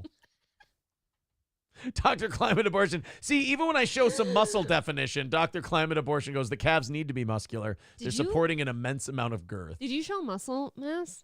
The definition. I didn't see it. I was looking at your pants. I've been doing calf raises, so I got some definition in those bad boys now. I'd like them to fight my biceps. Let's see who wins. I'll fuck your biceps up in a heartbeat. Yeah, I bet. Are you kidding me? My calves carry, as that man just said, an immense amount of weight all day. They fuck your biceps up. You would actually think for like fat people that their calves would be more fit. Yeah, but they all have like Deontay Wilder calves. It's really weird. That's probably why they slouch over so much. I think like Tyson Fury has the weirdest body shape I've ever seen. And you're like a less fat version of that. Thanks. I don't think you're fat. He's fat. I love how she goes, Tyson Fury has like the weirdest body shape I've ever seen. And you know what He clearly slays. And you know what I always think when I see Tyson Fury? I go, a heavyweight champion that looks just like me. Yeah. Well, don't be mad at me then. And he clearly has a hot wife and like a litter of children. Just like me. Cocktiff says, I love racism. Let's do white trans people next. Hey, wait a minute. No, that's not what I meant. I just meant I was trying to make a... Which hole do you do him in? The eternal question, ladies and gentlemen. That's maybe like what my question would be. Like if I were like, I was tasked with like doing a trans person. I'm like, but where do you put it? Why are you putting something somewhere? I don't know. Why what the hell is going on here? I'm all sorts of confused. Oh my God. I don't know. Survey or a survey, either one. Jesus. This is retarded. Are we on? We're on vacation time, aren't we? I have to pee. Do you? Will you do your reads? You know what? God damn it. Why don't I do a few of these, and then April will Thank go make a you. urine, and then. Do you need anything, sire? No, I'm not eating much today. I know we have. I didn't offer you food, chunker butt. I asked, do you want something to drink? That's refill this water for me if you could. Thank you, please. You asked me if I needed anything. Don't offer if you don't want to be asked. And then when I said no, I'm good. No, I you're just like that you go right to food. Well, yeah. You're so generous with your food orders. That's all. All right, I got a show to do. Don't stare at me like that, you fucking creepazoid. Okay, that's nice. Stoney's Bar in downtown Rockville. Stoney's has a meat raffle every... Stoney's has a meat raffle every single Friday. Yes, I'll stick it in your ass later. Would you stop? Yeah. Stoney's Bar has a meat raffle every Friday at 6:30, and every Saturday night there is live music on the Jägermeister stage. Or no, Fireball stage. God damn it, Aaron, get your shit right.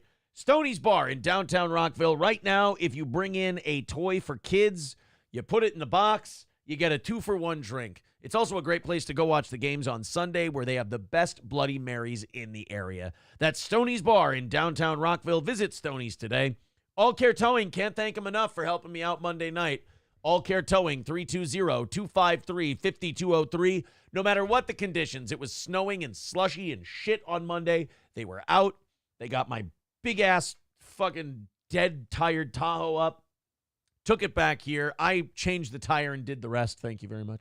All Care Towing, 320-253-5203. When you need a tow, nobody better than All Care. Midland Armory in downtown Foley, Minnesota, midlandarmory.com. Of course, our friends at Midland have a great selection of firearms, ammo, tactical gear, suppressors, and so much more. Order online and use the promo code SteelToe, and you're going to get great savings on your next item at Midland Armory. They've also got a store in downtown Foley. You can go there, check it out. Whether it's online or in person, you can contact Derek and Tracy with all of your questions, and they're going to help you out. There's nobody better than Midland Armory in downtown Foley. And, of course, if you need coffee, you should only be getting Steel Toe Coffee from crescentmountcoffee.myshopify.com. Whether it's Steel Toe Coffee or April's Magic Bean, there's a... Ooh, sorry about that. There's a flavor for everyone. You've got the whole bean or ground coffee in both flavors. April's Magic Bean, a smooth blend of coffee from South America. You've also got the whole bean, medium, and dark roast Steel Toe coffee, tasting notes of dark chocolate, molasses, and brown sugar, a single origin from Indonesia. Check them out at crescentmountcoffee.myshopify.com. We're going to put the link in the chat right now. There it is. crescentmountcoffee.myshopify.com. I've got terrible news for you, MSO. The goal has already been hit. It's over. We knocked it out about 15 minutes ago, I'd say.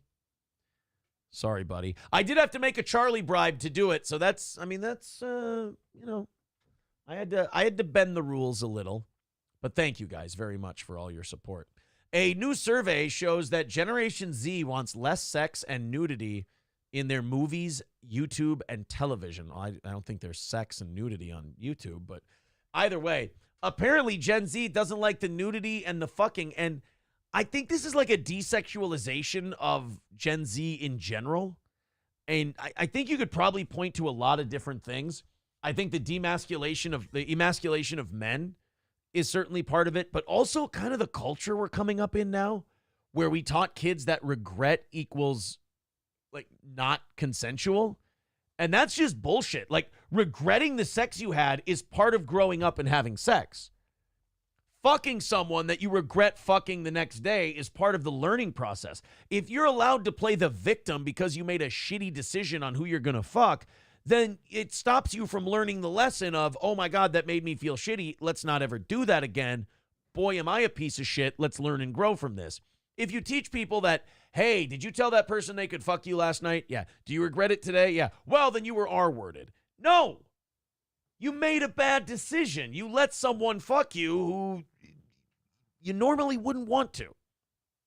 if you get to then make that person like some kind of criminal, then you can explain it away. But if you have to take a walk of shame and learn that lesson, that's a good thing. But since guys now, basically, a lot of the, shall we say, tricks of the trade that we used when we were young are not allowed for these teenagers and college kids now, it is going to cut down on sex. They are going to be less horny. They're going to want to see less nudity. I mean, in a weird way, this younger generation, and this goes in the face of how it usually is, they're almost more Puritan than us. Mm-hmm. They boobies, because genitals. everything's risky. Yeah. Like, everything's become risky to do. I missed the premise of this story, but I liked what you said. Like, I guess I never understood why like a walk of shame type of thing was so bad. I guess or hard for people. No, it's not even that. You know, my list is really small.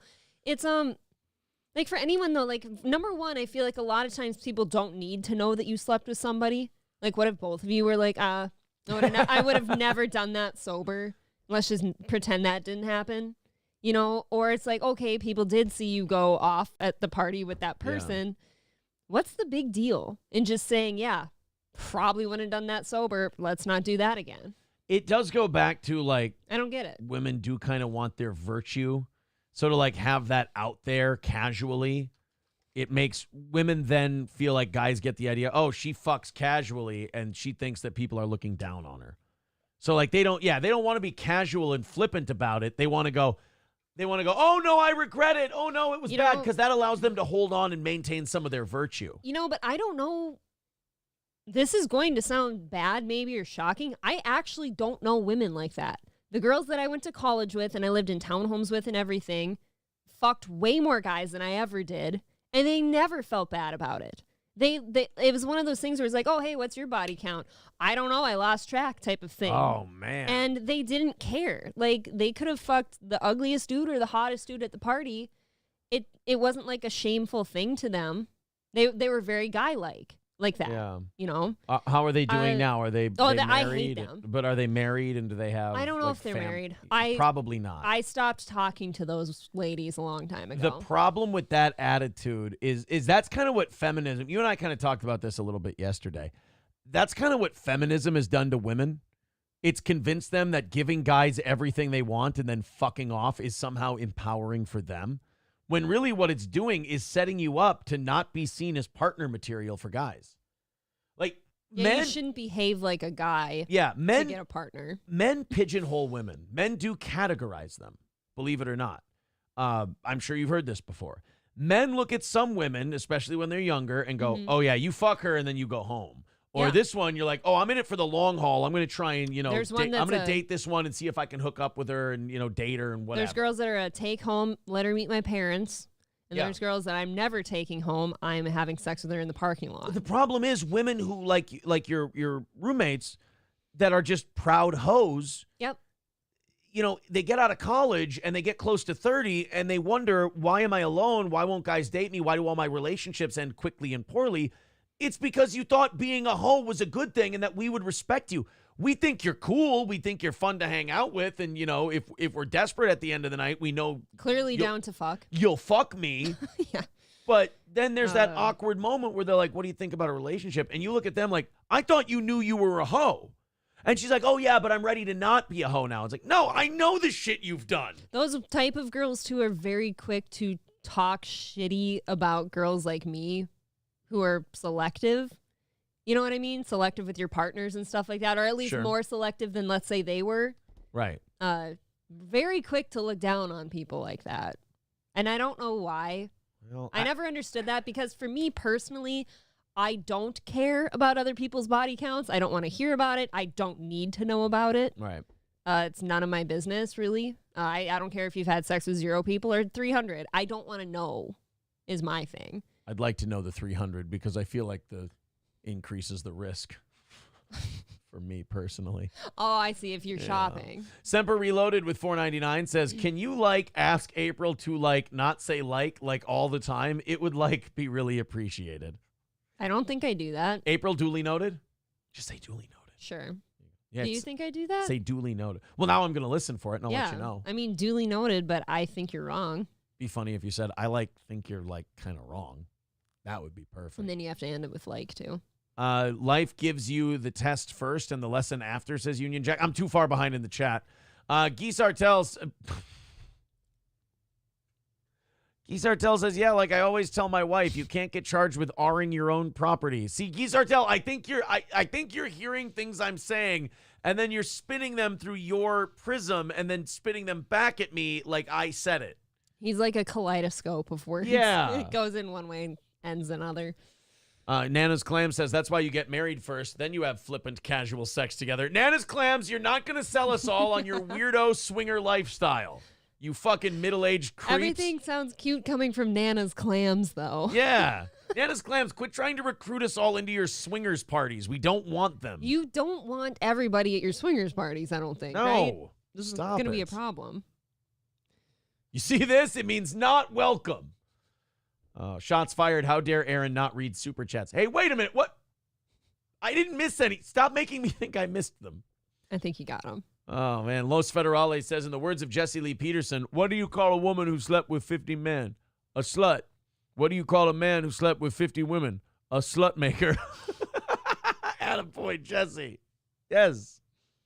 Ambivalent Bastard says, April is selective about who fucked her in the parking lot? Yeah, him. Wait, did I get the... You've at least I've done gotten most of the way there. I've done some... In know, what we old can probably say it now. The old minivan? No. Wasn't it? No, it was in my vehicle. Oh, okay. The and old it was Equinox. What was the Irish place in Sauk Rapids? Oh, Patio Furnitures. God, Jimmy's Patio Poorhouse. Furnitures? Patio Furnitures. Jimmy's Poorhouse. Jimmy's We've spent a Poorhouse. lot of time in that I did a parking lot of lot. finger blasting and making out in the Not good. Jimmy's Poorhouse parking lot. Parking lot. The parking lot. Hours and hours in that stupid my parking lot. Should we God. go to your place or mine, or should we just sit here and fucking finger Yeah. blast each other? And every time we were like, should we just fucking here? There'd be like a car pull in, or Right. there'd be some kind of shit happen. We're like, God damn it! Can we just whose house are we going to? And it would be late, and we'd be like, I have to get up for work in the morning. I have to get up for work in the morning. Should we? We should have went back to the Station. Station. Yeah, we're right down the hill from it. Yeah. If I would have known how it was going to end, I would have fucked on Gary's desk. God, I would love to go back and do that. You don't have a key, do you? No, I gave it back to him. Damn. They probably changed the locks after you left. SH says, and regret is just a learning experience. You don't get to revoke consent after the fact. People suck. I'd be too scared to have sex as part of the younger generation with that attitude. No, I get it. Like, if first of all, if you're talking to a younger person about sex, that's kind of weird. But like, if you were theoretically talking to a younger person about sex, and the young person, I would be disappointed to hear this answer if the young person went, dude, it's just too scary because women can take back consent and like charge me with shit and whatever. While that would suck to hear, I would also be like, I guess, dude, I get it. I bet you people masturbate a lot more now than actually having I sex. think they're whacking off a lot. Which I guess is fine as long as you're satisfied, right? That is my favorite jungle animal, the whacking off a lot. It's actually my favorite Dr. Seuss character. Whacking off a lot. This is a stupid fucking Sounds like show. Heffalumps from Pooh Bear. Patio Furniture's well played, says Ambivalent Bastard. Thank you. Sometimes my hacky morning radio humor comes in handy. You know, a couch would have came in handy. Pool Scam Sam says, good old three-knuckle Imholt. Oh, it was a goddamn mess, let me tell you. A lot of jeans needed to be thrown out those days. Mick Marshall says, any parking lot you're in is a parking lot. That guy wins today. That's fucking funny. Any parking lot you're in, Aaron, is a parking lot. No, I get it. No, I understand. I don't Yes. get why he says that, though. Los Federales says, when's the last time you finger blasted April? Just finger What? blasting? You don't Oh. you don't just finger. You got to be doing a little bit of everything. I mean, it always leads. Yeah, you're always I'm not against like a quick, hey, how's it going down there, though? just a quick finger blasting. Why do you think wear all the short dresses in Vegas in the summer? Yeah, I'm gonna be popping a couple ditches in there, but you know, you got to be subtle. A man has to be subtle. Subtle. Well, I don't want to get arrested. Where's your sense of adventure? You can't have your pussy out in the middle of the street. I tell you this every goddamn time we go, and then every time I catch a misdemeanor that I have to suck off the guard to get dropped. Wait, what? Maybe that's part of my getting off. I have to watch you Oh. suck off a guard. He's always overweight and he smells funny. Porking lot. Porking lot. Do you understand? Ministry of Dude says April wants to Ocean's 11 y'all's next sexy time. What does that mean? I have to admit something that's going to make people go fucking crazy about their movies. I haven't seen Ocean's 11. Yeah, I don't know what that means. Can you explain your Bye, show, everybody. please? Sid Seraph, now there's like 4 people in the chat doing this. Sid Seraph says, I didn't know this was the Steel Toe Ignore Super Chats show. Every time you do this, and I shouldn't because I know there's no Super Chat there. We hit the goal. We don't need any more money. We're done for the week. We got it. Tomorrow's Rumble Link Friday. But every time you guys write that, I still, it's just instinctual. I scroll up and I'm like, I didn't really miss one, did I? Even though I know they're fucking with me. You will see it pop up at the top of the No, I'm aware. I'm cold, by the way. I'm like... You're dying, probably. Oh, my God. You really are an I had to go icebox. put socks on quick. I'll warm you up, baby bird. Nana's Clam says, see, now you two are starting to get it. Suck that guard. Stop it! We're not going to be in your swingers club. I don't know if sucking off a guard constitutes as swinging. No. It's just kind of hazing. KF Sage says, I sent $100 on Venmo. I guess those aren't good enough. I'm not looking. I know you didn't. It would pop up right here. I saw him glance. I didn't look. Union Jack says, stop watching Trumbo and watch Ocean's 11. Could you stop watching Trumbo for once? Zen Rhino says, Semper said that you missed an earlier super chat, and I believe him. He's got it on his face, even if he likes the gay cowboys. Aaron cannot stop singing that Outpost song. Life at the Outpost. He played it for a kid the other day. No, it was our kid. I didn't just play it for some. I was like, hey, kid, come over here. Let's listen to Life at the Outpost. We were at skating place, and he just pulled over a random kid, and he's like, hey, you listen to this. You ever hear this song and watch the video with me? They're shirtless. Dan says, tomorrow can't be Rumble Link Friday if it's only Thursday. It's Rumble Link Friday, Thursday. How do we not get this? We're complicated here. Yes. I mean, drink. KF Sage says, Ethan Ralph tomorrow, next Rumble Friday, Owen. Fuck yeah. If we can get Owen, I'm all the way in. I would like Owen's contact. Yes, please. Would you message him? What are you looking at? I'll fucking contact him. I'm Are you checking. I'm Venmo? checking to see if people. I don't want to You miss are any. weak. They play upon my guilt. You're weak. Oh man. Oh, a sex heist at the radio station. That's what he meant by Ocean's 11. I see. Yeah. I get it. I would actually be all in on that. Producer Robert says, I guess my super chat from last July will never be read.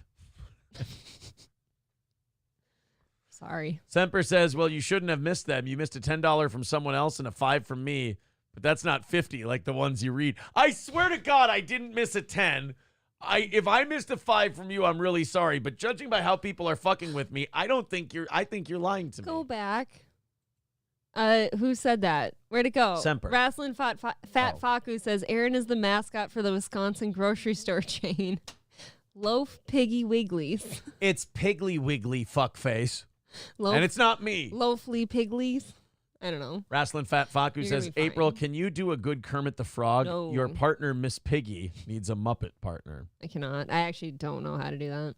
Aristocock says, my super chat was designed to build up both their self-esteem. Don't want to read it? Fine. Aaron's fat and April has bad hair. There's no... Oh, wait. No, I read that one. I read the Semper one. See? I told you. You They know, don't exist. I have a lot of hair, and I like my hair, so... Mr. Approachable with $5 says, I don't care how much money you put in. I'm not reading your super chat. No, that's not true. Clip it. But I read your super chat that said that. Definitely don't send in super chats of me saying things I didn't say. Don't do that. That would make me really mad if you guys sent me money for me to read shitty things. That would be awful as an e-beggar. Jennifer says, Aaron thinks he is Time Lord. Rumble Friday on Thursday. Yeah, it's Rumble Friday, Thursday. You missed a 10 from me on prize night Monday. Blame April. Yeah, blame me for covering for your ass. SC Motorsports says Aaron was the basis for all those Porky's movies back in the 80s. Oh, man. KF Sage with $2 says, like a fat girl on prom, left undelivered. What? I don't know what that means. Left undelivered? Thank you. Zen Rhino says, somebody donate and make Aaron read the 14 words. Oh, that's cute. You think you would have to donate to get me to do that? I mean, you make me. Oh. And, I pay you in King's Hawaiian rolls. Yeah, but I jack off while you do it. There's a big difference. It's sexual with us. Speaking of... the rolls are absorbent. Speaking of sex and nudity and all of that stuff, apparently in the UK now, if you watch porn, the government scans your face. This is... That's not okay. Right, especially since your face is going to look like... So that's going to be kind of gross. They catch you doing a crime. They run you through facial recognition. And like, I'm sorry, but the only person he even comes close to matching is this guy who's not him going like that. Porn users could have their faces scanned to prove their age with extra checks for young-looking adults.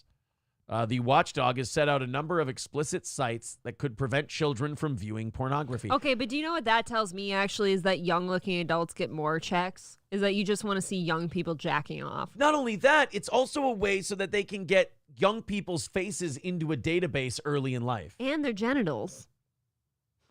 Well, hopefully you're not pointing your phone at your dick. What if you're at your computer or something? Or like, what if you have a really big dick, but you are underage? Your dick's just up and here. if you take a picture of the dick, they're like, oh yeah, that's a grown man. He's 18. He can watch porn. How about the government shouldn't say what age people can watch porn at? No. They shouldn't be involved in that. We shouldn't be watching anyone watch porn. Nobody wants to see that. Pornhub said regulations requiring the collection of highly sensitive personal information could jeopardize user safety. Yeah, I mean, maybe porn mags will make a comeback in the UK. I would do that if I lived in the UK. Privacy campaigners have also criticized the proposals, warning of catastrophic consequences if data from age checks is leaked. Well, you know it will. They always do. Wow, can you imagine if you're one of these companies, you put out a minor's name, says so-and-so is watching this site? Right. That's not cool. But now, how about if you have like a situation where, like the Patriot Act, oh yeah, we're only gathering metadata from cell phones of terrorists. And then we find out a few years later, no, they're just gathering it on all of us. Oh, yeah, we're gathering it on you, but we're not actually using it. And then we find out a couple of years ago, yeah, they're totally using it to investigate you and tap phones and shit like that and monitor people. Right. So it's not like you're going to take these facial scans from the porno thing and leave it at that. The government never just leaves it at that. What you should always do if the government proposes to do something is go, what's the absolute worst thing that could happen with this? Mm-hmm. And then trust that the government's going to do it. And then say, okay, is it worth doing this when we say it's going to lead to here? And then people, I've said that to people before, and they've gone, well, then in that case, the government wouldn't be able to do anything. And I go, fine. There we go. Yeah. I said, that's the spirit. They go, they say, you want the government to do nothing? And I'm like, yeah, pretty much. Like, what if I don't? You don't know me. And I say, oh, but I do. I know you. Well, do we then start saying like they shouldn't be able to tell us when we can smoke cigarettes or when we can they drink? Do that already. 18 and 21. No, stupid. I know that. Oh, stupid. Come on. No, I said it's about monitoring like stuff and ages and all that stuff. Should we just call or quits on all that and just let people do things? Oh, you're talking about no regulations whatsoever. Right. Like I like how you can enlist in the army in a lot of situations and can't even drink yet. You can't even drink a beer, man. It's fucking bullshit. It's a hack comment, but it's not wrong. I say this. 12 for everything except sex. That's weird and gross. 25 for sex and 12 for everything 25 else. For sex? Yep. You can't fuck till you're 25. If you have God. If you have sex with a 20-year-old, you're a pedophile. But if you're 20 and you fuck a 20-year-old, it's fine. Oh, I thought you meant nobody under 25 can have sex. No. You have to fuck people your own age. So, like, 5-year-old, you can't fuck a 5-year-old, obviously, but 2 5-year-olds can fuck. And nobody should ever know that happened. Ever. There's serious problems with your world. I do, too. Trucker 18-Wheeler with $5. Now, Trucker 18-Wheeler writes, I will never read anything from David Chandler ever again. That's not something I would ever say. Clip it. But David Chandler said that. I miss hearing Kevin say that. Clip it. Well, he's like locked in now with the drama stuff. Has he not? Has there been a day where he wasn't? No, he kind of made fun of it before, and now he's kind of like locked in with all the drama shit. So it's, I don't know. I haven't watched in a long time, but it's kind of why I stopped watching, because I'm just like, ugh, this shit again. Like, I don't get that world. I exited because I'm like, I just don't get it. You guys all bitch about, you talking about families. You didn't give a shit when it was mine, when I told you this is going to happen to all of you, and now it's happening to all of them, and all I get to do is I get to sit back and go, haha, told you so, queers. And they get mad at me. So I like that role. I like the role of the outsider heel. Well, hey. That I get to play. Because I told you all, I called it, I nailed it. Fucking, I don't know what to tell you. But, like, all these people now who, like, especially the Stuttering John thing. You've hammered this man and bullied this man and beat the shit out of this man. And then when he ever does something that you think is untoward to defend himself, you fucking cry bully. You cry and you go, hey, John did this. He's a piece of shit. What do you expect? You've beaten this man and beaten this man to the breaking point. He should absolutely do any nasty, underhanded, disgusting thing he can to get you people to move on and get a fucking life. I didn't mean for this to go here. Oh, sorry. I just liked a funny sound drop. You asked about KB. That was all. I did watch the Kevin Brennan and Opie thing. I thought that was kind of funny. I don't even know what that is. Don't worry about it. Sid Saraf says, wow, I guess Ralph from the Howard Stern show died. Yeah, we were going to get into that towards the end of the show here. Yeah, Ralph Sorella died. Howard's stylist, hairdresser, whatever. Yeah, Ralph's dead. Couldn't have been that old. I think I saw 58. See, that's young. Ralph was 58 years old, but I could be wrong because I thought I remember Ralph being on the Stern show back in the 80s. Again, I could be wrong about that. Zen Rhino says, like the Keanu Reeves movie quote, it's pretty bad when you have to have a license to catch a fish, but not to have a kid. Sid Saraf says, yeah. That's kind of true. He's 58 years old. Yeah, I have to buy licenses to shoot anything, catch anything. Yeah. No tests for kids. Cockdiff says, say it, boyfriend. I don't think Ralph was Howard's boyfriend. I'll say this. I don't think Howard Stern is a homosexual. Another person, I heard that Ralph and Howard were on the DL. Really? Is that okay? Maybe I'm wrong. I've been a Stern fan, since the 90s. Well, apparently one of them was a Stern fan, too. Yeah, Ralph, a big Stern fan. But then why wouldn't Howard, after he got divorced, just be gay? Because you got to keep up appearances. I don't know, man. In that position, that probably wasn't cool at that point. Sid Saraf says that was the joke for years. Well, yeah, there's a couple people in our chat who don't seem to think it's a joke. I mean, there's jokes that Aaron's gay, too. That doesn't mean it's true. Right? Yeah, exactly. Right. 100%. I was standing up for you. With the gay shit, yeah, you guys are homos. I'm just kidding. Of course, it would be nonsense to believe that. You really are. Can I put my hand in your shirt? Fucking frosty as shit. Please? I don't even understand how you get that way. He's tensing. You're freezing. Oh, that's the stuff. Oh, that actually feels nice. Oh, you're so warm. You know what? Go ahead. Use that. I'm going to fall asleep. You keep... fuck. That was a really cold spot. Jesus, cunt, fuck Christ. How do you do that? You have the circulation of a dying elk. I got it from my father and his mother. I have a long line of poor circulation. I can't even sit in tight jeans for too long. Probably going to kill you someday, Oh, well, your heart problems will kill you, so. You know what? Let's keep eating that bread and cheese, piggy. I'm such a cunt. I'm sorry.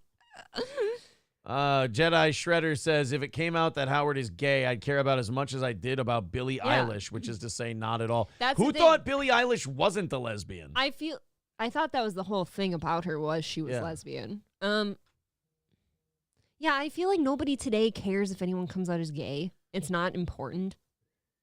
I can't read that one. What is it? Because that's... You can tell me. I want to see. Yeah, I can't. Yeah, I can't read that one. Chris Weaver says Aaron is a huge bundle of sticks. Oh. Don't worry, Aaron. I'm not letting anyone know that this weekend the two conventions in Vegas are Gay Pride and Carb Love. Your secret is safe with me. Thank you, Aristocox. Appreciate that. Oh, is that an event you're throwing? Carb Love? Andreas nightclub? No, it's just It's just in my hotel room. I'm just going to eat a shitload of bread. That's why you got a sweet. All it is. Jedi Shredder says my money was on her being a brother lover. Oh, On who? Billie Eilish? Oh, really? See, No, I just thought she was gay. My bet was on lesbian. I didn't get a very good return on that bet either because the odds were so for it. You know what? Now I'm thinking about. I'm thinking about our trip now. That's all I can think We're about. gonna time tomorrow we will be, I guess, wrapping up a show. We'll be talking to Ethan Ralph What is at this point tomorrow. Stupid moment I just had. You know what I'm actually thinking of? Bread. This is odd because you're not. I usually don't think about this. I'm thinking about going to New York, and just checking out the food court right now.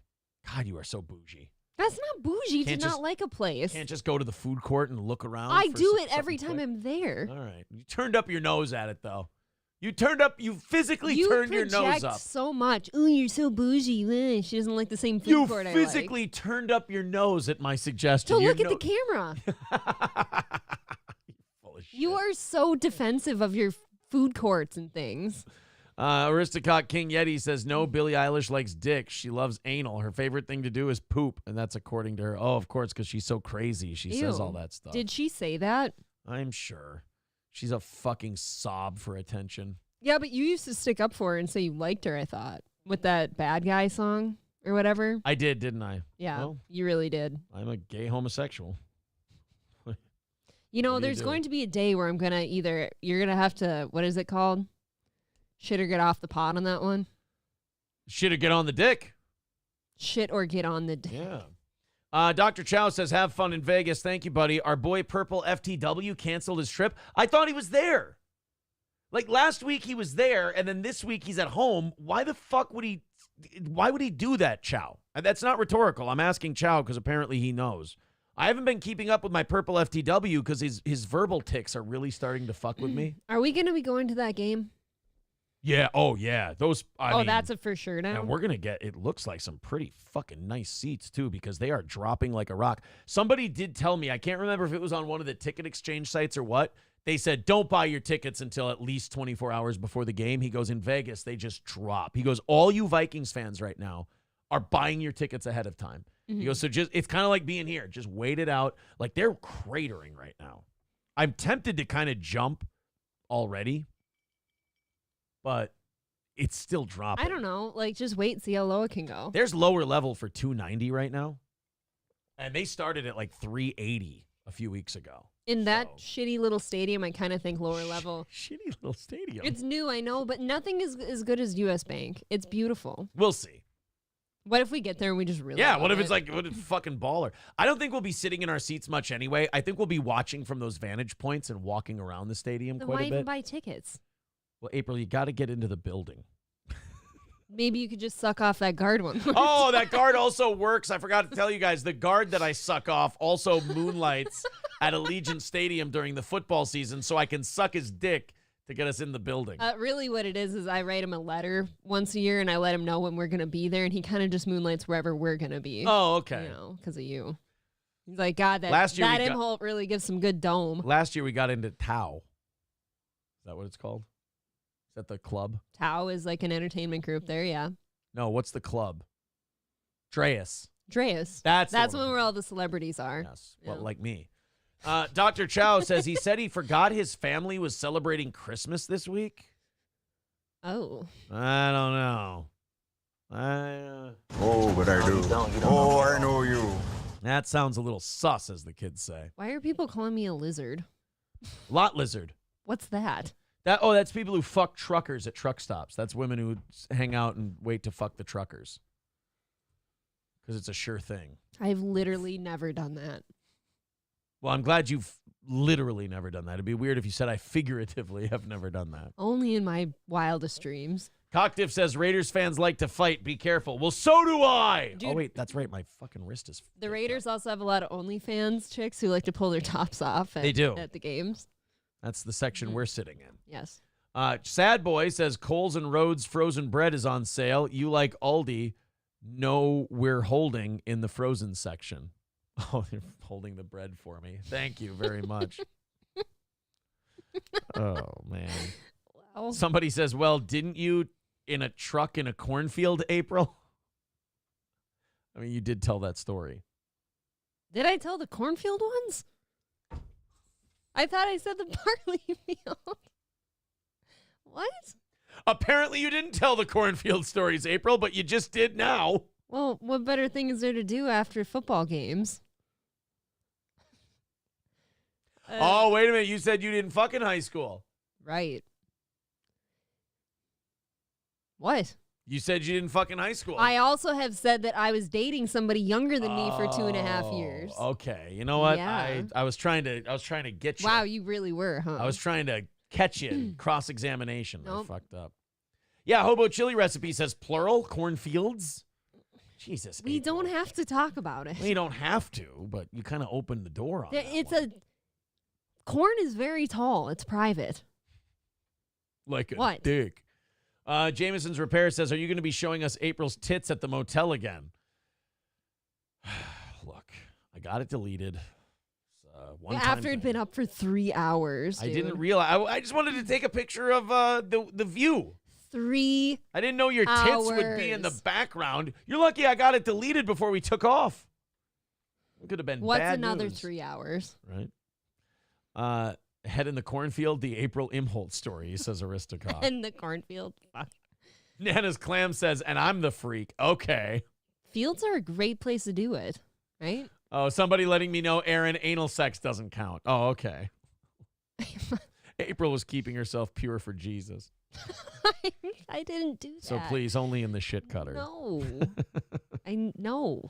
Mr. Null calling it a field of dreams. Hey, you know It's that not wrong. I'll change the subject. Thank you. You know that because I wanted to bring this up with you. You know that lemonade that you wanted really bad at Panera last time we were there, or I think you did try it. Remember the lemonade? They set it up in the thing just for you. Oh no, that was Chipotle. Chipotle. Fuck, never mind. You're gonna live. You're And gonna it be was fine. like a cherry limeade. Yeah, don't worry about it. Panera apparently has a lemonade that's killing people. Oh my God. Panera's highly caffeinated charged lemonade is now blamed for a second death. Fucking pull it. Get rid of it. We don't need the charged lemonade anymore.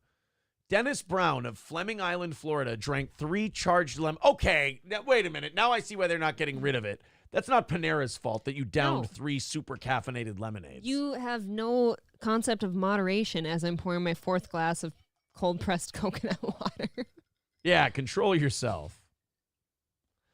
So adorable yesterday at Target.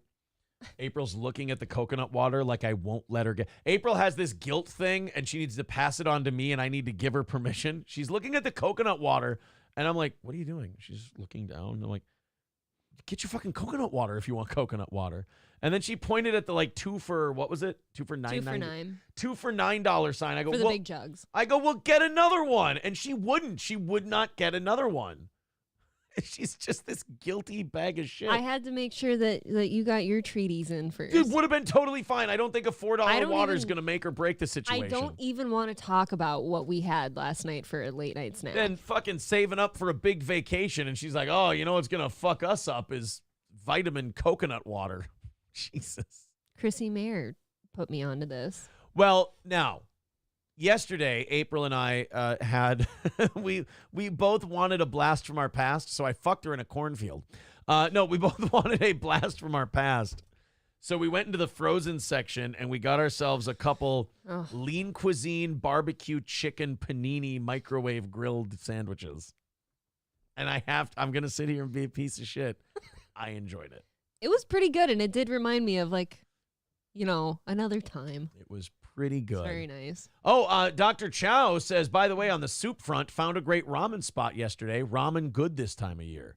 Ippin Ramen here in Waite Park is delicious. Ippin is amazing. Ippin is very, very good. Maybe he should come to St. Cloud and you can go out to dinner with him. I love Dr. Chow. I would break bread with Dr. Chow anytime, especially over soup. Of course it had to be bread. You fucking whore. Oh, of course it was bread. It couldn't just be the ramen and the broth. It had to be bread, too. It's a common colloquialism. I know they don't sell real bread at the ramen place, so I have to get steam buns. I sacrifice. It's a common colloquialism in the English language Is to it? break bread. Yes. Panera Bread. So this charged lemonade has killed 2 people. apparently, because dipshits drink a shitload of them. So are they charging it with murder? Charged lemonade, and now the logo is just a lemon in handcuffs. Dennis Brown, 46, had an unspecified chromosomal deficiency disorder. It's retarded. Well, then that's not retarded. It's not the lemonade's fault. Then, Oh, right? oh my God! I'm sorry. I take that back. It's a developmental delay and a mild intellectual disability. I'm sorry. I didn't know. I thought it was I feel like a piece of shit. You just now. called. I did. A Downs person. He doesn't have Down syndrome. This is more like left. Have you seen the picture? This is more like left or up syndrome than he has. He lived independently, frequently shopping at Panera after his shifts at a supermarket. Because he had high blood pressure, he did not consume energy drinks. Okay, so this person with a developmental deficiency grabbed a supercharged caffeinated lemonade and chugged 3 of them and then died. I don't think that's Panera's fault. No, that's kind of like saying, oh, this person grabbed 4 Locos and died. Right. Or Monsters. The other person who died drinking this charged lemonade, Sarah Katz, an Ivy. Oh, of course, she sued. She died. No, but of course the Katz family sued. I know. No, I know. Check the early life section. Sarah Katz, an Ivy League student with a heart condition who died in September 2022 after she drank a charged lemonade. All right. If you have a heart condition, you don't drink energy drinks. No, that's like probably in your doctor's notes. Like, hey, caffeine will fuck with your heart. Exactly. Knock it off.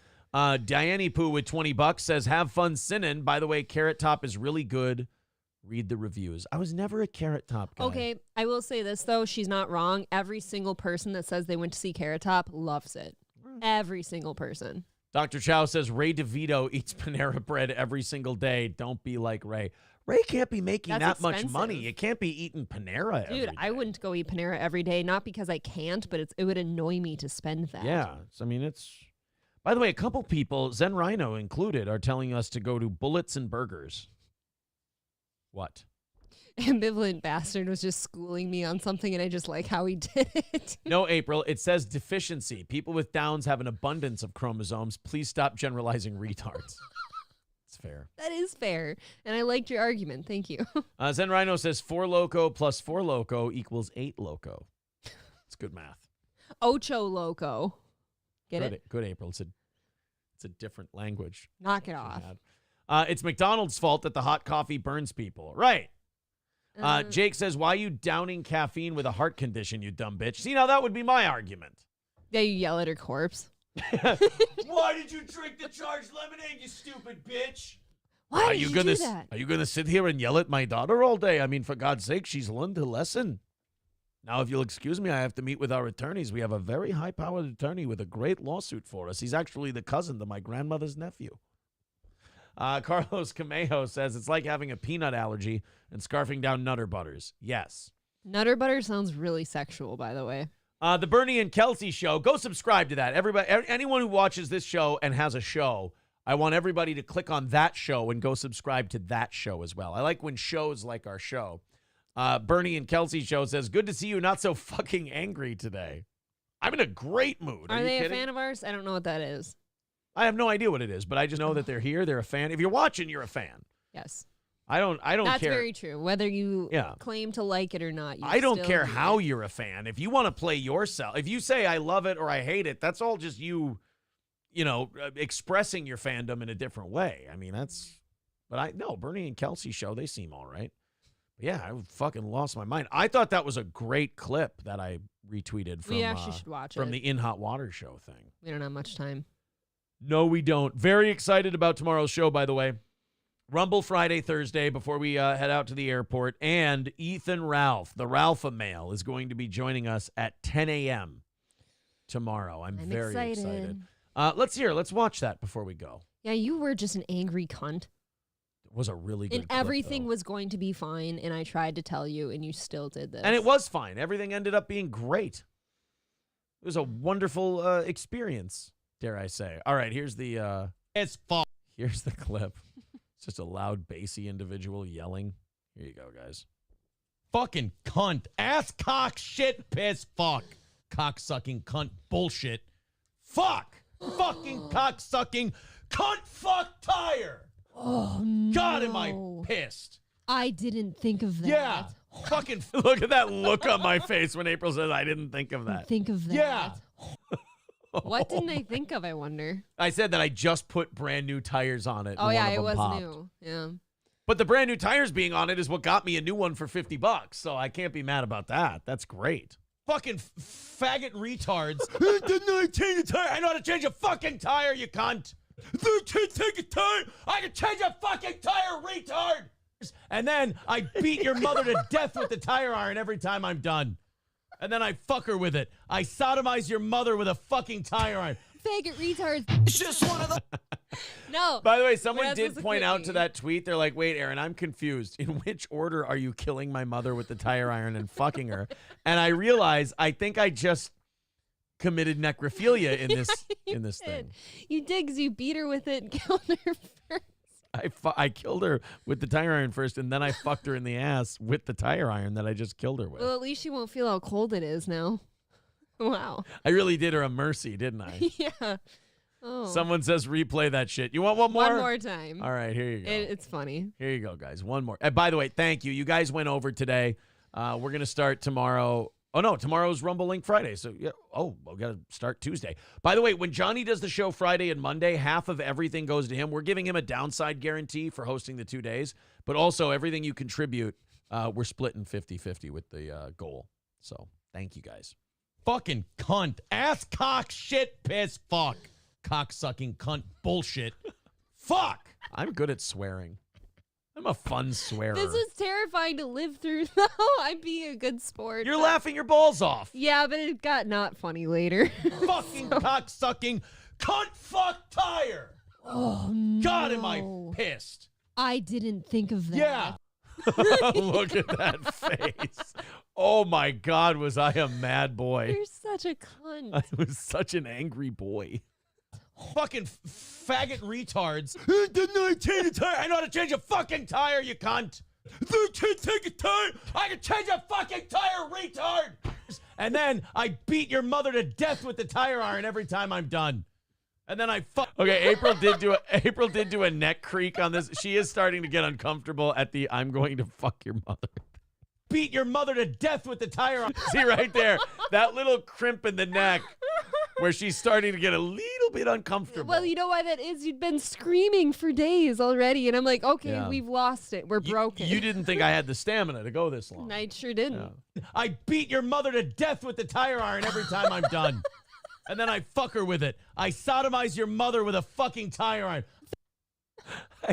I killed her first, and then I fucked her in the ass with the tire iron. And then I said I kill her every time I'm done. So I bring your mother. So here's what I do. I kill your mother with a tire iron. And then I fuck her I sodomize her with the tire iron. And then I bring her back to life. And then I change another tire, and I start the whole process over again. Faggot retards. It's just one of those days where you don't want to wake up.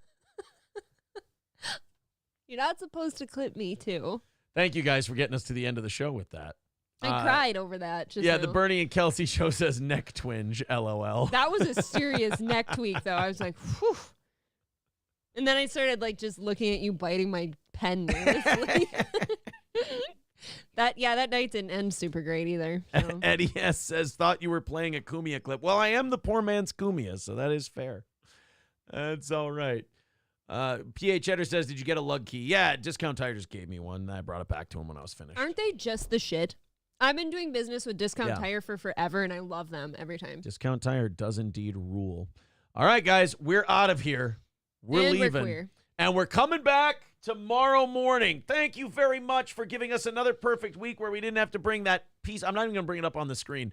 That piece of shit out. We appreciate it. We will talk to you again tomorrow morning, 6 a.m. Make sure you're here for Rumble Friday, Thursday. And don't tap out on us on Friday and Monday. Watch Johnny. He's going to have some cool shit. I think I've been meaning to get a hold of him.